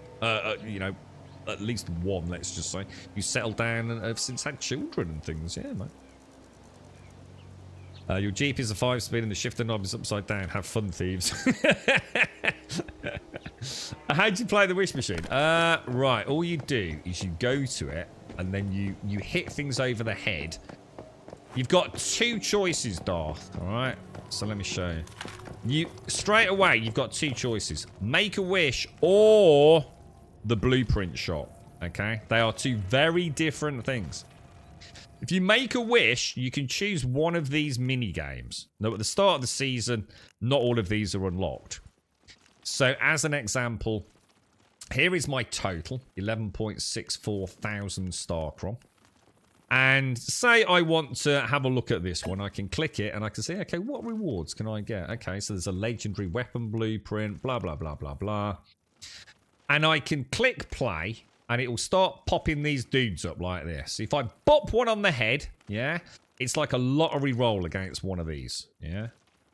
But it's going to cost me 500 Starcrom. So in other words, it's like I don't know if it's the same as it's not a gacha machine, is it? But it's like buying a lot. Bop, lottery ticket purchase. What did I roll? Bop, lottery ticket. What did I get? Bop, and I can stay in here until I run out of these, yeah. Or I might choose to go to this one. Because let's say I really want to get this gun's blueprint, right? I really want that, and I think, you know what? Let's just roll, see if we get it. So let's have a look at that. That's the S01, the Last Valor blueprint, right? So you've got those 5 games, and they all have different, obviously, prize pools. Let's call it that, right? You can also go to the blueprint shop. And you can actually just outright, rather than a gambling machine, you can just go, you know what, fuck that. I just want to go and buy a rifle. And there is SOCR, the Last Valor. But if I get it here, I'm guaranteed it, but it's going to cost me 8,000 Starcrom. So my alternative is to go back in here and say, you know what, mate? I could spend 8,000 and guarantee getting it. Or I could have 16 rolls in here and hope I get it, but also get a fuck ton of other shit. But each time you bop a dude on the head, that counts as buying a lottery ticket. I think that's the... Have I explained that okay, chat? Feel free to add. It's like whack-a-mole. Yeah. Suddenly getting an S tier drop and getting 50 drops in total from the gambling wish machine is part of the seasonal goals. Don't worry about it. Stop worrying about seasonal goals. Who gives a fuck? Seasonal goals mean nothing. Just ignore them. Stop worrying about fear of missing out. Don't worry about it. Stop playing. Play the game because you're enjoying it, not playing a to-do list. I've met my missus on Tinder too. Really, Asphalt. See, here you go. See, even just in this tiny little chat here, right? You've got all these people that met through Tinder. What I would say, not the old way of doing it. Pubs, clubs, an invite from a friend. You know, your mate's got, you know, a girlfriend who's got a sister or a mate who's just lost a boyfriend, whatever it is. You know, all the old ways of doing it. It's just Tinder now, isn't it? And congratulations on soon to be engaged as well, Asphalt. Congratulations, mate. It's crazy. We're like a half mile apart, hung out with the same people in the same place. It's just at different events and times. So it's like you've been ships in the night, and you have passed, but you just never seen each other. And Tinder, all it took was an app to go, you know what? Fuck me, dude. Holy shit. You know, how many times must we have been in the same pub, the same club, the same like part of town, and we just never actually met? And that app is just, it's just that little catalyst, that little missing link, right, S4? And now you're about to get engaged. How wonderful is that, dude? Congratulations, mate. Congratulations. You grew up not too far from your missus, but we never met. So again, there you go, you see. And Tinder was just like, you know, people in my locale. That's mad, dude. The only redeeming aspect not making it pure gambling is that you eventually get everything from prize pool. Yeah. Gambling is bad. Gambling is bad. Yeah. The thing is, don't forget you can't buy Starcrom, though. So you can only get... Everyone in this game can only get Starcrom from playing the game. There's a cap on it every season. You know, and I don't even give a shit about missing out on a bit of Starcrom. Like I said, I don't play fit. If I didn't get 4,000 Starcrom, because I didn't do a survey or post to Twitter, I don't give a shit. How are you, team? How's things, dude? Hopefully that sort of explains it, doll. I went ham on gambling. I would highly recommend going the gambling route. You're just going to get so many cool blueprints, you know, and you're going to get something you can build around, you know. Literally like that, Grum was like, huh, I've never seen you around, why not? Let's see. That's so cool, that's congrats, man. That's awesome. A nice way to, you know, prove the point, isn't it? My gambling for guns. What, were you nervous? Like, for those of you that use Tinder, were you a little bit nervous about, you know, like putting yourself out there? Like, oh no, what happens if no one likes me? Or was it quite exhilarating? You know, when you hear the ding, ding, ding, ding. Ooh. I'll never know because I'm like, you know, I'm happy, you know, I'm not looking for that, so I will never know what it's like to use Tinder, you see. So, but yeah, I think it's brilliant, man. Again, going back to our point about connectivity, you know, these things are not inherently bad. They're not weird. You know, it's just because we've grown up a certain way. You've only got to look at like a few generations back and like something as simple as sexism. Racism, you know, look how far we've come. You know, social norms are constantly changing, aren't they? I met my now ex-wife because we lived on the same street. She would be outside washing a car in a bikini every day. I came home from work. It was a trap. Even in the rain. Sun draped over the bonnet automated, yeah? Yeah. Sucking on a popsicle. Guys, it's tough when they play hard to get, mate. I met many broken baggage carrying men on dating apps. Here they are in joke. Either they are looking for a quick hookup or yeah, I mean, and there is the other side of it, you know. Is it just, you know, is it looking for love? Is it looking for commitment? Is it looking, you know, for company, you know, without any sexual elements to it?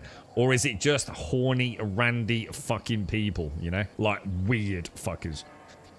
You met Mrs. Walker the proper way. Drunken night in a rock club. Proper. Excellent. Woke up in the morning, didn't know her name. You didn't look like that last night.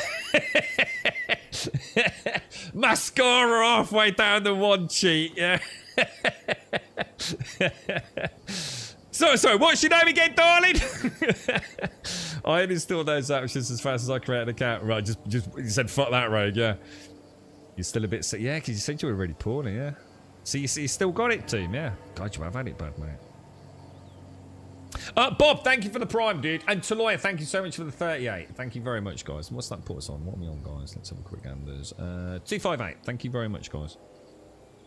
You met your wife before dating apps and internet was still a baby. I can't imagine what dating will be like in a few years. Yes. They do like speed dating and all sorts of crazy things now, don't they? Looking for a nice sugar mommy, are you, Castanavia?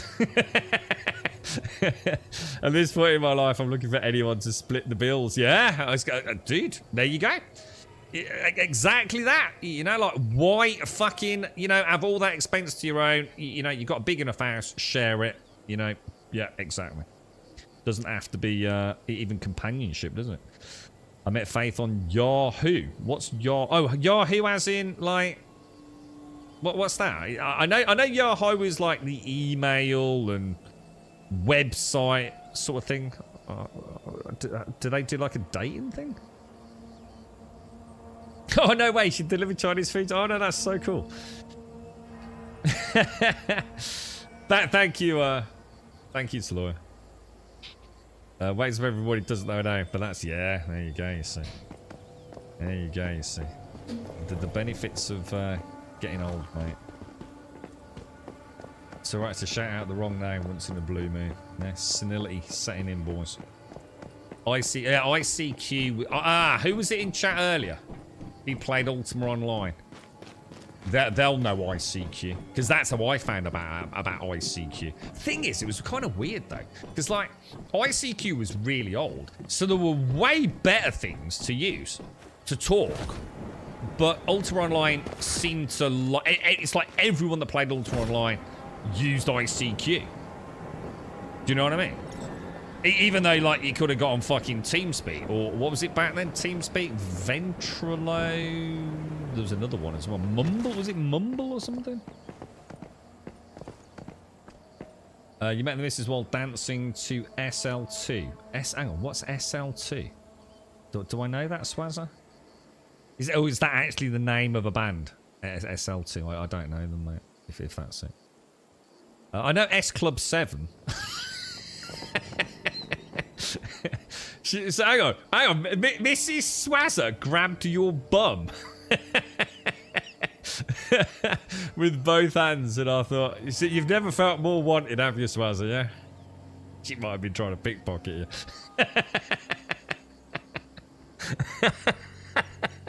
I love it, mate. I love it. It's basically, you fell in love through a failed pickpocketing attempt. She was known as the Dazzlans of Blackpool for more than one reason, right? Oh, fucking hell, Swazza. You're a good lad. You're a good lad, you are, mate. We chatted for every year before we went for dinner. Good old, yeah, ICQ, yeah, we used to use ICQ at work. Really? So it was even like a work... I just know it was like, if you played on something like it was the only way to trade. You had to have ICQ. Almost 3 years of following Grumball. Time flies, nothing changes. Max, thank you very much for the 35, bro. You're an angel, mate. Thank you very much. Puts us on 259, Max. Thank you for the 35 and the prime. You're an absolute star, bro. How'd you change ammo type? Oh, you're gonna love this. Let me just say, like, you're right, Missy, how are you, mate? How's things? Oh, shit. Oh, no, Missy, my emotes have stopped working. Hang on. Let me see if I can get out of it. Yeah, there you go. You're gonna love this, Darth. Right, first of all, you need to go into here, and then you need to go to gear, yeah? Then you need to click this to modify it, and then you need to go into accessory, yeah? Then you need to go to ammo, and click that, and then choose the ammo type. It's really intuitive, dude. You could literally switch ammo faster in the real world, switching the magazine out, bro. Yeah, that's how you switch ammo in this game. It could really do... This is what I was saying about, you know, I don't think the Eastern development teams have ever heard of things like radial menus. They seem to have a very clear UI design philosophy that's a little bit different to the West's. But yeah, you know, let us just have, you know... and here's another thing. I would also be much more inclined to use different ammo types. Say I could hold down a button like this, and it would give me some options. So up here would be my steel ammo. Here would be my tungsten ammo. And I would be much more likely to switch my ammo types. As it happens, I just use steel. Because I just can't be arsed. Very, very, very... good example of how the game has got a convoluted interface. You know, does it make the game bad? No, of course it doesn't. Is it a pain in the ass? Yes. Does it take away from the freedom of on-the-fly choice? You know, what 1 minute I could be popping rounds into trash mobs, and then, oh shit, that's an elite, let's switch to my tungsten ammo, you know? It's going to make the game more fun, right? More interactive. The more things we're doing on the fly, the more conscious decisions we're making, you know, per second in a video game, the better, right?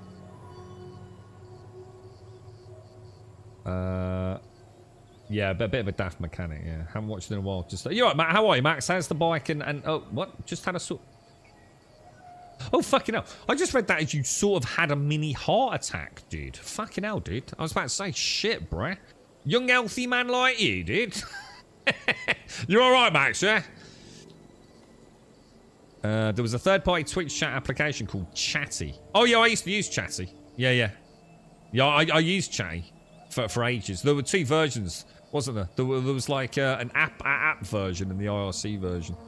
Well, presumably both using IRC, but one was like a Windows app, I think. Which had, it got rid of the performance issues on the CPU, which was affecting streamers for some reason. Yeah, there you go. Radio menu on the R. Yeah, exactly. Yeah. Do you even dev, bro? Yeah. Long press R reload, switch to amp. Yeah, there you go, you see. Exactly. You know, how they do it, no one cares. You know, just let's program our own button in. Who gives a shit what the button is? But, you know, give us a little radio menu for a couple of cool things, you know? Or even just fucking add it to this, you know? You've got a radio menu. Go down here, and instead of having these, have a slot for ammo, you know? And then, you know, instead of doing that, maybe that's my tungsten ammo, you know? The bike's good, just got new tyres, new navigation, all ready for a holiday in Sweden. Nice, dude. What, is it a biking holiday, is it? Yeah, all right, Max. I shouldn't complain. I feel like I should, but... Yeah. Take care, mate. Nice to catch you, dude. And all my best to your dad as well, mate. I hope... I know it ain't good, dude. So... All the best to all the love in the world, mate, to everyone over there, man. Just use tungsten only. Yeah, but then I become one of the people that plays Once Human who constantly bitches about acid. I need acid! I need acid! And I just can't turn into one of those people. Because you don't need that much acid, and you never will do. Missy! Let me go and get this, let me get this sorted. What is the thing you are looking forward to, bro? Solving my, penile dysfunction. Oh shit, you mean gaming?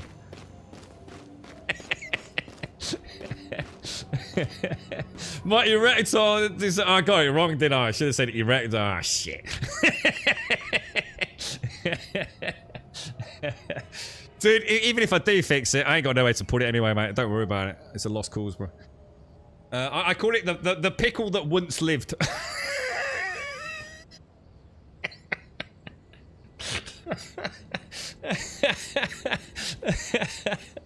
Oh, fucking hell, dude. Oh, shit. That was a high note. That was... See, I told you I got a voice of an angel, mate. Those people... What do you mean, Max? Do you mean gaming or just like you know, obviously I'd like to win the lottery and things. Well, you know...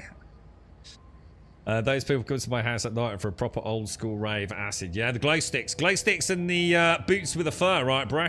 Oh, yes. Oh, yes, bro. And tassel bras. Oh, shit, mate. Woo! Yeah, man! You're right for how are you, mate? How's things? Just in life in general, the next things to look forward to. Always good thing. Next things to look forward to. Oh shit. I'm working super hard, and the girlfriend's gonna get a long weekend. I think next weekend, dude. So that always cheers me up, mate. Yeah, I'm doing quite a lot. That's why we're missing some of the streams, bro. So hopefully it'll be a bit of nice weather, Max, and she'll get a couple of days off work and a chance to sit in the garden, and hopefully with the British weather being as it. Oh shit, me knee. Oh god, blimey. With the British weather as it is, I'm quite looking forward to that, mate. She needs to take it a bit easier, man. Who are you, bro? So that'll be nice. You must have been the main flyer that Ronald hired. He wanted me to pay for the things you retrieve. Have you got the stuff with you? It's here, look. He looks mad, doesn't he? This is what we're after, Mayfly. There's no one else but you who would undertake missions concerning Rosetta. How about you tell me who you are first? What's wrong with you? I told you already. Ronald sent us. He's too busy to come see you himself. Look, Mayfly, here's the reward that was originally promised. So what if it's somebody else who's commissioning it now? Hand over the stuff and that'll be that. Whatever happens after that won't be your problem. I promise. Shit, my headset's just died. I need to... Alright, here you go. Looks like this crate's open it up and take a look. Oh my god. Oh god. I can't hear anything. Shall I just do my headset now? Hang on. Give me 1 sec, guys.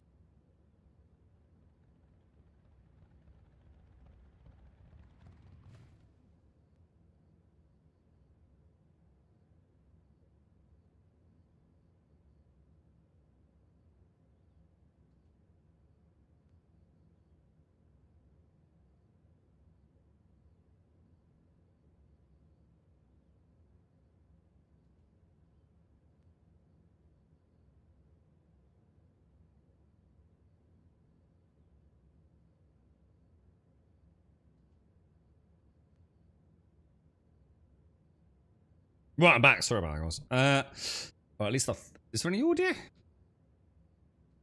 Cough, cough. This thing's smoking. It's a counterfeit. Oh, shit. Acid! It's like being in one of the nightclubs, mate, with a dodgy smoke machine. Look. What's going on here?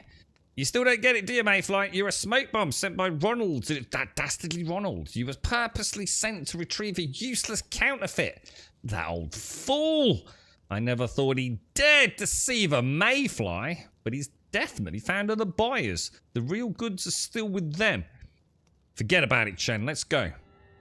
Let's skedaddle, boy. Skedaddle. Right, where are we off to, lads? 430 meters. Arrive at the abandoned village. What about you then, Max? When are you off to Sweden, bro? You going soon, dude? Is it like on the bikes, camping sort of thing? Oh, you're right, Missy. Missy, did you want to do any dungeons or anything? That's alright, I forgot you were out. You can do a dungeon, or I'm off to do this quest. You're more than welcome to come along. In fact, can I not go down there? In my brum brum.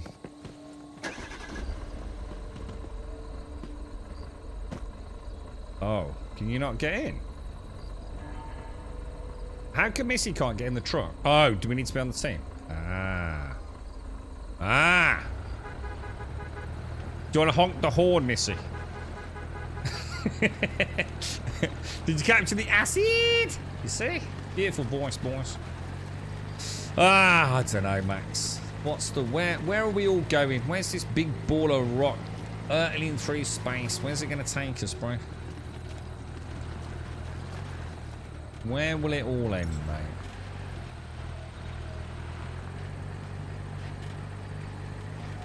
Did anyone watch the... I didn't get a chance to watch the... I saw something about the opening ceremony to the Olympics. Shades, I think you mentioned it, didn't you? And I saw the horse on the lake. And I thought I'd go, yeah, I'll go and watch the opening ceremony. And then I saw a dude's testicles. And then I thought, well, that's interesting. Has anyone seen it? What the fuck is that about, dude? What is it even? What the hell, dude? What is that fucking shit? It's got all the artistic flair of one of my shits each morning. There was like a Smurf. There was literally a Smurf. Like fucking dressed up like a bowl of fruit. I mean, I could be wrong. Maybe I watched the wrong fucking thing. I wouldn't put it past me. But what the hell, dude? I've seen some shit in my life, mate. I mean, I saw the horse thing. Everyone had been talking about this horse, like you know, the fourth horseman of the apocalypse running across the water. And I thought, yeah, it's probably not actually meant to be, you know, the fourth horseman of the apocalypse, but you know, quite good special effects. I thought I'd check that out. Next minute, I'm watching some Smurf dude on a plate. And some dude's balls hanging out of his fucking shorts. What a load of pretentious wank. Never seen anything worse in my life, bro. I've been waiting for you. It's time that you explain this to me clearly, Ronald. Okay, Ronald. I've been waiting. It's time that you explain this to me clearly, Ronald. Oh. I've been waiting for you, Mr. G. Alright, mate. What's up, bro?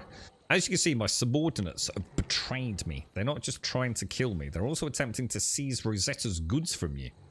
But I didn't just sit there waiting to die.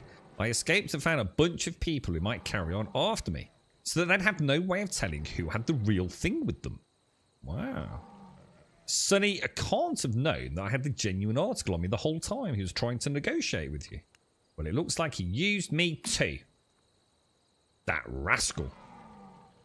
That devious fellow. Don't say that, friend. I only concealed a few insignificant deals from you, but I meant no harm. Sonny and Chen are useless idiots. They'd never dared to attack the powerful Mayfly. That's why I asked you to help me with this matter. Now everything has turned out as I planned it. Perhaps you didn't follow my instructions to the letter, but you did well. Here's your reward. You deserve it. I got it. See what I mean? The rewards are so fast, man. He looks like a big boy, doesn't he?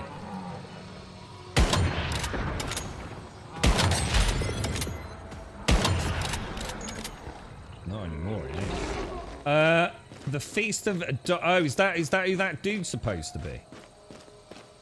It looked like some proper warped version of the Last Supper, was what it looked like. I'm pretty sure that's what it was supposed... And he played Dionysus, is it? The French Olympic mascot looks like a... Does it... Get me a picture. Get me a picture. There's what you might not want to use normal Google mode for. Someone bring up a picture of the French Olympic mascot. I want to know if it looks like a V. Wasn't it? Yeah, wasn't it the last... Oh, it wasn't the Last Supper. Oh. Oh, it wasn't the Last Supper. Oh, I thought I'd seen a screenshot of like, Jesus in the middle and, like, all the people, like, lined up like one of the old Renaissance paintings, and it was, like, the same thing. That's where I saw that. So it wasn't anything to do with the Last Supper, then. Like I say, it struck a remarkable resemblance to it. Well, you know, like those really old Renaissance paintings. You know, those massive, like, fresco things. They did like a sort of before and after thing. Let's have a look, Caskell.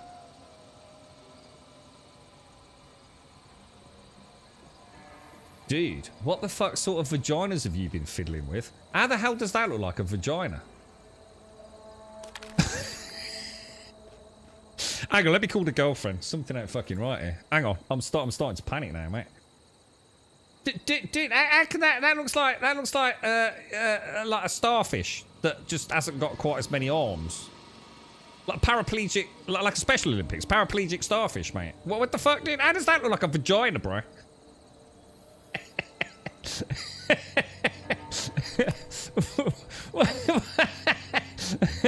What the hell, dude? I thought it was a Smurf. That's that. What is this? So it's the blue dude. Was that Dionysus? Was he blue? Was he?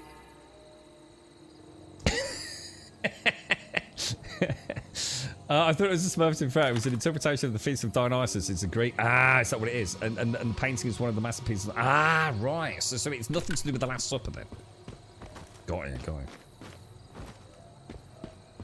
Okay. Where are we going then, bruh? Where you got any plans? Bosses, Missy? Do you need anything to farm? Anybody in chat need to do a boss? Or want to do a boss? Or a boss grind? Oh, there's a gear crate over here, Missy. How come my thing didn't work? Oh, there we go.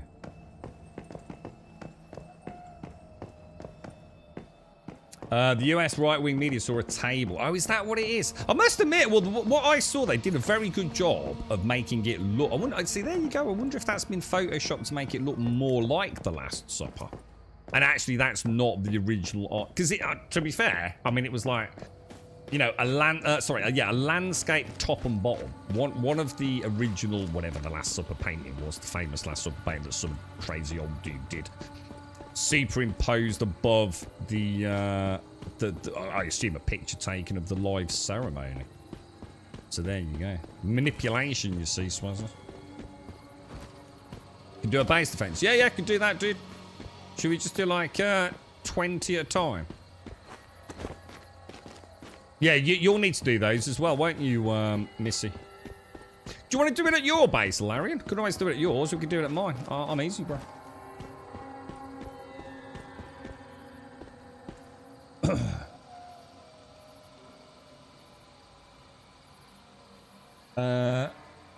Not every generation understands the history of the Olympics nor follow God mythology. I think the thing is, it just looked dumb. I don't really care if it was about that. I mean, I only mentioned the Last Supper just because I thought that's kind of cool. You know, they've gone for like a Last Supper thing. But then I didn't understand like what they... Because it was like such a hodgepodge. And some dude's testicles hanging out of his pants. Maybe that wasn't the thing either, I don't know. And some dude who was dressed in blue. And it just looked dumb. And then wasn't the one like... What was that one with that dude? Like in the Olympic start, right? He walked up like a big dick bad boy, right? And he had a bow and arrow, right? And he pulled it back and he dipped it in, didn't he? And in his arrow bursts into flames, right? And he stands there. This is his moment to fucking shine, yeah? And then he draws his bow back and he fires this bow. This burning arrow, right? Goes up into the fucking night sky. And comes down into this crucible, and the Olympic flame is lit. That was amazing, bro. And I think this time wasn't there a dude who can't walk, and he was in like a mech frame. Yeah, I think he wasn't he? Was he a paraplegic? And they've got like this exoskeleton, and he was like walking down like some fucking mech bad boy, dude. It was awesome, dude. Gojira. I don't know who Gojira is. So it's just a table, Swaz. Is that it? Yeah. So basically, it's a table. I should have known things weren't marrying up when I saw the Smurf, dude. Yeah, exactly. Yeah, what? So I didn't even know there was a problem with the Christianity side of it. Is that what's happened then? Is that so that's why they're talking about the Last Supper? Oh, I see. I see. I didn't have any issues with it being a replica of the Last Supper. I thought that was kind of quite cool. Whatever, who cares, right? But is that actually what? Is that why it's been turned on its head? Because it's been touted as anti-Christian faith, mocking the Christianity. Oh right. Oh, I see. I was gonna say the fact it looked like the Last Supper, I didn't give a fuck. I just thought it looked stupid.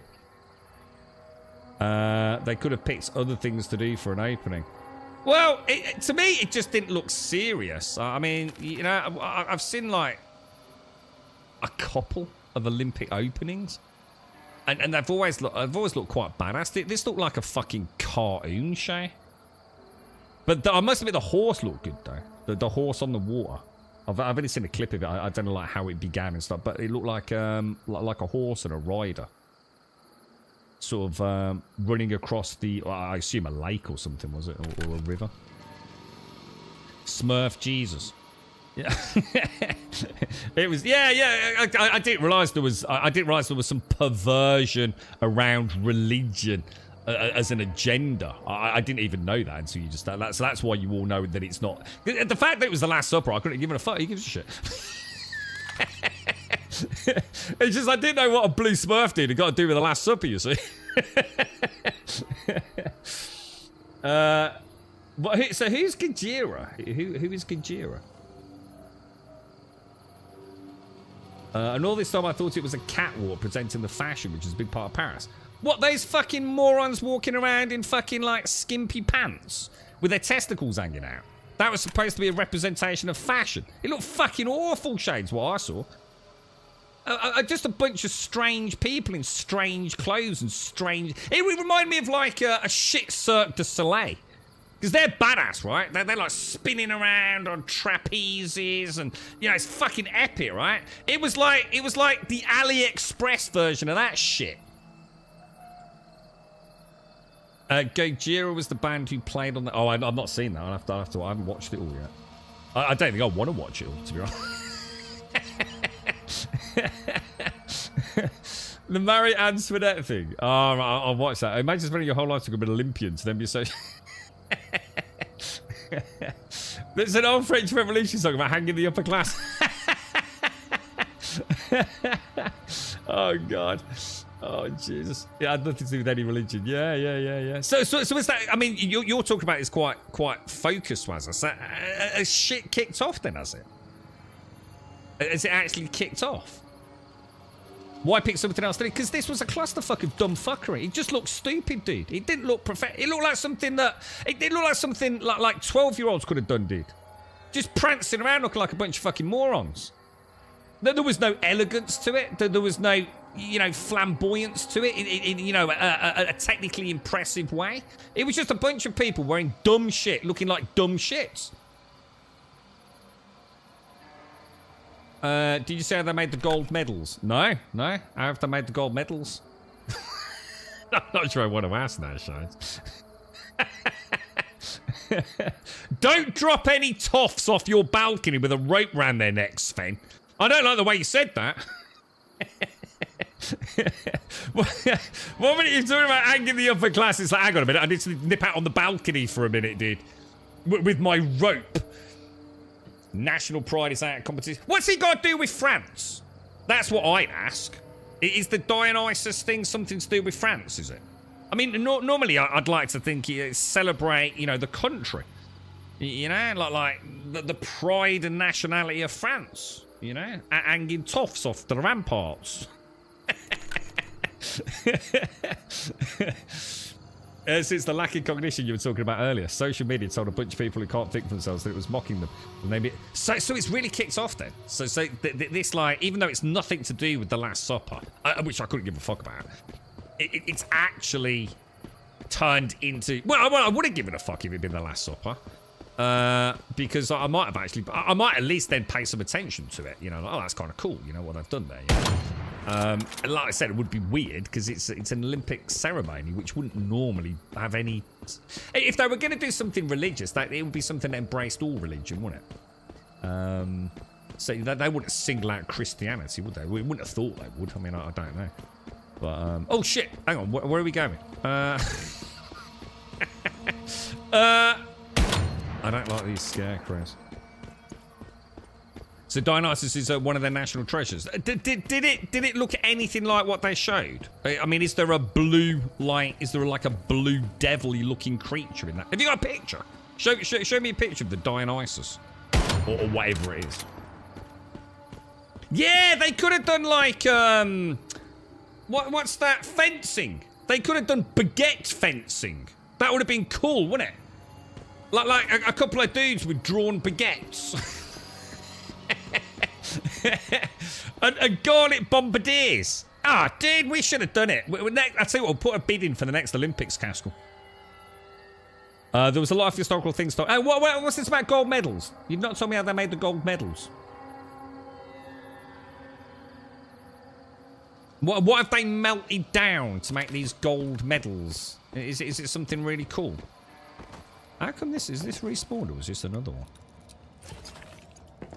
Blaze amplifier. There's quite good loot here, Missy.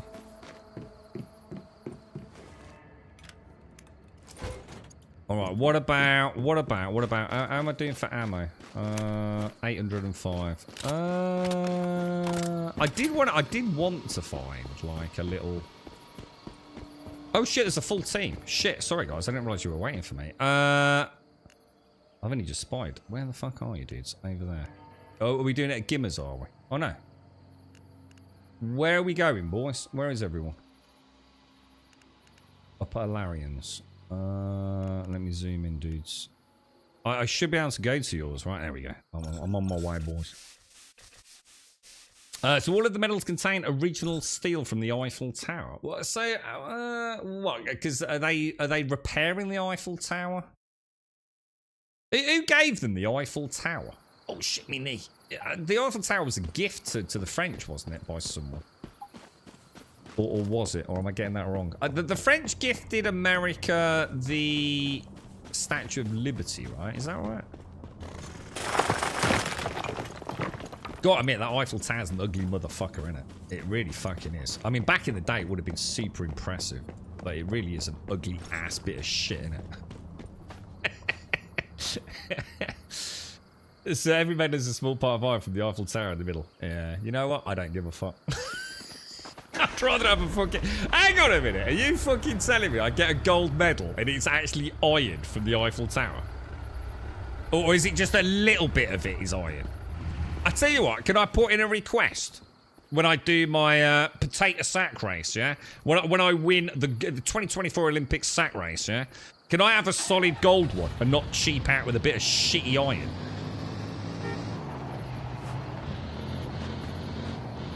Are you gonna try the truck? Oh my god, dude.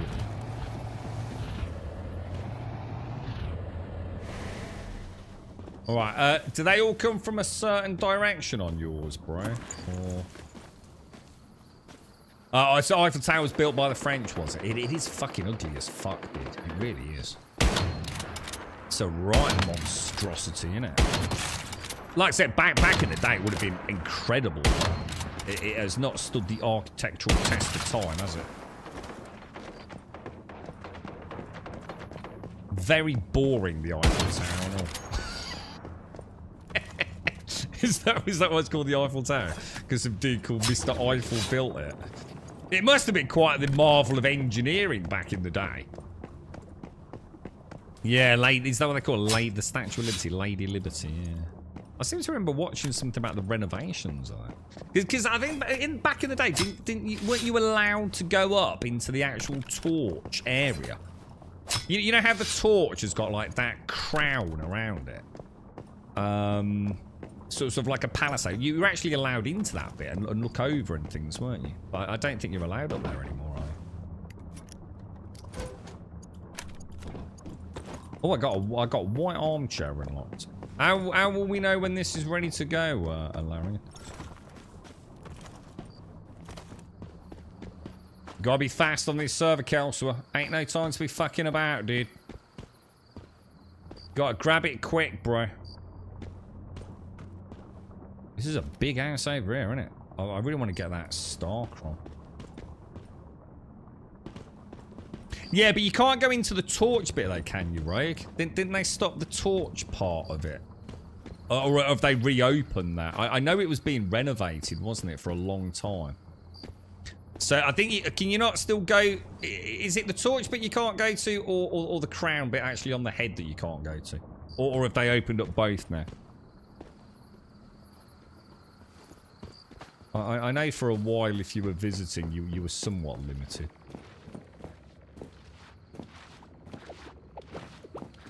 Oh, I like the bubbling noise. What was that bubbling noise then?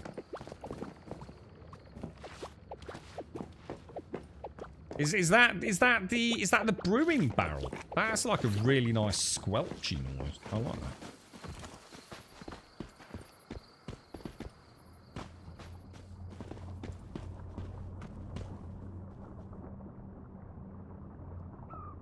You can do both, can you? Oh, that's kind of cool. My dad's been there. I've never been there. I've been to America, East and West Coast, but I've never been there. My dad has.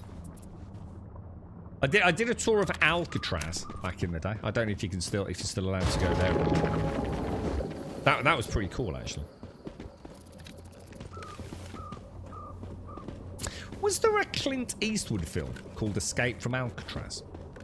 Was it Clint Eastwood? I seem to vaguely remember.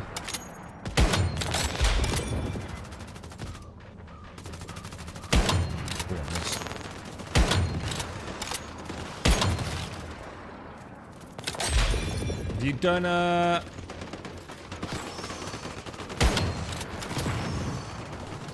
Have you done all? Have you done all 40?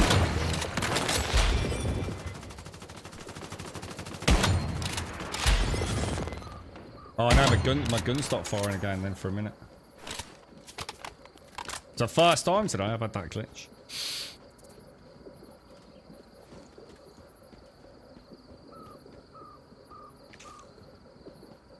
Doing 20, whatever you're comfortable with, I don't mind it. I just don't like doing more than 20 at mine, because I've only got, like, the low-level turrets, and it's just, I don't want to, to be honest, I just don't want to fuck about repairing the shit on the screen. It's not like it's any bother, is it, doing 220s?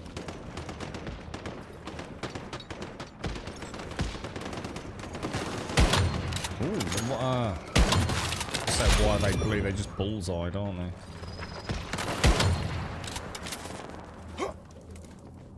I still would love to see a bit of deviated stuff. You're in quite a nice little area, right? You got a bit of star chrome, some deviated crops. Nice little zone, man.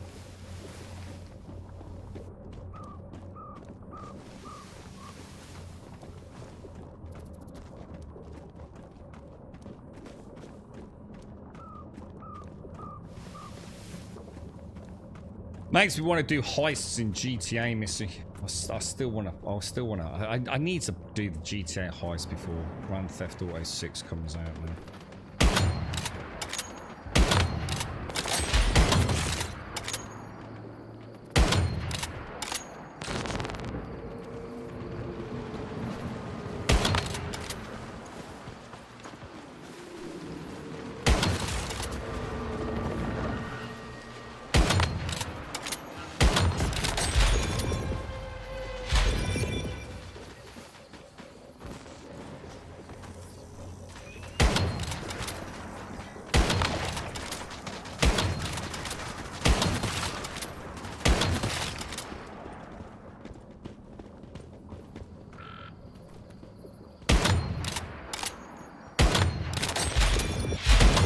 Fucking dogs taking some hits, didn't they? Jesus Christ, dude.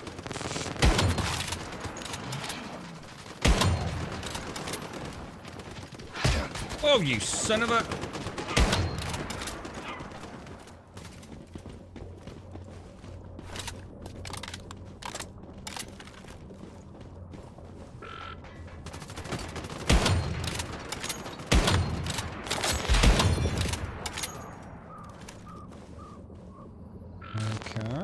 Okay, looking good, boys. Looking good. Yeah, I think I'm quite low on Cortex 3s. No, it's my my dad. My dad was quite obsessed. You'll like this, Shane. My dad's been quite obsessed with Clint Eastwood for years and years and years. He was never a big Western fan. But when my dad went to America, he toured a place called Universal Studios. And part of... Because he's been there... I've been there as well. And the reason Clint is such a... The other one is Burt Reynolds as well. My dad's always really liked Burt Reynolds. So he had all these films on VHS cassette. We were talking about them the other day, including like having adverts in the middle of the film and things. And so when he was touring Universal Studios, they told the story of Clint Eastwood. Now, I don't know if this is true or not. You'd have to do your own research. But this is what my dad was told, is that Clint Eastwood, when he first came to Hollywood to sort of like try and make his career, and he was looking at agents and things like that, he was told that he would never make it big as a Hollywood star, and that he should consider other things if he still wanted to be part of the movie industry. And the reason he was told that he would never, ever, ever make it big was because his Adam's apple was too big. That his Adam's apple was so large, it didn't fit, you know, that side profile shot that was so important in Hollywood cinema. And apparently, I can't remember the details of the rest of the story, but something about one of his first roles and how they tried not to show that sort of side of him, if you like, you know, the side profile.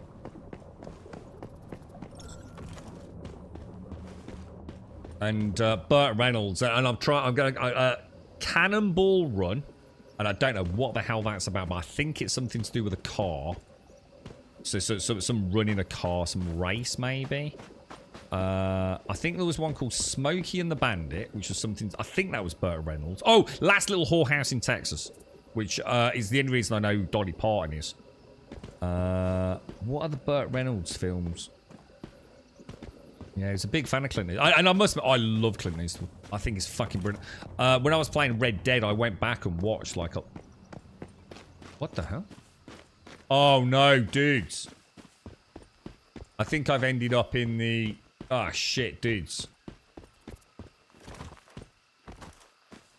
I've ended up in the instance, Hilarion. Can I leave? Or do you want to do it, Missy? Just leave dungeon. Leave dungeon because he might have started thing, Missy. Shit, sorry, Larry. So I don't want to... Yeah, apparently he's got a really prominent Adam's apple. Yeah, really prominent. Very, very sort of like, you know, longer neck than you'd think, apparently. Burt Reynolds was a bit of a hottie. I can't really picture him. All I can think of is very black hair and a very black mustache. Like didn't he always have like a bit of a kingly mustache, Burt Reynolds? Can't really picture him. I mean, he must have done hundreds of films, right? But I do remember those because those are the ones that my dad had on cassette. Oh shit! No, I didn't get my Starcraft.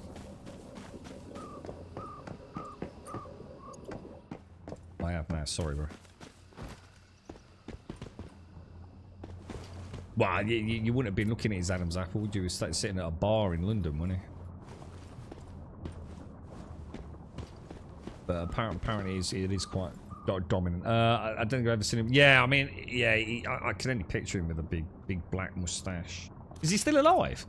Wasn't he in something fairly recent where he played like an old man in a cabin? Was it a horror film? I'm sure Burt Reynolds was in something I saw really recently. Yeah, Cannonball Run was one of the ones I mentioned. Yeah, yeah, he played like a character, like, you know, the dude out in the log cabin. Oh, he died in 2018, did he? Shit, man. Oh well.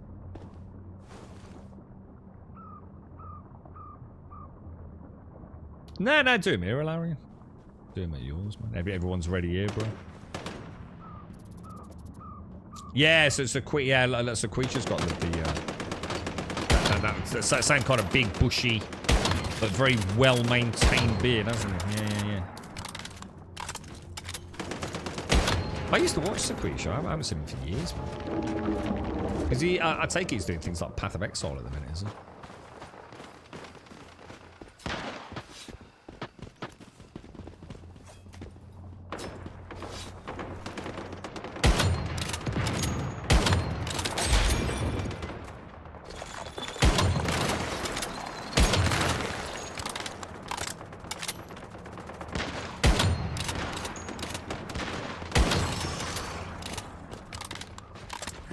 Oh my god.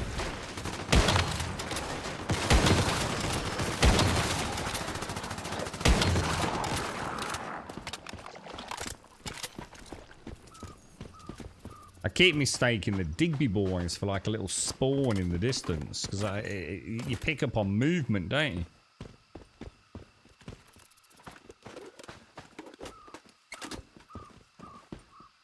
Yeah, my point is, Shades, if you meet a celebrity, you're probably not looking at... forget it. Missing the point, mate.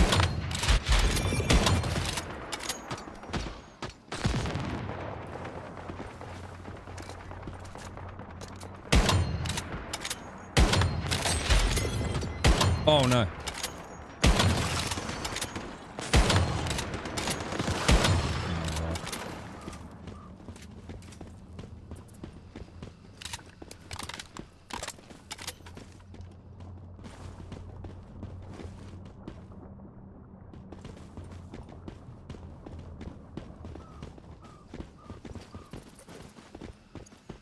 Right, boss next, yeah.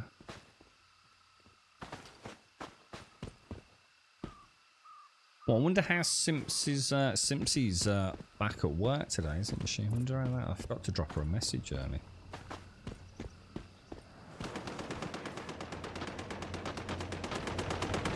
Who are you shooting at? Oh my god, I was looking for a boss.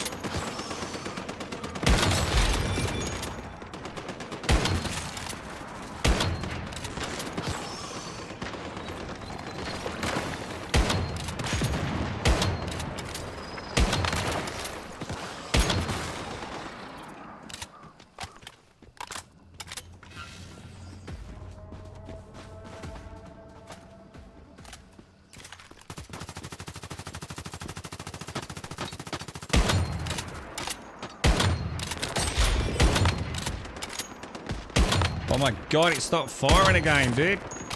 Just for a split second. That's so infuriating.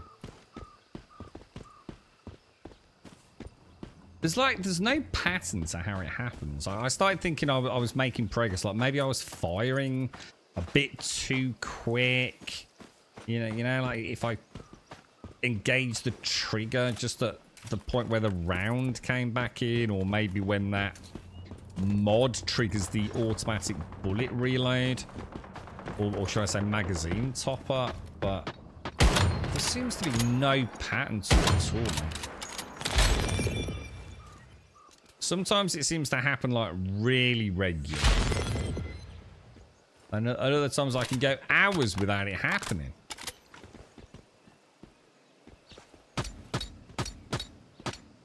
You're watching the Guy Ritchie directed Man from U.N.C.L. last night. It was okay. Brought back memories of the Man from U.N.C.L. My mom knows Man from U.N.C.L. Oh, no.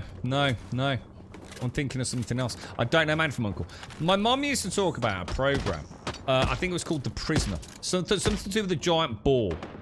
Anybody know what that is? Was it called The Prisoner?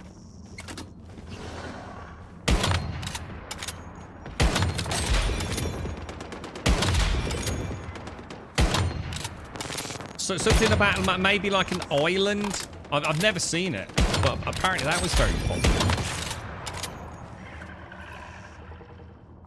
But yeah, it's something. It must have been weird because I think I've seen like maybe the intro, and there's like a white giant ball rolling around. So you know, definitely one of those like trippy what the fuck things. I'm not sure I know what Man from U.N.C.L. is. Is that like what was the one with the 4 girls? Is it like a Charlie's Angels style thing or something? Like a spy thing maybe? I'm sure we've mentioned it. It's interesting because you say Guy Ritchie, so I normally watch Guy Ritchie's films. So is that a fairly new one? Maybe I should check that out. Yeah, was it The Prisoner Doc? Yeah, that's it. I'm not a number. What is that from The Prisoner? Anyone notice the reduction of bags under the eyes when drinking less coffee? No. In fact, we were talking about coffee earlier, Max. I'm quite immune to caffeine in the sense that I would have to drink an extraordinary amount for it to have any noticeable physiological impact on me. But it works the other way. Because, you know, people say, oh, it's because you built up a tolerance, Grumpy. The thing is, I can also just stop drinking coffee. And I get no withdrawal symptoms at all. No headaches, you know, wants, needs, shakes, tremors, or anything. You know, I could literally now not have a cup of coffee for a month and nothing would happen, dude. I'd miss it because I like the flavour of it. So no, can't say I have really, dude. I mean, I gave it up for a whole month once. I know, Shakes, there's been a couple of times when I've run dry and not mentioned anything to you. So it's been a few days without one kind of thing. You know, I've not had any adverse effects from it. Henry Cavill's in it. Oh my god, I'm starting to think I have seen this. Oh my god, I think I might have seen that, you know.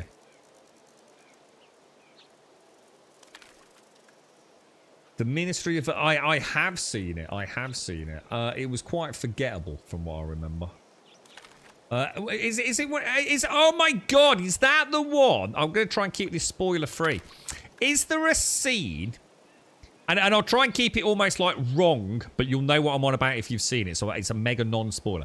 Is there a scene with the main female lead in, let's just say, like a skatey... black area? Is that one automated? You'll know what I'm on about. And anyone listening to that won't get a spoiler from it. Because that was fucking awesome. I'm thinking of another film. That actually was a really good film. It had some of the best set pieces I've seen in a film. Like, really, really good set pieces. So actually, I do apologise. It wasn't forgettable. It was actually very good. Well, one of those films where you could almost jump from scene to scene, like chapters of a book, but each one just felt like it had been done in a really, I don't know, like novel, unique way. Yeah, that was a good film, that was, dude. I enjoyed that, mate. Yeah, the girlfriend liked it as well. Sorry, I was thinking of something else. The rain lady wrecks buildings if she manages to spawn that rain cloud. Oh, does she really? Oh, all right, I'll remember that if we do one then. What, so it's like acid rain, is it, or something? That's kind of cool, actually. All right, so, oh, shit, I didn't get my thingies, did I?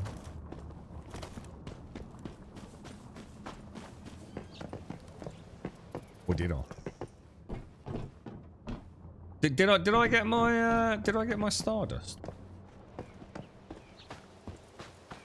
Could they be on the reef again? No, maybe. Let me say, how do you know if you've done all your base defenses? Oh, you could go to a. I can't remember how many Starcrum I had earlier. I'm on 15, and I'm sure I had 11. So I have. Yeah, I think when we showed Darth, Mr. Wish, I had 11, didn't I? 11.5. And now I've got 15.6, which... Oh god, sorry, I've got hiccups. Oh, that's nice. Oh.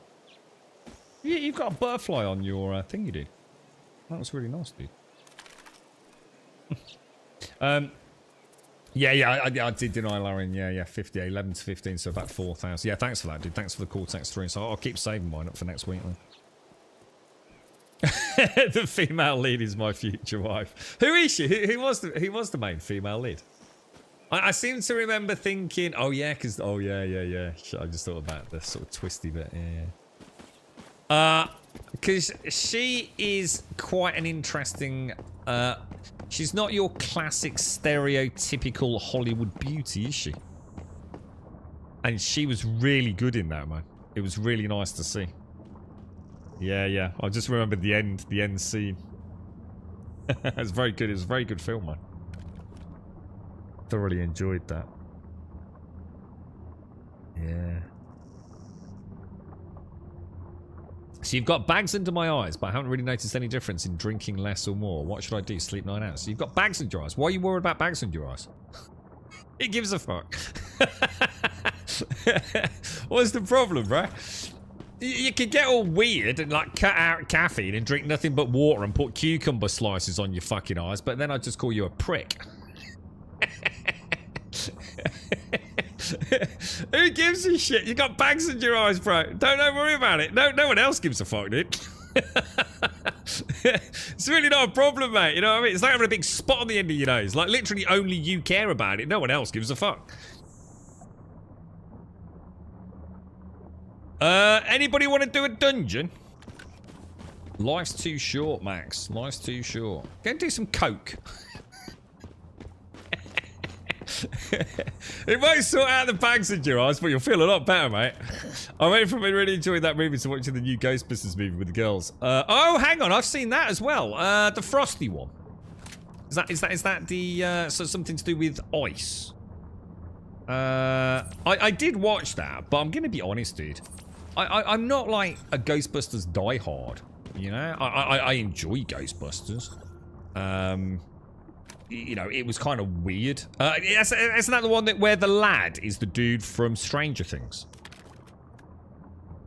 Yeah, you know, it was all right, dude. You know, it was what I call throwaway. But that's what Ghostbusters films have always been to me. Throwaway Saturday night entertainment, you know. So some nice special effects and some cool gags.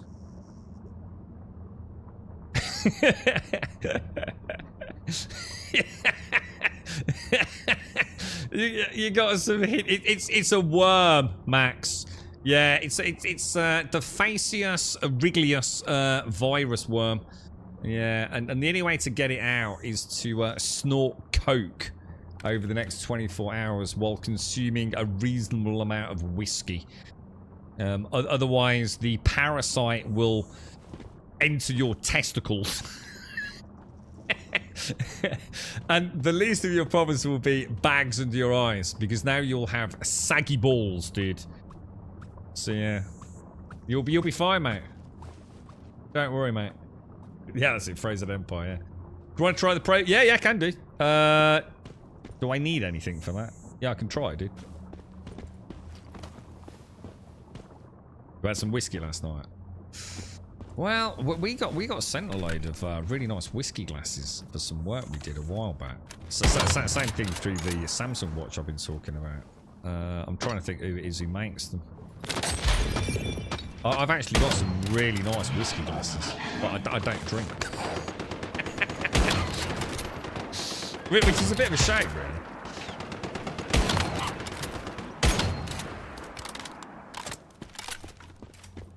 Anyone need to do the Forsaken Giant? I don't need to, but I can help you do it, dude. I'm available as a gun to hire. I might be the worst gun you can hire, but you can hire me for 0 cost. I don't know. Which boss did you want to do? Did you want to do the easy one or the really hard one?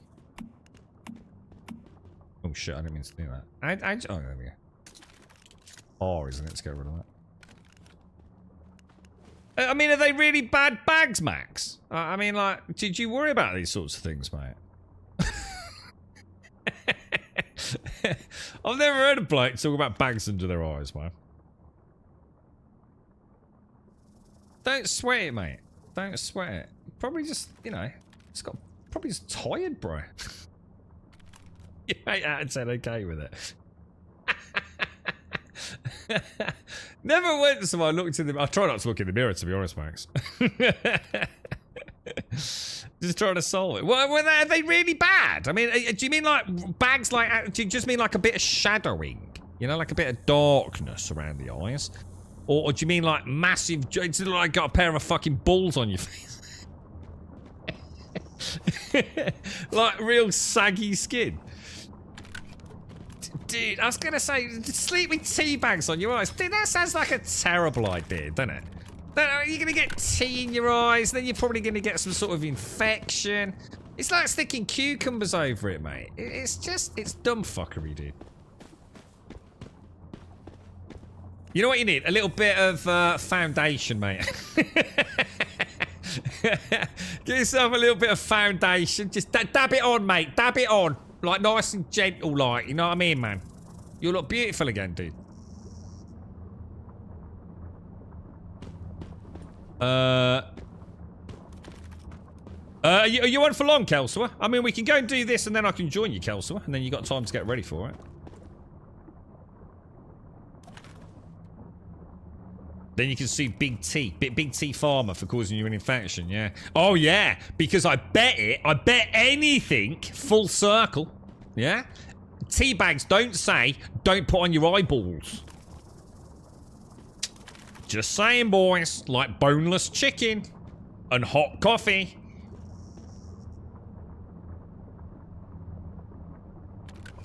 Yeah. Yeah, what have you got in the freezer, dude? Maybe it's just a bit of excess swelling, you know? A little bit of... you know what it is, dude? It's water retention, bro.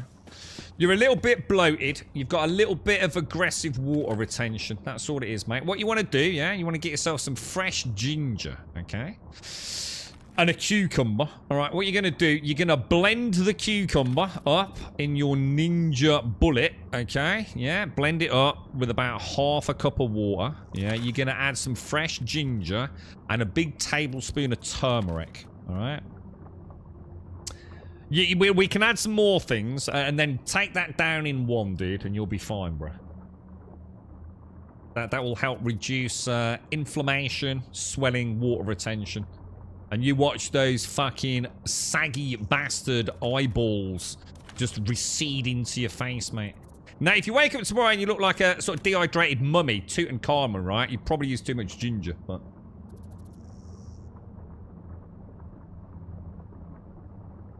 Fucking I tell you what, man, I'm brains, me, Max. Fucking brains, bro. You be around for a while. So yeah, we'll go do this. But beam us up, Alarian. Beam us up, dude. Yeah, you might have to invite Alarian back. A spoonful of salt. A spoonful of salt. Ooh. No. No. Teabagging your eyes can cause sore. I see what you did there. I see what you did there, mate. I don't think Kelso wants to do Forsaken Giant, does he? Oh, hang on. Is Forsaken Giant the one we're on about? Is Forsaken Giant that big mother fudger? Ah, got you. Got you. That's the left-hand one, yeah? This one here. Oh, sorry. I thought Kelso was trying to do... I do apologise. I thought Kelso was trying... Oh, shit. Can I not teleport from here? I thought he was trying to do one of the earlier game ones. Thanks, Larry. I think I can summon everyone. Am I in the right place? No, let's do it, Kelso. So sorry, I thought we wanted to do a pro one, and you still want to do like one of the earlier ones, dude. But no, if you need this, let's do it. No, there's every chance it will go horribly wrong, Kel. There's no promises here, mate. Come here for fucking days, bro. Oh god, run 46 is like, god damn you, Kelso. I haven't slept for 6 days, mate. I'm out of healing. Ah! Do we know anything about this one? Let me. Oh, hang on. Everyone can teleport here, can't they? You fucking stay in this party now, Kelso. This one's on you. Don't you start fucking off now, mate. All right. We're in this until we kill it. This is where the rest of the chat looks at the DPS in the first 30 seconds and go, they fucked it. They're gonna be here for some time, boys. This is where we realise the Larian's DPS is quite good. Don't you worry, mate. Missy's with us, bro. Missy eats yogurt. She's a badass. Yogurt with fresh fruit.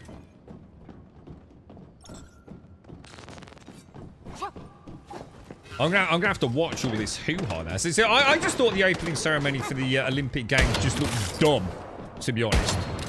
But now I found out it's been tainted with anti-Christian propaganda, even though it's got nothing to do with the Last Supper. I'm gonna have to do some journalistic research here, and find out just how much they've tried to manipulate the masses. You see.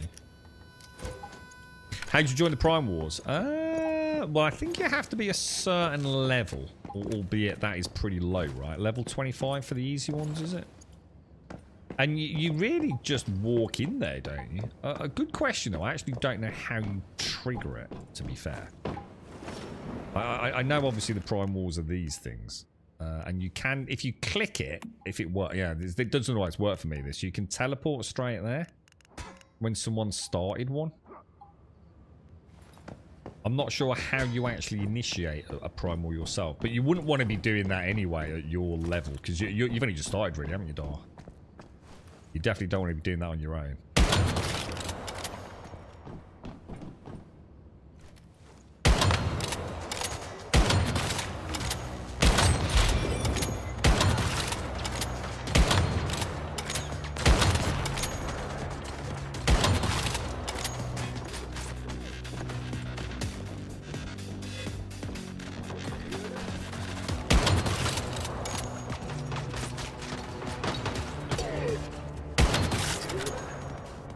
Holy balls, Morris. I'm not sure, Darth, yeah. I mean, you sort of need a proper team to do a Prime War. Like, I think the general, you know, even if you're cheesing it a little bit, I think, you know, probably about 8 plus people I would have thought did. The mileage may vary on that.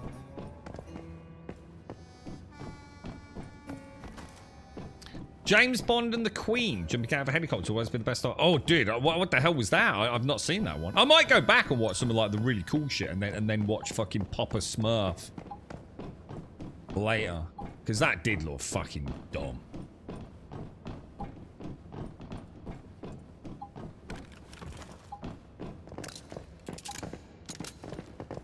Are we? Is this even how we get? Oh. Huh.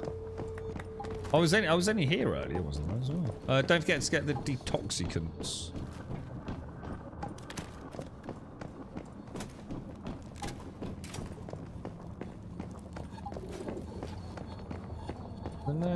Is there no med thing down here?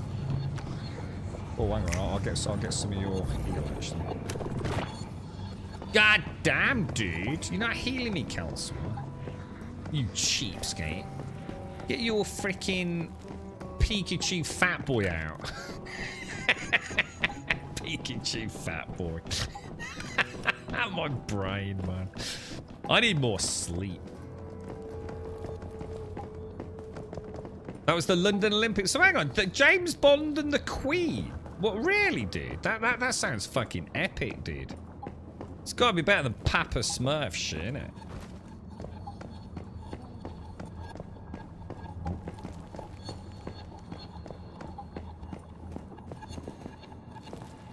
I can't believe you even worry about bags. I tell you what, the day I wake up and I worry about bags under my eyes is going to be a glorious day, Max, mate. It means I've forgotten about erectile dysfunction, dodgy kneecaps, you know what I mean? It's like, dude! You want to see the bags under my eyes, boys? I've never been so fucking happy, mate! Me dick's working, and I've got bags now, bro. Jesus, fucking hell! I didn't know life could be so good. Sit there all day poking me baggy eyeballs.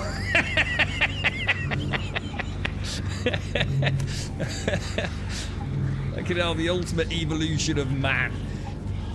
I'm gonna feel my eyeballs now. Mine are not, but they don't feel baggy. Yeah, you have to choose this, and we can even do it on a hard difficulty anyway. I think. Listen, let me get everyone healed up.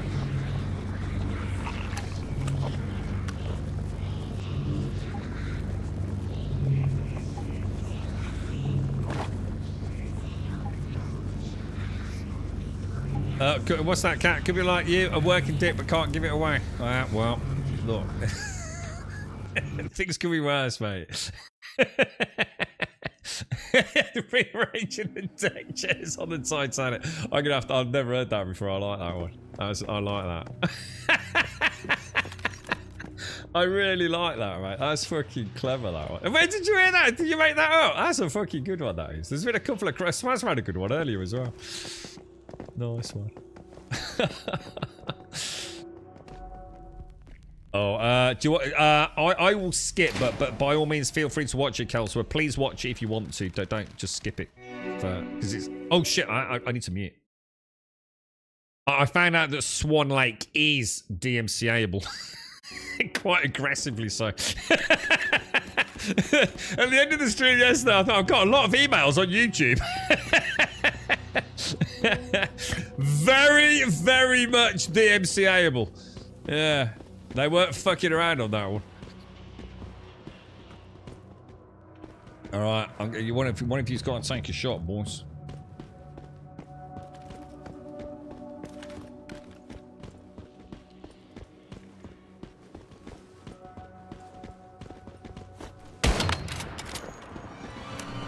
Shit. Shit. Oh! Ah! I got not like this, boys! Shoot anything that's red, even though it might not. Oh shit! That's the hand. That's the hand. Everyone go! Everyone move! Move! Follow Missy! Follow Missy! Follow Missy! Follow Missy! Follow Missy!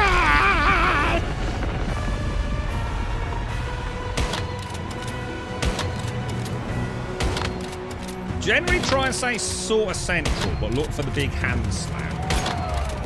At some point with the lower DPS, we'll probably end up with parts of the floor disappearing. We could try Starkey's strategy with that, couldn't we?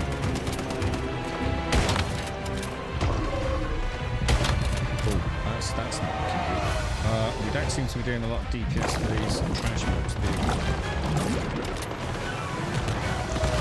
Maybe we shouldn't have been attacking them when... Shit, oh fuck. Oh god damn, I did jump. I did jump! Oh come on, I did a double jump, right? Oh, I had a bit of lag then, Jesus.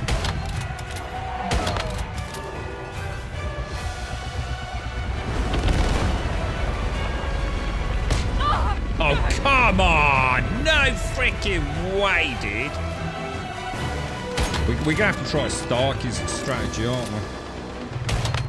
Let's give it a bash in the next one.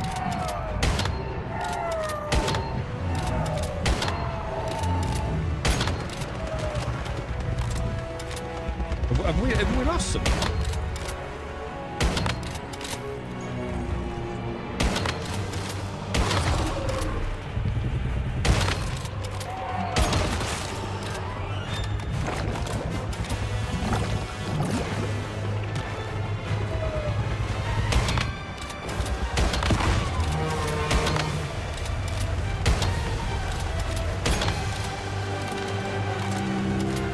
Like Laurie said yesterday, you know, it's red spots, but and that's kind of obvious.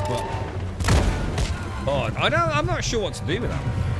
I'm genuinely not sure. I can like jumping don't seem to dodge.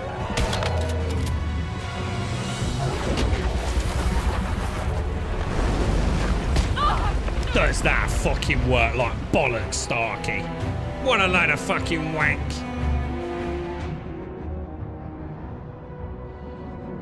That don't fucking work at all. Did you get knocked off as well, Missy?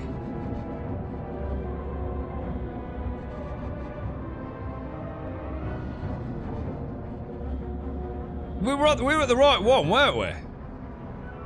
He stitched us up like a fucking kipper, Missy. I even crouched. I was even crouched on it. Make sure you evenly split the big hit so it does not break. Split the big hits. Oh, right. So sort of go left, right on it. Yeah, I don't think that's going to go well, to be honest, guys. So did Missy survive then? So how come Missy didn't get knocked off and I did?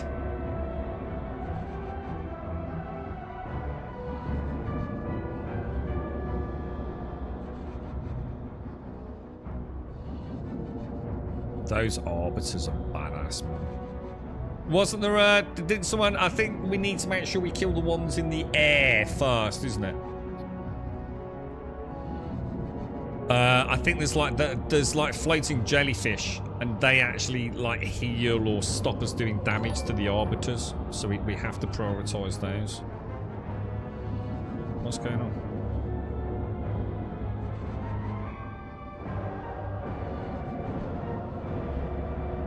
What's the cheese strategy?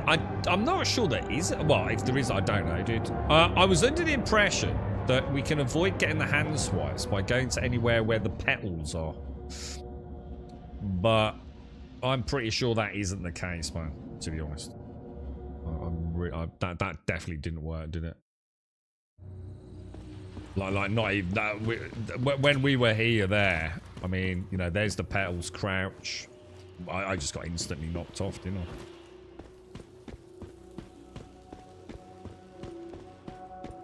So I'm not sure I really want to try that again, because it means you're out for the whole fight, doesn't it? So it's pretty much game over.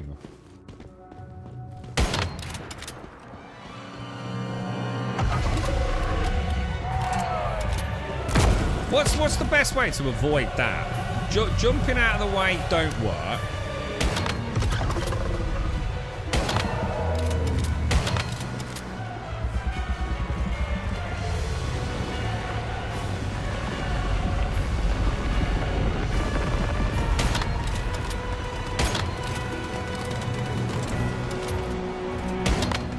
I reckon just run away and then just wait for to try and jump the waves rather than.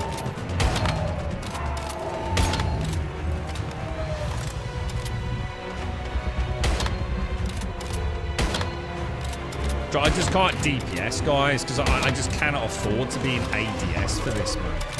Because otherwise I just get fucked.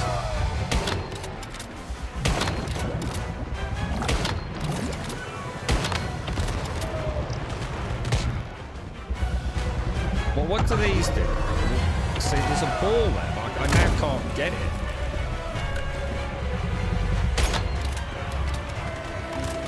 Whoa, what the fuck? Dude, why is it going... Oh, shit, oh, fuck. Oh, that's me fucked. I don't get that hand, man. I really don't get what I'm supposed to do.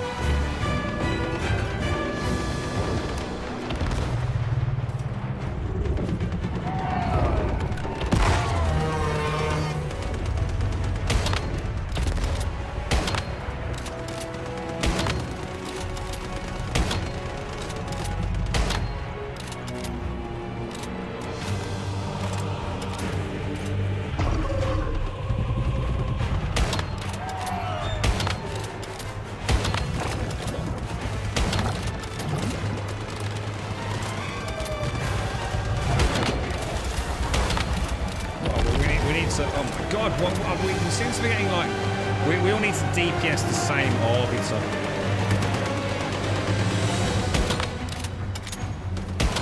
Try and kill the floaters, guys.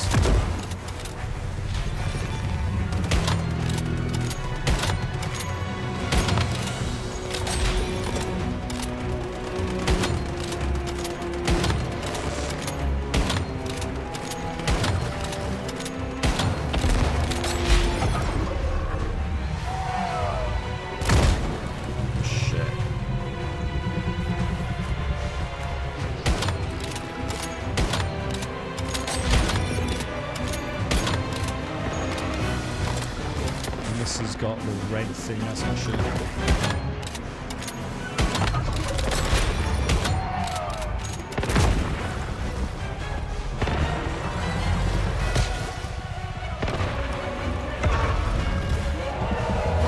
Oh shit. Ah, fuck.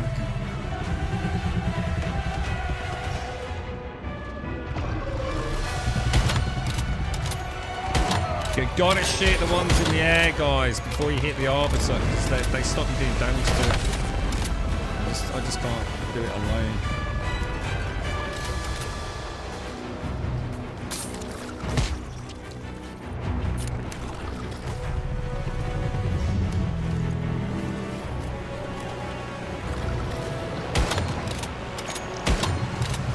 But it should be a little bit more. Oh my god, Jesus. Holy shit, dude. Getting fucking destroyed, man. Do I want to be your girl? I don't know how much you pay, mate.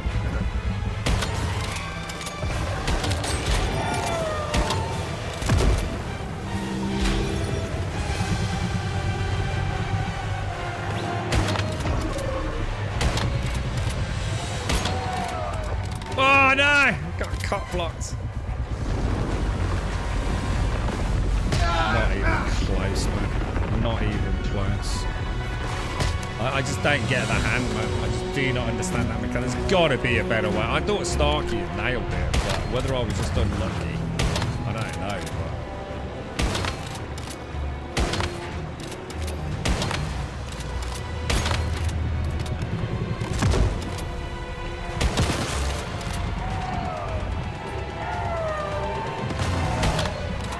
We've hardly done any damage. There's no way, guys. There's just no way we're going to do this.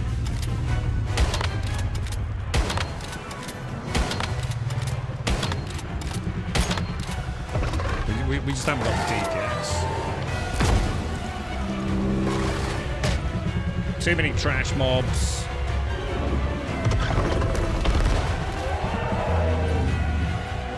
It's really hard to pick these balls up, man.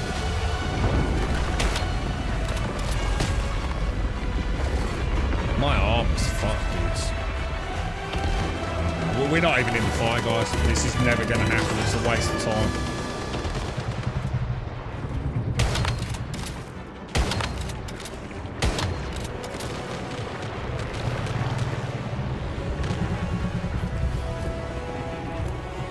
We're spending way too... We got too much DPS focused on the trash mobs and nothing on the boss.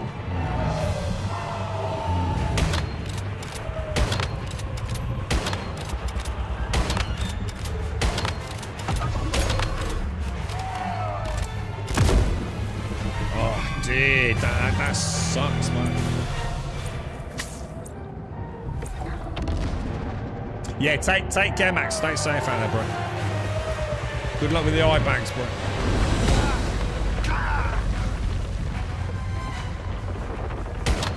Yeah, we've not even put two. This is how it was when Swaz and I did it, dude.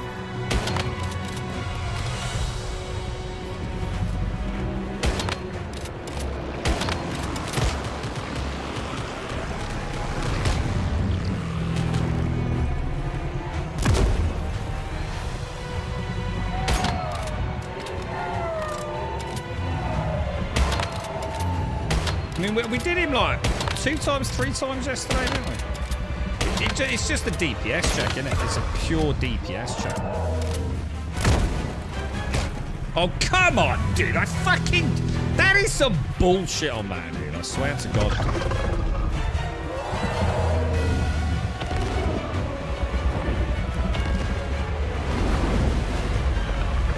have to take the hit, because otherwise we're just going to get knocked off.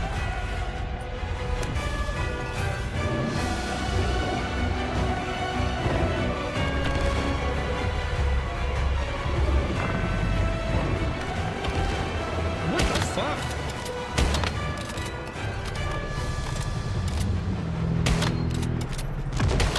I suppose we've got him to 50%,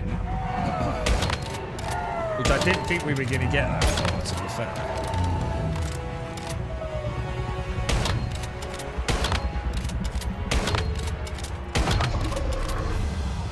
Is everyone back up?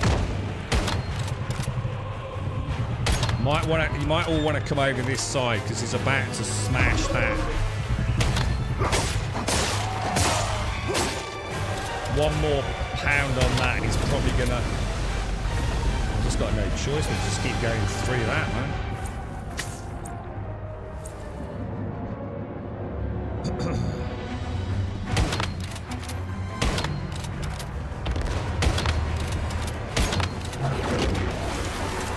Ah, shit, this.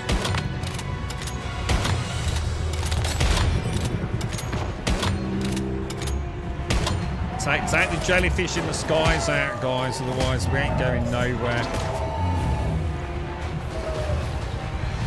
Trouble is, I've got aggro on this one, so... Oh, hang on, so what does this mean when I'm red? What does that mean, guys? This is something I've not had before. Do I need to stay away from you? Yeah, I just... don't really know what's happening, to be honest with you.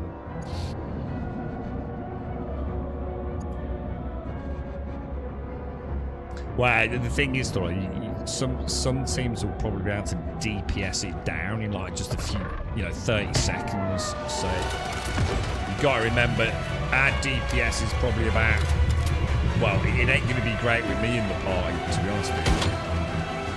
Do you know what I mean? So if you can DPS him down, you're not going to take any damage, are you? If you can reduce the time of the fight to the point. I mean, a lot of folks are destroying bosses in 30 seconds flat, in there, dude.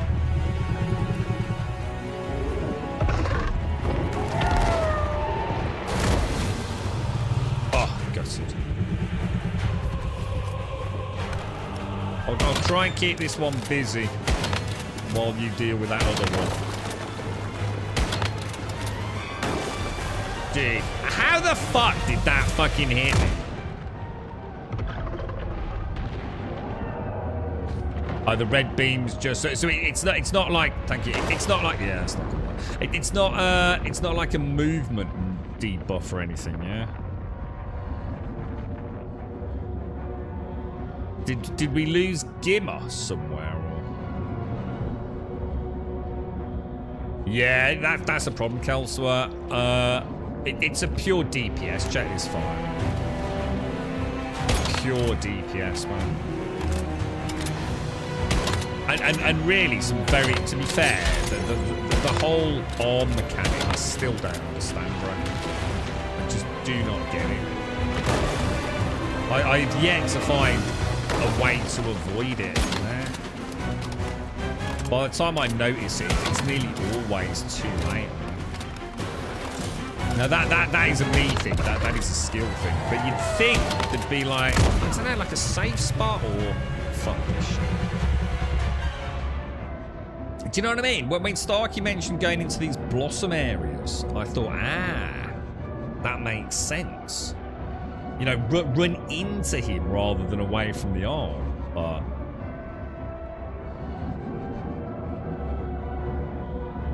But I'm not sure, dude.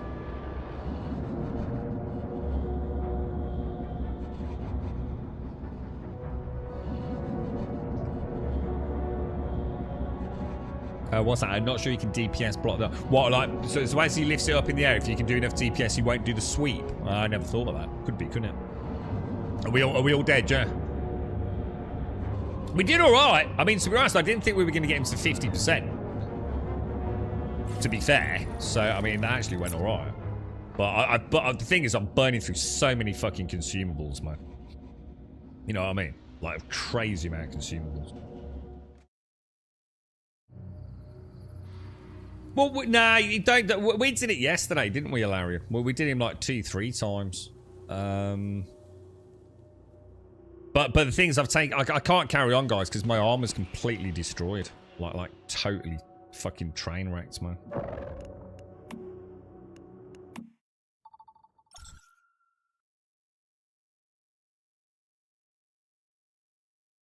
What gear have you got, Kelso?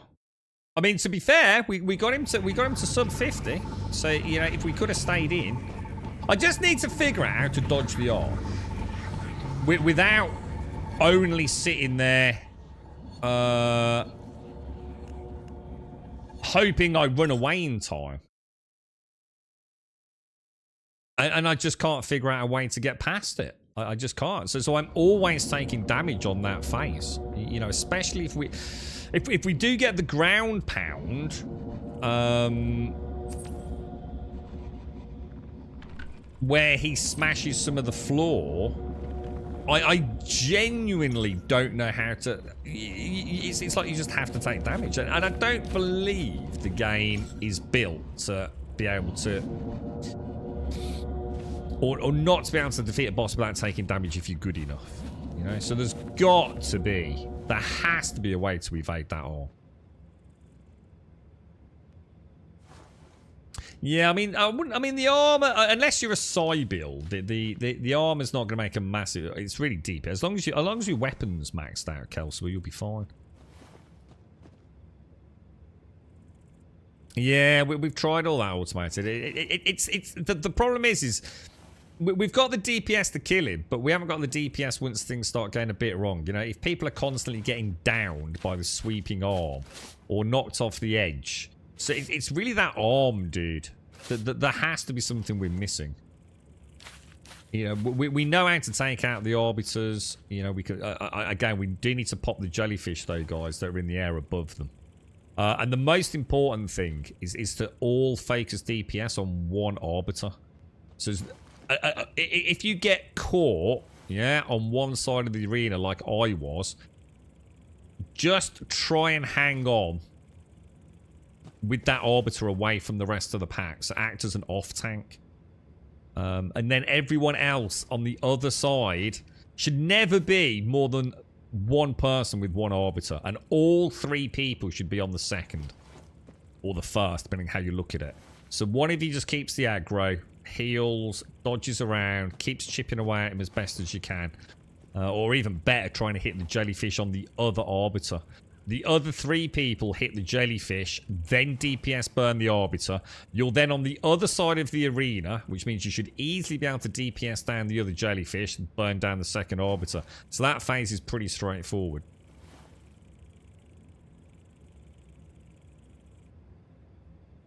The only way I found that you can dodge the hand is to stay in the middle in order. That's all I've been able to do, yeah. And I just feel like I'm wasting too much time, a lot like running away from. That's when Starkey said about running into the thing. I'm still not sure because Missy survived it. Maybe I was just in that one unlucky spot, dude. You know. So you know, might not rule it out. Yeah, okay, so it's not the survival, Rick. It's the hand. We just need to solve the hand, dude. We did it yesterday, like I said. It's not that we haven't done it. Double jump with spring legs and Raven glide over the arm sweeps. It's the only trick I've learned. There's just no way, dude. Yeah, this cannot be the solution, man. You know, popping consumables. There's got to be a way to avoid that arm as part of that arena, man. I refuse to believe they've added it in without a strategy. So you see, later on, there's got to be a way to avoid it, because later on, if he ground pounds the floor, yeah, he will knock you off the edge. There is no hiding place from distance running. So there's got to be a strategy, man. You could spoil some boss mechanics. Just spoil it, Sonny. I mean, we've already done all the content, dude. We've already done it. So you won't be spoiling anything. You'll only be helping us, dude. Yeah, well, that's why I was surprised, Ilarion. I assumed the flower area was the safe spot, and as long as you were there and crouched, like the elbow joint would kind of just miss you. But as we just saw, I mean, I was right next to Missy, man. Crouched in plenty of time.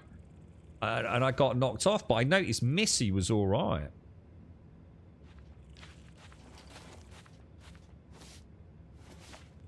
Have to hide from the arms, shoot the weak spots and elite mobs. Throw. Yeah, I was going to say, I mean, I'm not even sure about the balls, actually. Throw the balls at it to expose the weak spot. What are the balls? Because I noticed we don't seem to be using them a lot. Because if you throw the balls at him like when he's all hunkered up, it just does like about 30-40 damage, doesn't it? It doesn't seem to do anything. Are they something we should be using as like a big rocket, like at the weak spot when it's opened up? The red balls stun the boss and expose the weak spot on the belly. Oh, so right. So just keep throwing them at the belly, or throw them somewhere else. Oh yeah, we know about that, Sonny. Yeah, we know that. Her tears. That's what I'm saying. At some point, if we end up with the collapsed floor, there is no distance avoidance of the sweeping arm, because the arm will knock you off. So there must be a way to avoid that arm, man. Yeah, so I'm not sure about that, Doxonosis. So he sort of hunkers up, like hiding the belly button, doesn't he? So is that when we're supposed to throw the balls at him? Is it? Or I think if you hit with the ball, he moves his hands away from the belly. So I did that, and I didn't feel he did. Or do you need multiple throws of it, perhaps? If that makes sense.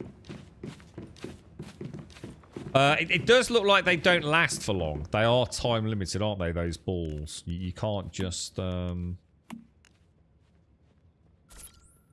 Yeah, oh shit, I didn't do the armor, did I? Do you want another go, Kelso? Click, click, click, click, click, click. I used 20 fucking heals on that, and we still didn't get below 50, really. Quick activators. Probably gonna need to make some more glass, actually. So the sweeping arm you can avoid by them being a master at rolling. So when you say rolling, what do you mean? Do you mean by like using iframes to cheat glitch through it? You can't go to one end of the arena. That's what I'm saying. If you go to one end of the arena, that's only going to help you during the early phase. Once he's broken either the left or the right side, you no longer have that distance avoidance tactic. That's exactly what I'm saying. So when you say a master at rolling, what do you mean? Is that like glitching through the arm on an iframe, perhaps, or?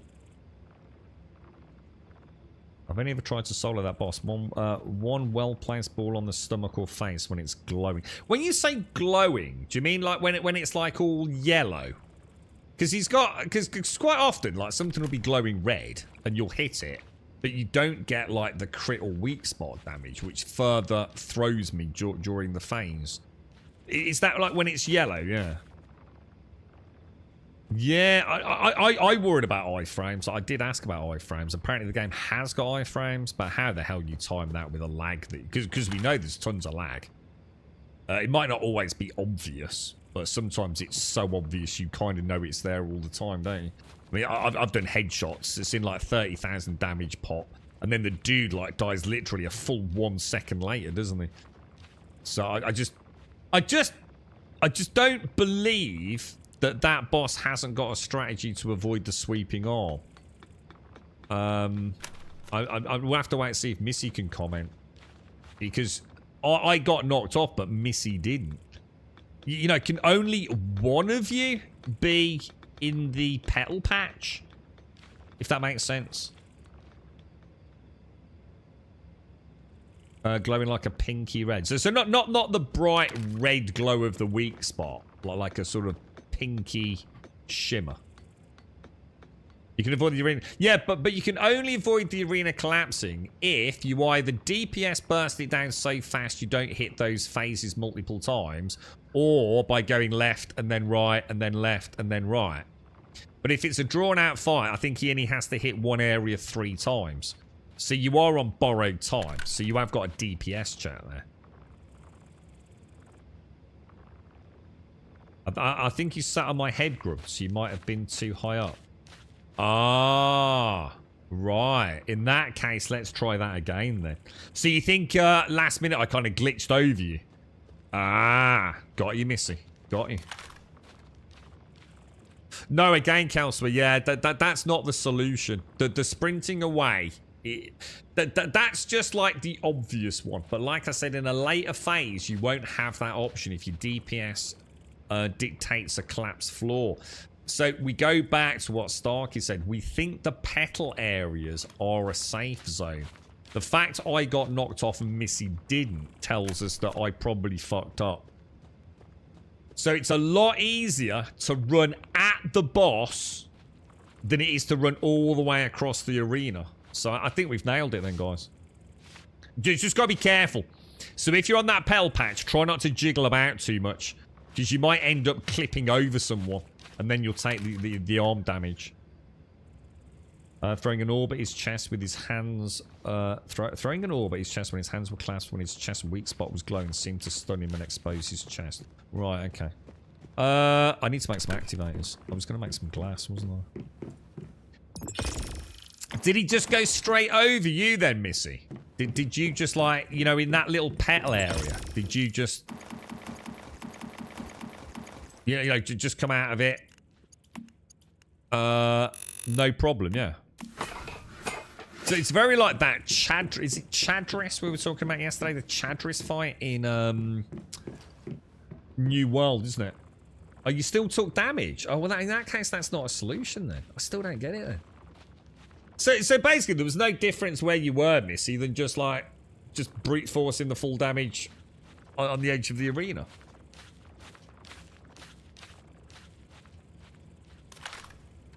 So jumping the arm works best for me. Which is that, dude? Let's have a look at it. What did you say it was called, dude? To jump the arm. Did you say something about... Was it a type of meat, was it? I might not have the recipe, dude.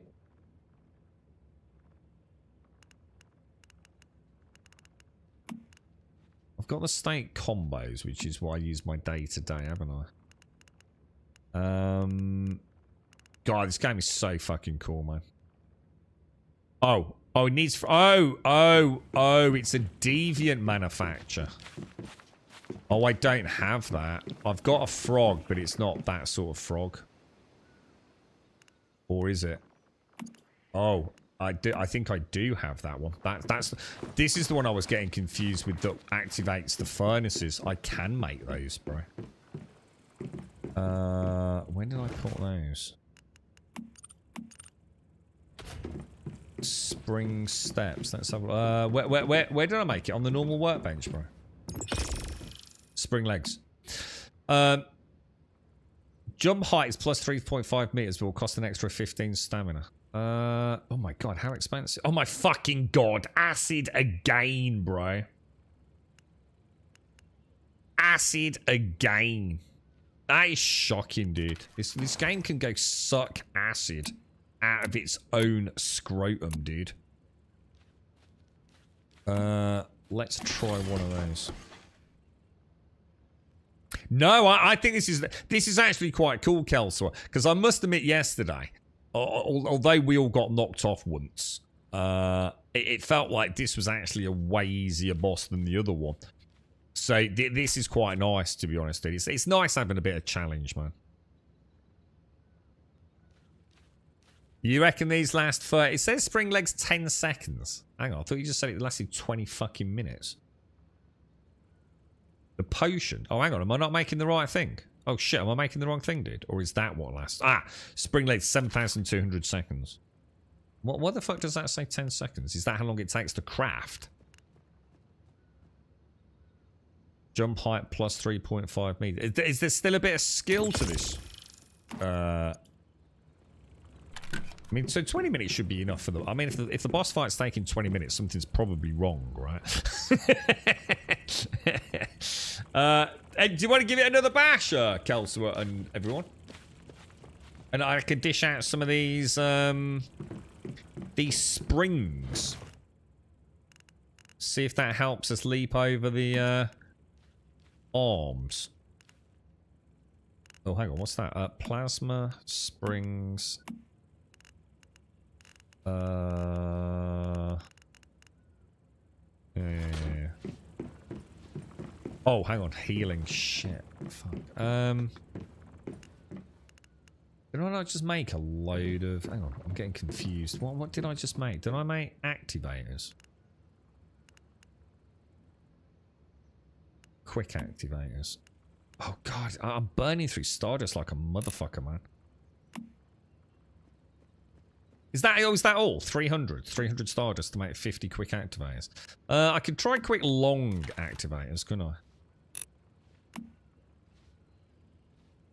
The thing is, it doesn't make any difference, man, because the quick activator is 50%.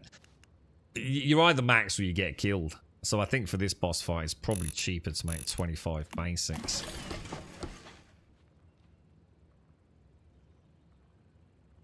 Oh, you got a gay council? Ah, shit. All right, mate. Don't worry. Anybody else want to join us? Give it another bash. Just see if we can strategize in with these bedoing. I'd be super fucking impressed if this is the way to do it, Dr. Gnosis. If this is the secret, it's getting around the arms, bro. We just like do some Zebedee bedoink over it. That'd be fucking awesome. Oh, the arm needs to be uncomfortably close, and you'll probably want to double tap to Raven Glide to make sure you're over the arm. Try to aim to jump the wrist. Do we want to be running at the wrist? Is it better to you know, is this one of like those launch things where we have rapid vertical but relatively slowed horizontal, or how do you delete wires? Just aim the cursor very carefully at it and press R, I think. So you should be able to highlight the wire. It's they can be a little bit finicky. But like, see that one there? If I wanted to delete that, sort of try and... There you go. You see how I had it there? Look, so it's lit that blue colour. And then if I press R, it will kind of get rid of it.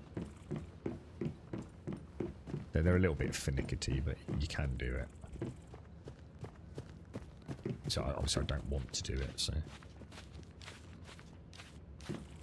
Yeah, so it's like a high jump, not a... Yeah. So we want to be in the air as it's passing under us. It's not like running, yeah, like a moving car sort of thing. Yeah, I think I know what you mean. Yeah, I know what you mean, Darth. Yeah, you've got a good point there. I swear it used to, dude. I swear when I removed wires, it used to show R and the other options on it. I was surprised when I just did that. I thought, hang on, what's that? Did anyone want to join us for another bash at Forsaken? You're more than welcome. If not, don't worry. We've got plenty of other things to be doing. Quick activators. I'll take those. I'll put my little fishes away as well. Hello? Actually, I need to put quite a lot of stuff away. We better clean the old... That would be interesting, wouldn't it? If we've got a boss that... Because I must admit, a lot of the consumables I found... How can I put this? Skyrim syndrome. You know, like you're playing Skyrim. I must have used this example a million times on the channel. You get a healing potion. And you think, you know what? I've got a couple of wheels of cheese. I'll eat the cheese and save the potion for an emergency. Before you know it, you're 6 hours into the game, and now you've got 50 healing potions and 60 wheels of cheese, but you still don't really need the healing potions, do you? And by the end of the game, you've got 4,986 healing potions of a multitude of types, none of which you've used because you just used cheese or sweet rolls or potatoes or whatever took you know, your fancy. Sometimes it does feel like the consumables are almost unnecessary. You know, if you know how to do it, you don't really need to worry about popping.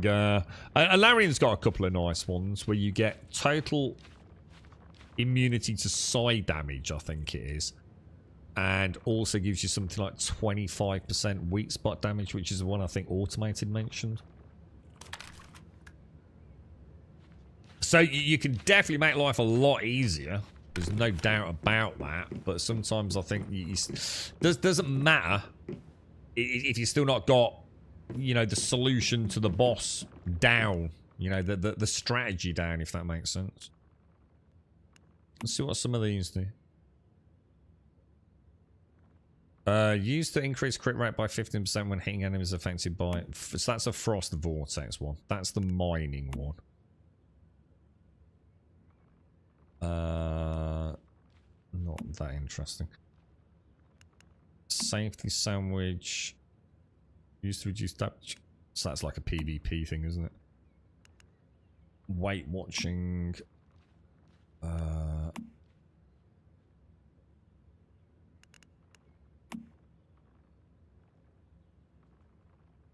Oh, here's a nice one. The Bone in Deviated Sausage. And that's actually really easy to make as well.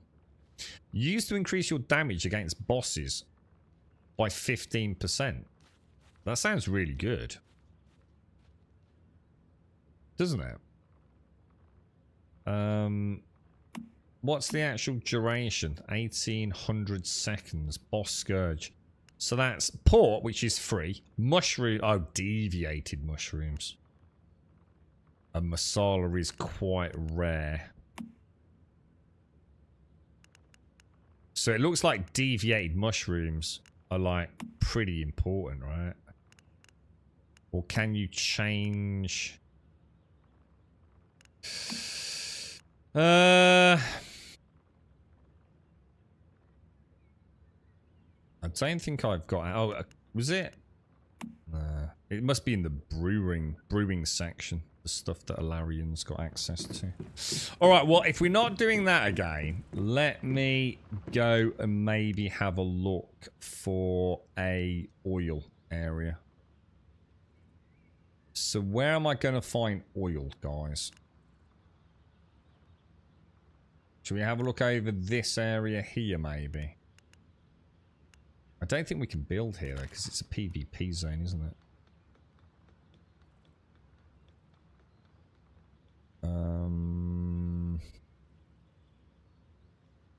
Maybe come in here and go and have a look around that area, perhaps. Sort of pop a marker in there. Let's go and have a look.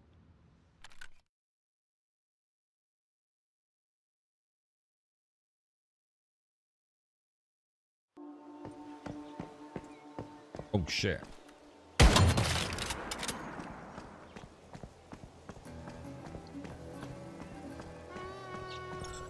I love the little harmonica playing there.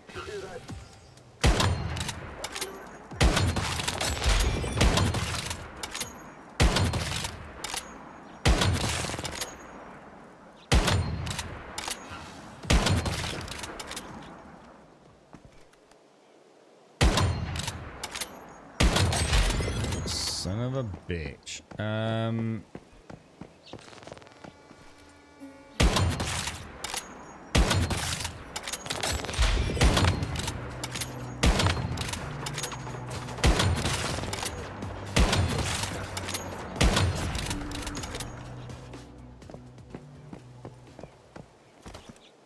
Music. Make the radio. So you should unlock a radio. That's it's in the. It should be in the build menu in furniture, I think. Is it furniture?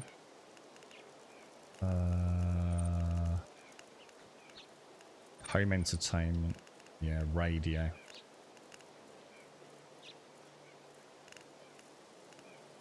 Whether or not there's anything else, I'm not sure. But definitely got home entertainment, which includes the piano, the radio, the aquarium stuff. Which some of the deviants like. Although, I'm going to be honest, there is a problem with music. So, for example, I've got 6 Digby boys in containment units, all in close proximity to one another. And I've put a radio bang in the middle of the 2 batches of 3 units. Only one batch of 3 registers the radio. The other 3 will not register. Even if I put 5 more radios down, which is as many as I was willing to try. So I'm really not sure what's going on there, man. But I've also got some red lights. So if I put a red light above some of the containment units, I clearly get the red light buff for the deviants that need it. But in other parts of the base, if I put a red light, and bear in mind mine's an 100% symmetrical build for all intents and purposes in the interior, it won't. I don't understand it, man. There's definitely something not working. So I think on the right-hand side, the red light works. On the left-hand side, the red light does not work, even though it's exactly the same. Yeah, I've tried it, Rogue. Yeah, I even tried. So I think it's the 5 radio stations or something like that. I'm sure that's why I ended up with 5 or 6 radios. I even tried putting them all on different stations. It just will not let those 3 access music for some reason. The other 3, no problem. Change the station. I can even move the radio around. You know, it doesn't. It's not like there's a sweet spot for it. Just seems to be glitched out. If anyone sees oil, let me know, because I still haven't seen oil. So unless like maybe that's some there, perhaps.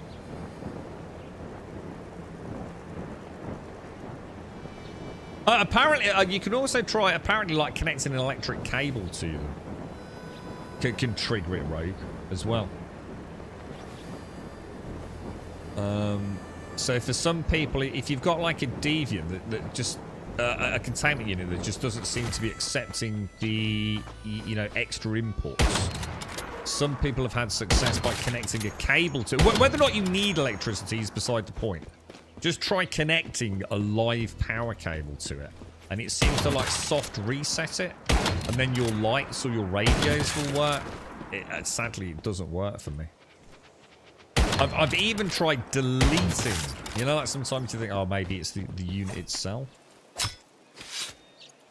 I've tried moving them in other areas. I've tried rebuilding them.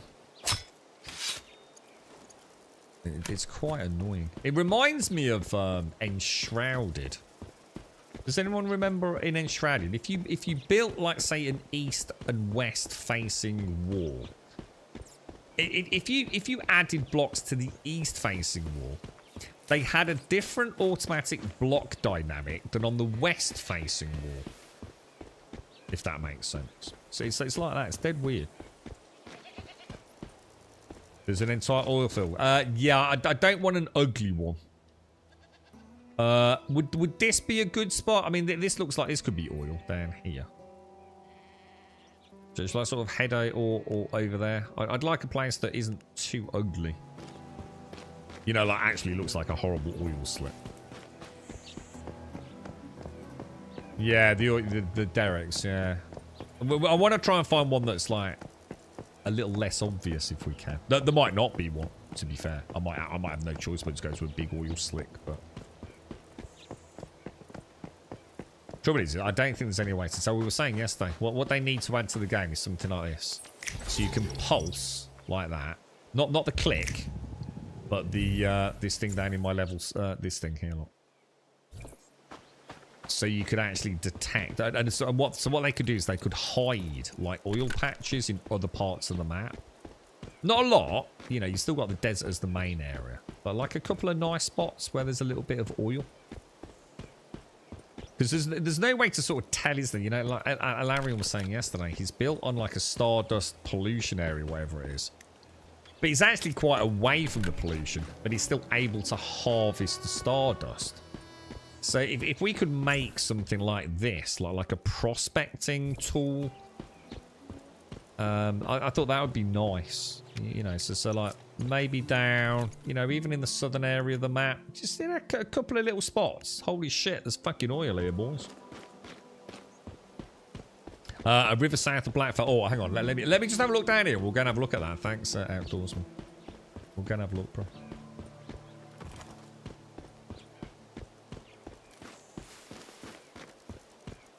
Yeah, this doesn't look like anything at all, does it?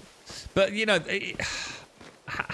is there no way to tell outside of physically seeing the oil slick? I don't think there is there? Oh, and the other thing I want to see is corpses showing on the minimap when you ping. Now, again, they could add it as a pulse.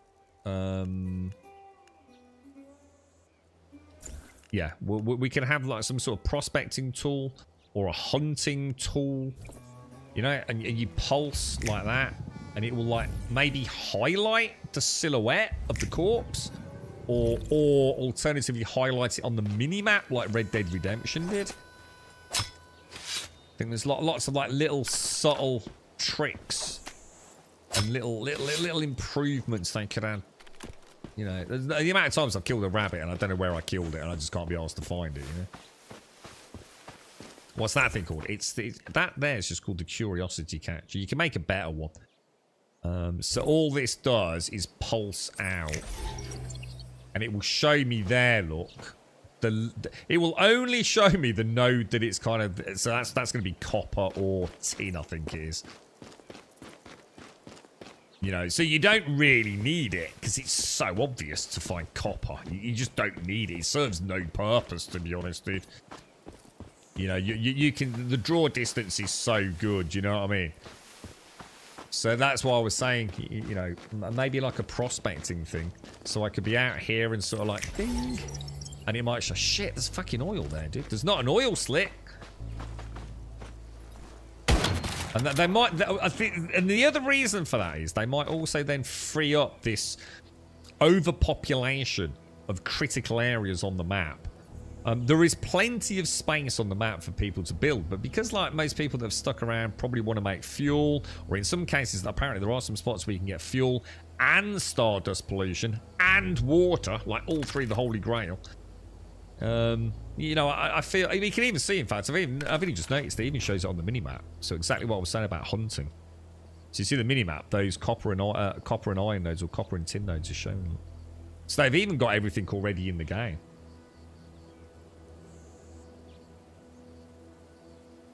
No, yeah, that's sorry, Tacid. Yeah, well, that's what I'd like to see added to the game.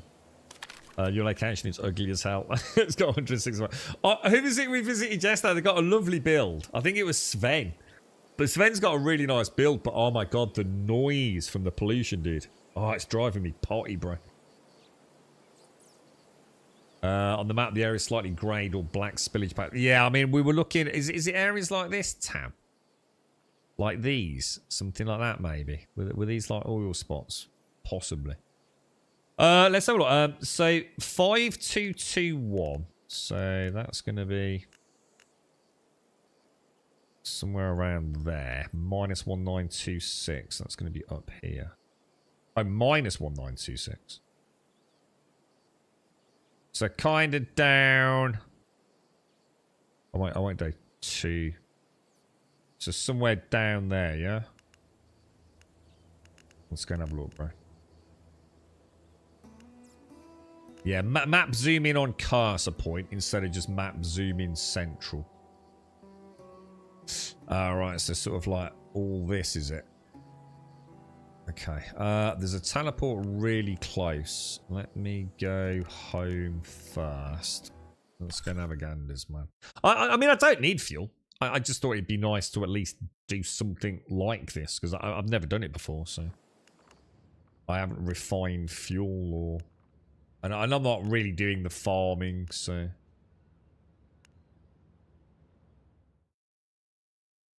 Constant beeping, and I probably produce as many sanity gummies as bottles of acid. It's a really annoying noise, isn't it? Oh, wow, yeah, I can already see it. Jesus, it's actually really obvious, isn't it? Or at least I think that's what the oil is. Near Blackfelt has a spot that you can get polluted water and oil, just like you were saying to switch through all 10 worlds and nothing's open. Got ya, yeah. Once that stuff's out on a YouTube video or one of these dynamic maps, that's it. It's game over, isn't it? So this is what I was saying. So, you know, they don't necessarily have to make it so there's lots and lots of triple Holy Grails. You know, they probably want to keep that to a bare minimum, right? But it would be nice to have like a little polluted zone. Or a little oil zone somewhere else on the map, right? So not everyone... Oh, we'll get the bus, look. Because then everyone's not rammed into, you know, the desert, are they? You know, you get... Thin the spread... Oh, you son of a bitch. How long does he stay down for? God damn it, dude.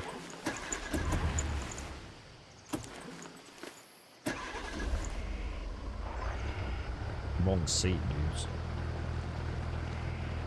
Is that as fast as this goes? I don't see it, right?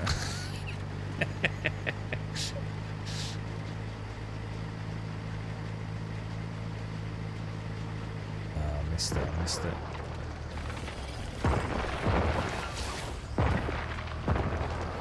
Can you not run these dudes over? I'm sure Druck ran a load of these bad boys over.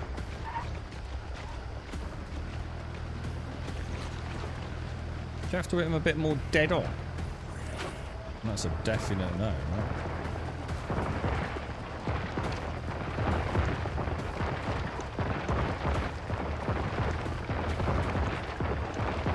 That thing is just so freaking cool. And I just feel like it's such an iconic part of the game. And yet there's like nothing to it, you know?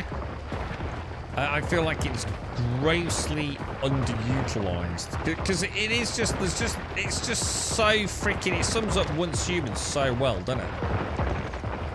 It's something straight out of freaking Ghostbusters, right? Did we do the giant Sonic? No. Council had to dash off, so we'll return. I mean, we've already done it. I mean, we did that and the LEA yesterday. So, but it'd be nice to get a strategy down for the hand.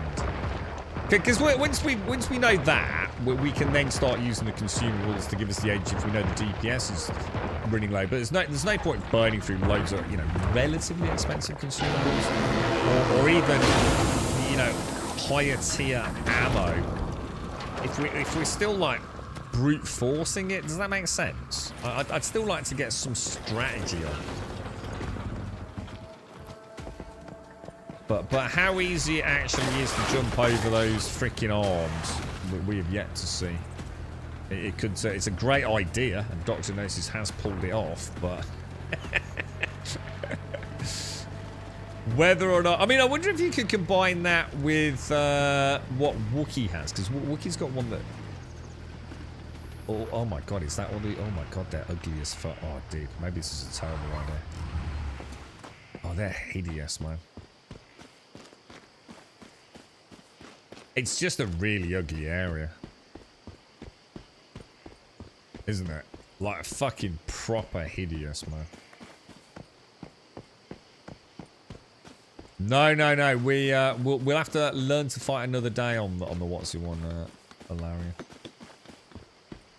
So even though I can see the oil slick quite obviously there, is there still a chance that I could get it over here as well? Because without moving the house and testing it, there's no way to know, is there? There's clearly oil here, look. And there's probably room for me to put my base here. But is it close enough? And do I really want to live next to all these people? And that's what I'm saying about the scanner. To say whether or not, you're within the boundaries of an oil slick. I don't really want to move in on these giant... Jeez, that must be a nightmare base. It's too big, man. Spend all your time wandering around it, wouldn't you? Your house is right on the river. What, that? So all the way down, what, even like maybe here? Is that, which one is that?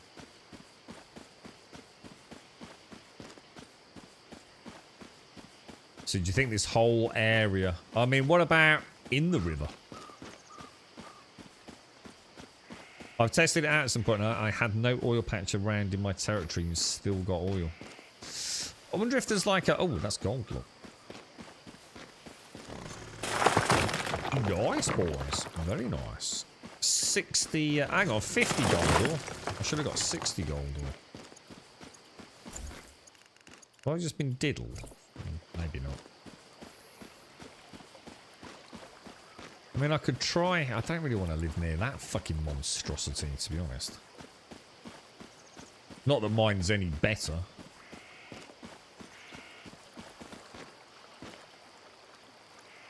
So it's a general area that gives research. Do you think like this whole bank here could all be oil?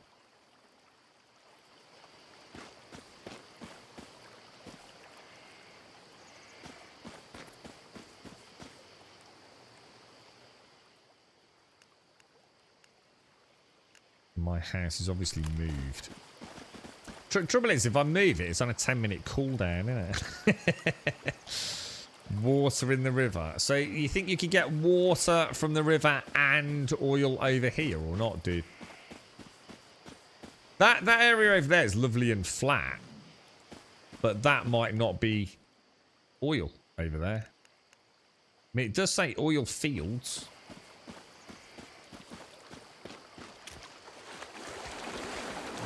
Where's Starkey Way? I don't know where that is, bro.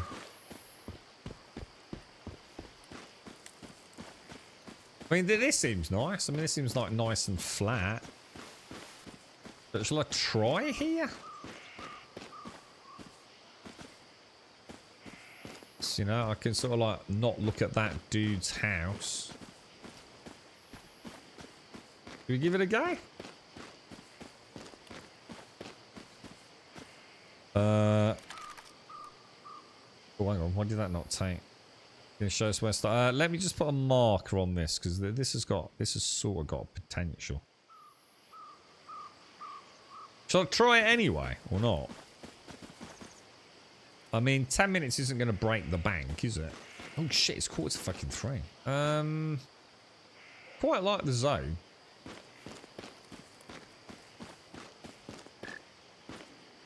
How would I even do that? Move territory.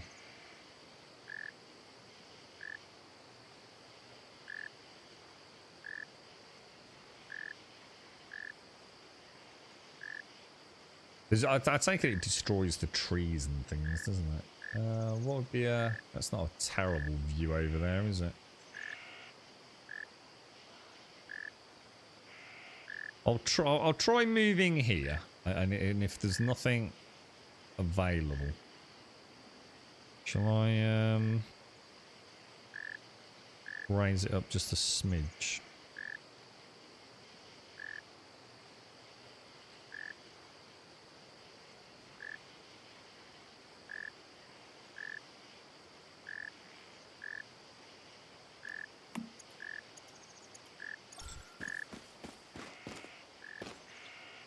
Fucking hell, I thought my base had disappeared, man. I was about to say, what the fuck, dude? I made that a bit too high, actually. Oh, so I noticed every time I move, I lose my water pump.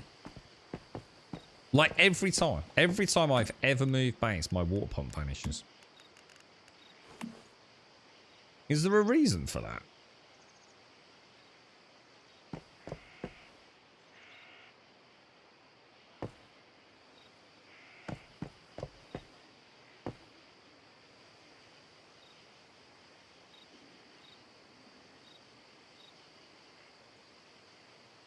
You use everything that's not on a foundation. But they are, because I put them like this, which to me counts as being on a fucking foundation. Take it the game doesn't think that's on a foundation there. To me that's on a fucking foundation, bro. You know what I mean? but I see your point. I mean, if that's the way they do it, yeah. Now, the only way to test this is to attach a wire, isn't it? Drop that down there.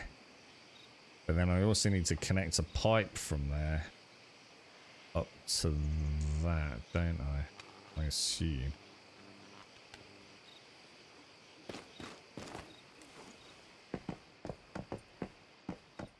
So the only way for me to know if I'm getting oil is to wait for the first extraction, isn't it? Is that the only way to know?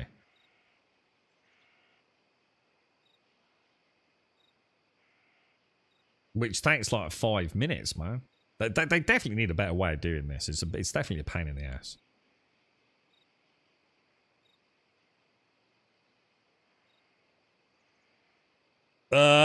Can you summon me over, Alarin? You got a twister, dude. Or should I just see where you are? Or have you marked it? Let's come and have a look. So it's near... Oh, it's near Theta, so that's quite a good grind spot. Let me shoot over. That is the only way of doing it. Yeah, I thought so. Go to the territory beacon. Look in the vault and the map. The territory beacon. Oh, is that the module? The base module? Oh, is that what that's for? Ah. Can you pull from that? Starkey! I tried that fucking thing on Monolith earlier, dude. It don't work, bro.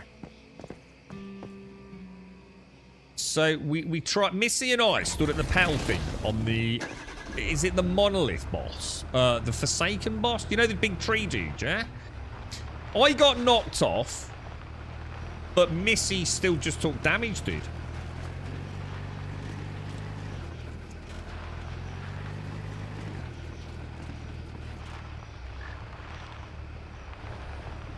So this is where you used to be, Stark. This is what Larian showed me, dude, for the oil.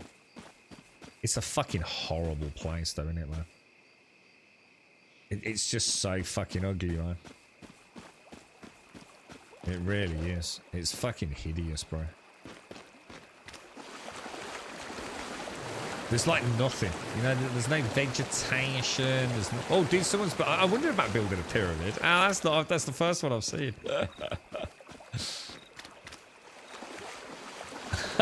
Nice, dude. That's awesome. I love pyramids, man.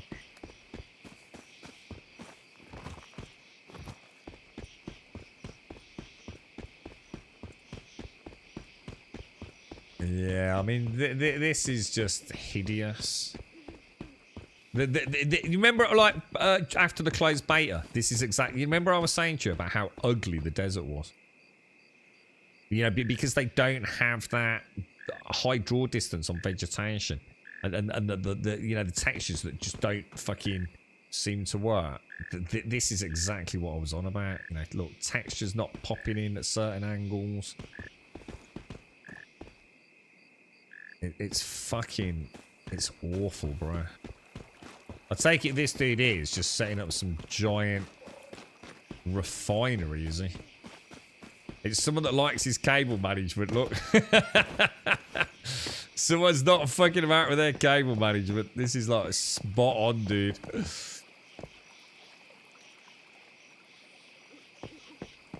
Let's go and have a look at this pyramid, man. I mean, you know, if you don't care and you just want to get all your perfect, but... Oh, I like the way he's done that. So he's kind of overlapped it a little bit. Look. Oh, I like that. That's really nice. That's really nice. This is awesome.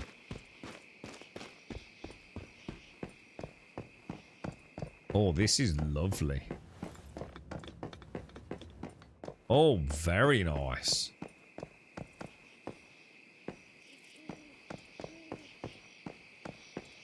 Love these lights. These lights are glorious. Reminds me of a PAX Day room. What was that? Oh shit, is that a dude? Or was that... Oh fuck me. I was going to wave to the owner then, Alarian. Having a mooch around his base. So I did actually, you know what? I didn't realise you could build near these derricks. I actually didn't know that. I thought these were no build zones. So that actually is another lesson learned, actually. I really like that. It's a really nice, simple build. Clean. An in-game IKEA. I like that. He's managed to add like a little bit of detail to it, hasn't he? Because like, look, even that top bit, it's not a smooth top, and he's got this overhang. Yeah, I'm not sure. I mean, I'll come here if I absolutely fucking have to. But to me, I'm not that bothered about fuel. I just thought I'm not. I've got like 2 whole water containers full of purified water, which is probably more water than I'll ever need for irrigation. You know, 2 of these things full of purified water. So I thought I might as well start a little bit of, because basically I'm looking for a reason to switch out my biomass generators for the higher variants. Which, where's that? Is that in here? Don't think it is it? Where's the electric stuff? Infrastructure? I find this thing so confusing. Is it in logistics? Yeah, it is. So I've only gone for power. I'm only using biomass. But I can go to the advanced biomass, can't I now? And for me, are they like the best you can get if you're not playing about with like deviant stuff? I mean, one beaver seems to keep my generators going quite happily, to be honest. Yeah, that's sort of why I'm going down that route, outdoor bunsman. Outdoor bunsman, outdoorsman. I want to travel around with the premium fuel vehicles a little bit more, because I actually do like them. You know, I love the bike, don't get me wrong, but I thought, you know, for the rest of the season, not nice to travel around on the car. And I've got this, dude. I haven't actually unlocked it yet, but on my special memetics, look, I've got this. I always get the wrong one. The red plasma rounds, look, which we think might be better than the biomass missiles. I assume they're going to take a lot of fuel, though, bro. You can plop down generators that give 35 watts. Which ones are those, dude? Are they the ones I just showed? The... logistics. Yeah, I mean, what's... It doesn't tell you what they are. You can't see, can you, sadly? But... I mean, I thought I'd just go for the advanced biomass, because at the moment I'm only using these biomass generators, you see. Yeah, actually, I've not got an eel. I need to do some fishing. We'll do some fishing tomorrow. Well, we start off with a coffee. That's assuming I'm on tomorrow. What's that? They only last 20. Yeah, yeah, exactly. Yeah. So I also don't know how long they take to craft Grant. You know. So yeah. I thought I'd give it a bash this season. If it turns out they're terrible, plasmas do about 75,000. I haven't got a point of comparison, Tad. You know, like what's a biomass missile do as an example? Because I assume they replace these in my. Oh, yeah, these. Yeah, I've got 5 of those, look. So they do 15k and a plasma one does 75,000. Holy fuck, dude. And again, I also don't know what the recipe is. You know, again, it doesn't kind of tell me. Even if I come in here and go in there, it doesn't actually tell me what it is. But I'm going to get it. I will get it. And we can have a bit of a play. But it gives me a sense of direction for the next few days.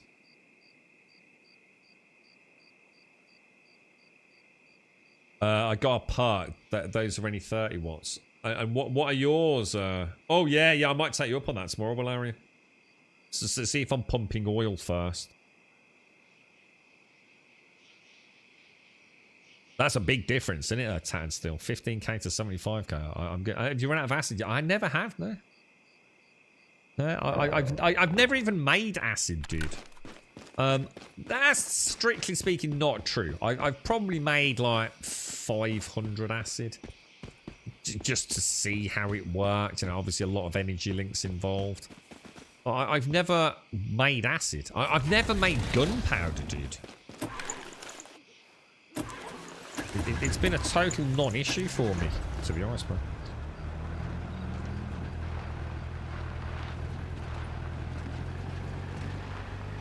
I mean, I don't think I need a massive amount of power. Because like I said, I'm not really running a lot, to be fair. I mean, at the moment, I've got like a load of stoves running, which I can strip out. I mean, I don't really use the farm, so I don't really care about that. The turrets don't need to be on all the time. So, maybe get an eel. With, so what do yours do, Larry? Just out of interest. I mean, so these do 30 watts. What do yours do, dude? 1 elephant, 2 elephant, 3 elephant, 4 elephant, 5 elephant, 6 elephant, 7 elephant. 1 elephant, 2 elephant, 3 elephant, 4 elephant, 5 elephant, 6 elephant, 7 elephant. 1 elephant, 2 elephant, 3 elephant, 4 elephant, 5 elephant. 1 elephant, 2 elephant, 3 elephant, 4 elephant, 5 elephant, 6 elephant. Where's the fucking last one?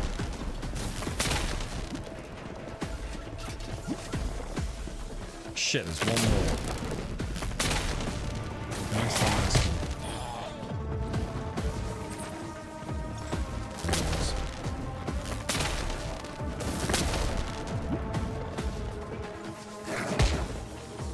Game over, boys.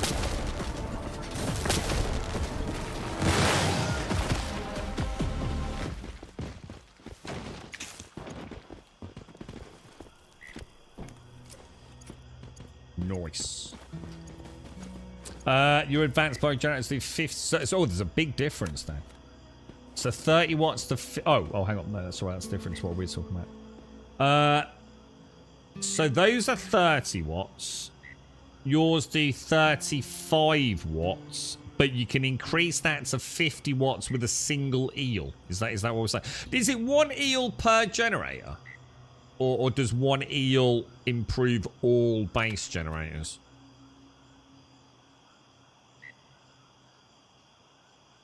Yeah, 200 hours. Yeah, that's it. It's just my beaver is providing more than enough wood for my biomass. I didn't use the biomass generators to start. I thought it was going to use like some sort of, something I needed to make like from the compost bin. Using rotting food and things. I didn't realize I could just shove wood in it. It's crazy, man. It's one eel per generator until it's tired and needs to regen. Oh, right. Okay. It's like I said, I mean, I'm running with whatever those generators that I've currently got are, and I've got more power than I need anyway. But that's because I'm not aggressively doing anything. I can flick a switch, and I can power up 5 synthesis bench. When I turn the stream off and come back. I mean, that's like going to be 16 hours worth, right? Which is 2 cycles of acid production. Times 5 times 2, so that's 10. So that's 1,000 acid, but like I said, I really haven't needed acid at the minute. So you've got 4 eels, yeah. I was gonna say it doesn't really sound like it's worth it, to be honest. Just for an extra 5 watts per, it just sounds like a waste of time, to be honest. I'd rather have the Digby boys getting a bit of silver, but even that I don't need to worry about anymore because I mean I've got 652,000 fucking energy links, so. I've got more than enough than I'll ever need to go into phase 6 with anyway.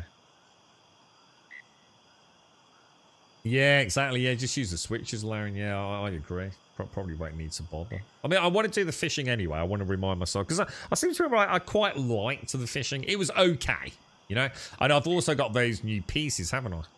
From one of the deviants. Is it the frog? Like a multi-fishing lure. Let's go and see if we got oil. Yeah, exactly. Yeah, to turn all the turrets off. Yeah, that's what I do. Yeah, that's my 3 panels allowing. You've probably got the same setup as mine. I mean, it makes sense, doesn't it? I've got one which permanently runs the farm.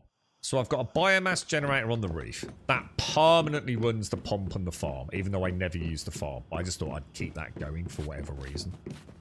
So that's one up there which is independent. This one here runs all of these, which are no longer needed, because this was for salt production. Just don't need it at all. This one's for my base defenses, and I think this one's for the synthesis benches, possibly. Actually, I don't know what the fuck that is. We'll figure that out tomorrow. No, it is. It's the synthesis benches, isn't it? Yeah.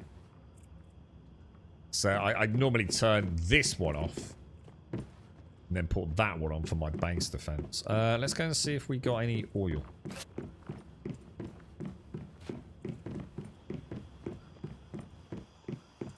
I wish I hadn't made this as high. Is it possible to move the base to the same location as you're on, but just lower the base? Or will it not let you do that?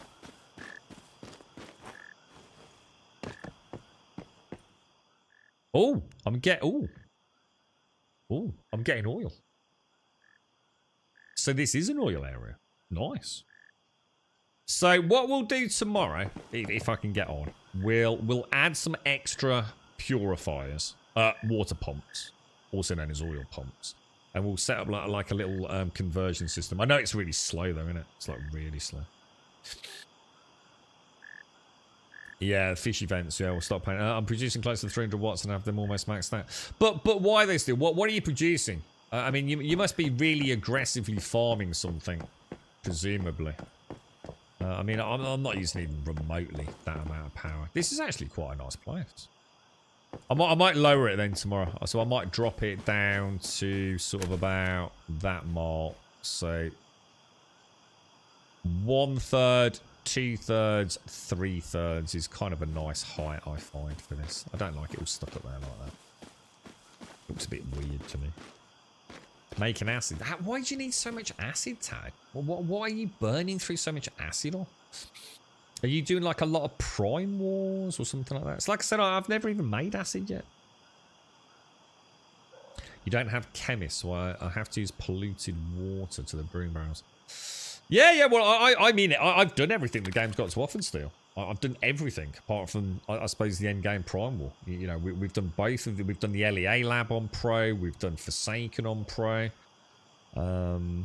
You know, and I've never once manufactured, like I said, acid outside of one test. You know, I'm not farming those bosses because there's no need to farm those bosses. I'm just going to get, you know, slightly better legendaries, which I don't really care about. Prime Wars, I can understand maybe needs a... It's actually quite a nice area. Can you imagine like a nice little jet ski or a little kayak would be nice. So what we'll do is we'll kind of shut everything down, including the farm. We'll redo all the wiring. I'll replace all the guns as well with... Did you reckon the shotguns are worth it? Should we just forget shotguns and just go for rifles? I mean, I'm sure those shotguns don't do fuck all. It's like by the time they're fired, they've already ran past them. Do you know what I mean? How did your gear look? Max calibrated tier 5, dude. I've never had to farm Stardust. I've never had to farm Acid. I've never had to farm Gunpowder. And I'm fully tier 5 calibrated. But I have taken it steady, you see, Tad. I think that's the difference. I mean, I've still got... And let's be honest, I've probably burnt through more acid in yesterday's stream and today's stream. In fact, I have. There's no doubt about it. I've used more acid today and yesterday in making healing items than I have in the entire playthrough. And I've still got 4,545 acid, bro. So, again, you know, my experience has been very different. But I've done everything, dude. I've done every quest. I tend not to fast travel a huge amount. You know, even today I went back through the hospitals, the monoliths. Never once. And I only used the sniper rifle. I never used tungsten ammo. I only used steel ammo. You know? I didn't even make healing items until yesterday. I was, you know, the game is so easy. I was getting more activators than I was using. You've got 6 water. I'm going to do the brewing barrels tomorrow as well. See if I can figure out that. I think there's like 3 things I'd like to take into the bosses. The one Alarian mentioned, which I think is corn ale. And there's another nice one. One gives you weak spot damage. One gives you psi resilience. So I think for every boss fight, I'd like to have enough of those consumables. That would be nice. I quite like the idea of Dr. Nesis' jumpy ones as well. That'd be nice. And then I'm kind of done for this season, I think. But I'm not sure how to get deviant crops if I need those. I'm not sure if I need deviant crops. Gothic had to change from a shotgun to something else. He said it wasn't good enough for going up against higher level enemies. Oh, so sorry, Bass. I don't mean like as in personal weapon. I mean these, look.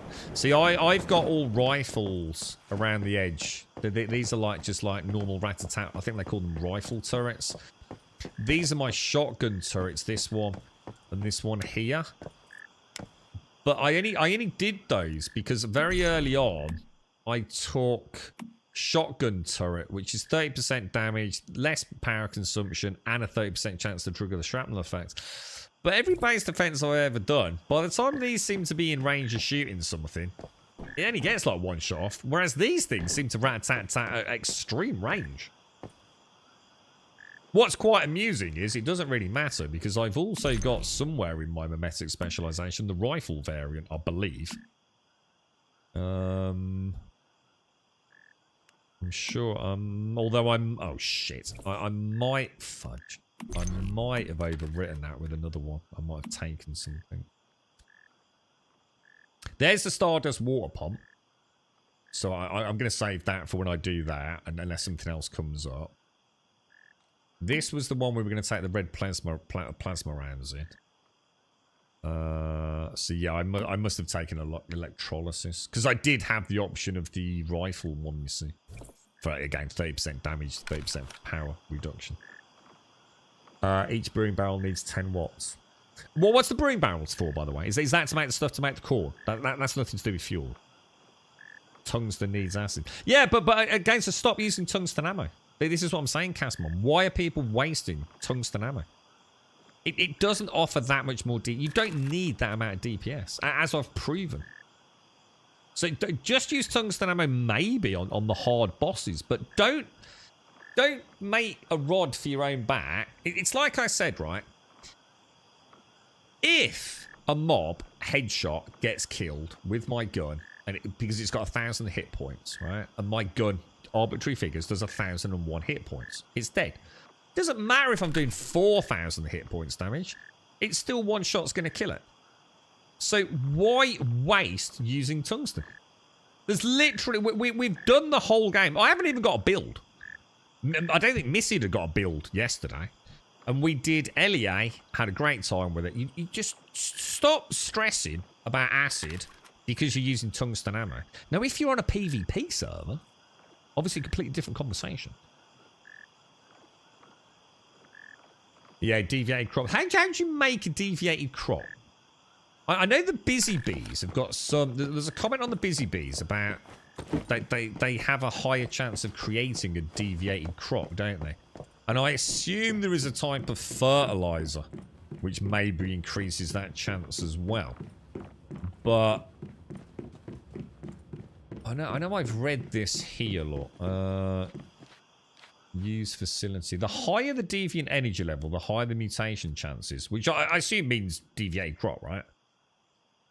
So I whacked it up to 75. I've only ever done like wheat twice. I just couldn't be asked. Yeah, I know how to make. Yeah, I know how to make crude oil. Why use? Yeah. To stop using tungsten ammo unless you need to. Like I said, PvP I can listen. What's this? Hang on, let me have a listen. What's this? Yeah, but then I become one of the people that plays Once Human who constantly bitches about acid. I need acid. I need acid.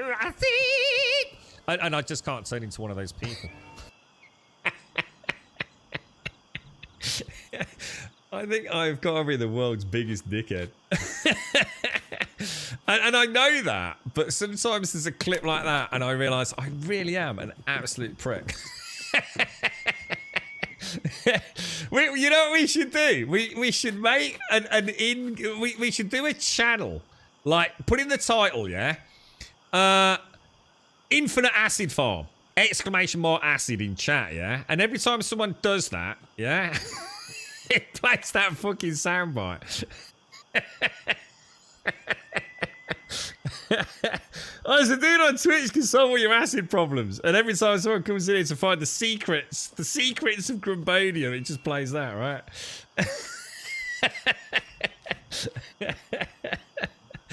Oh, I love it. Oh, hang on, I tell you what I did to you. I made some of that jerky, didn't I? Someone said that was supposed to be a really good one. Oh my god, this tree's clipping my bangs, bro. So air dry. Cured and air dried food that lasts longer. 60 energy. Yeah, there's no point. I'm not worried about that. Fuck it. I'll just keep the stuff in the fridge and go bear hunting once in a while. It's just easier, isn't it? Yeah, so I need the deviated crops, don't I? So so I assume if I plant wheat here and I've got a chance of making deviated crops, haven't I? Jesus Christ, Chephosaurus. And I think I can make... When do you make fertilizer? Where do you actually make fertilizer? Is it on this? I don't think it is it? You can make a whole range of... Oh, here we go. So one of these must be like a deviation one, right? So that's a yield boost. That's a fertility boost, which increases the sealed... sorry, the seed yield. That just makes it grow faster, and obviously that is the mutation boost. Ah, we know where there's a mushroom cave. So that's quite cheap to make. Oh, hang on one sec, guys. Just let me mute out.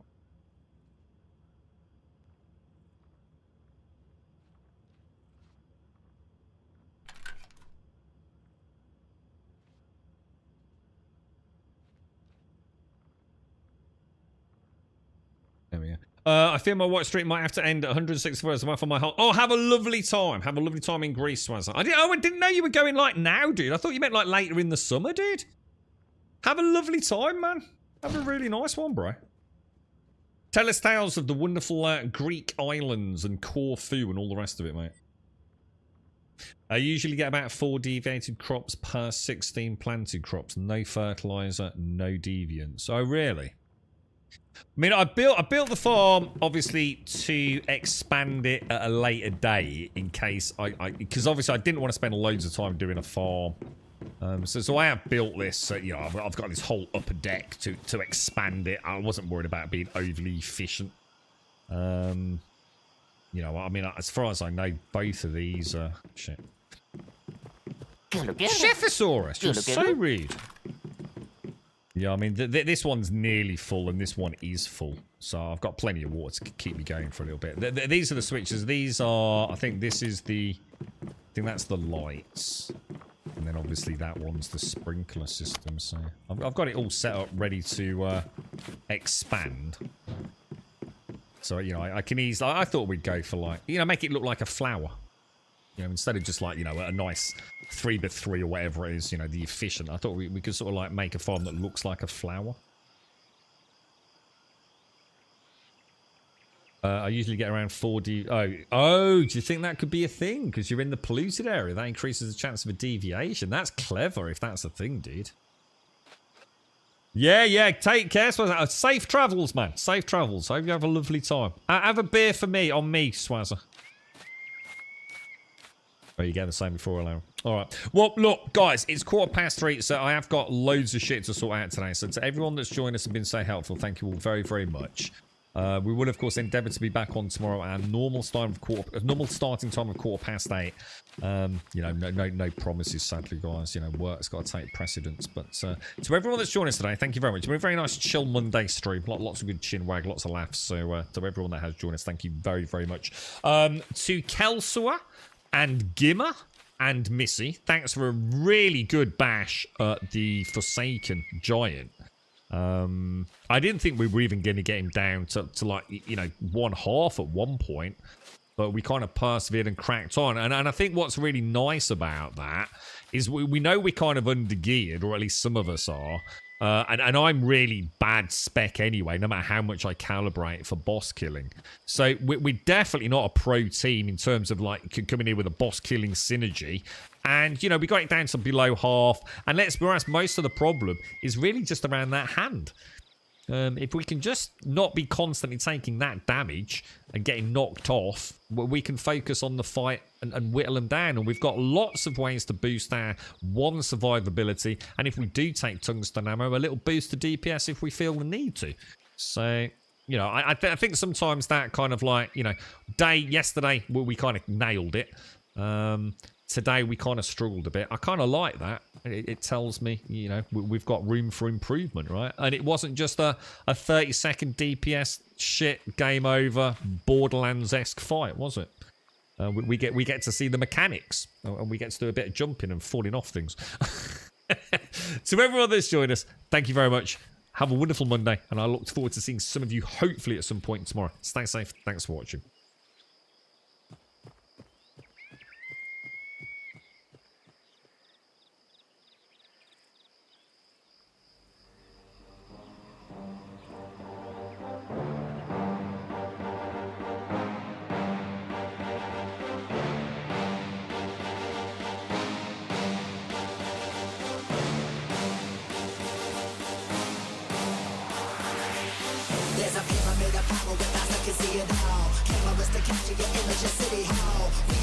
listen whenever you make a call. If you want a revolution, I really give it to y'all. Strength is the army that bands against bands of dead presidents, determined the life of mankind of cancerous. How we breathe vapors, grief got us blinking in the streets like cheap paper. Assemble the masses, melt the plastic, compound, realign when the shit gets drastic. Lift the veil when the system's unmasked. It's just another pyramid scheme, a government racket. Combined with the power of Charles Jurassic, gnashing T-Rex with covert tactics. Rise from the ashes to back the atlas. Bring the madness.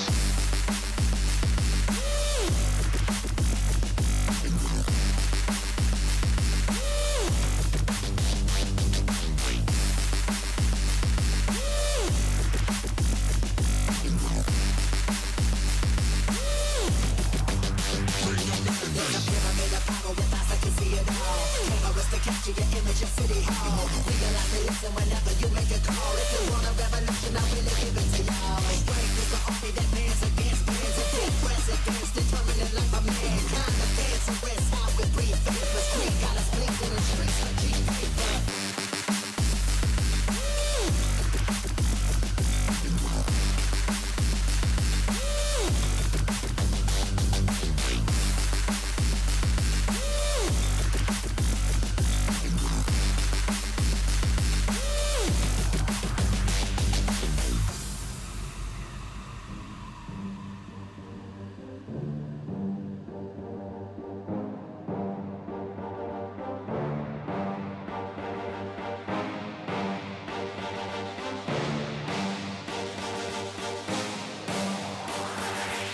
There's a pyramid of power with eyes that can see it all. Cameras to capture your image of City Hall. Realize they listen whenever you make a call. If you want a revolution, I really give it to y'all. Strength is the army that bands against bands of dead presidents, determined the life of mankind of cancerous. How we breathe vapors, grief got us blinking in the streets like cheap paper.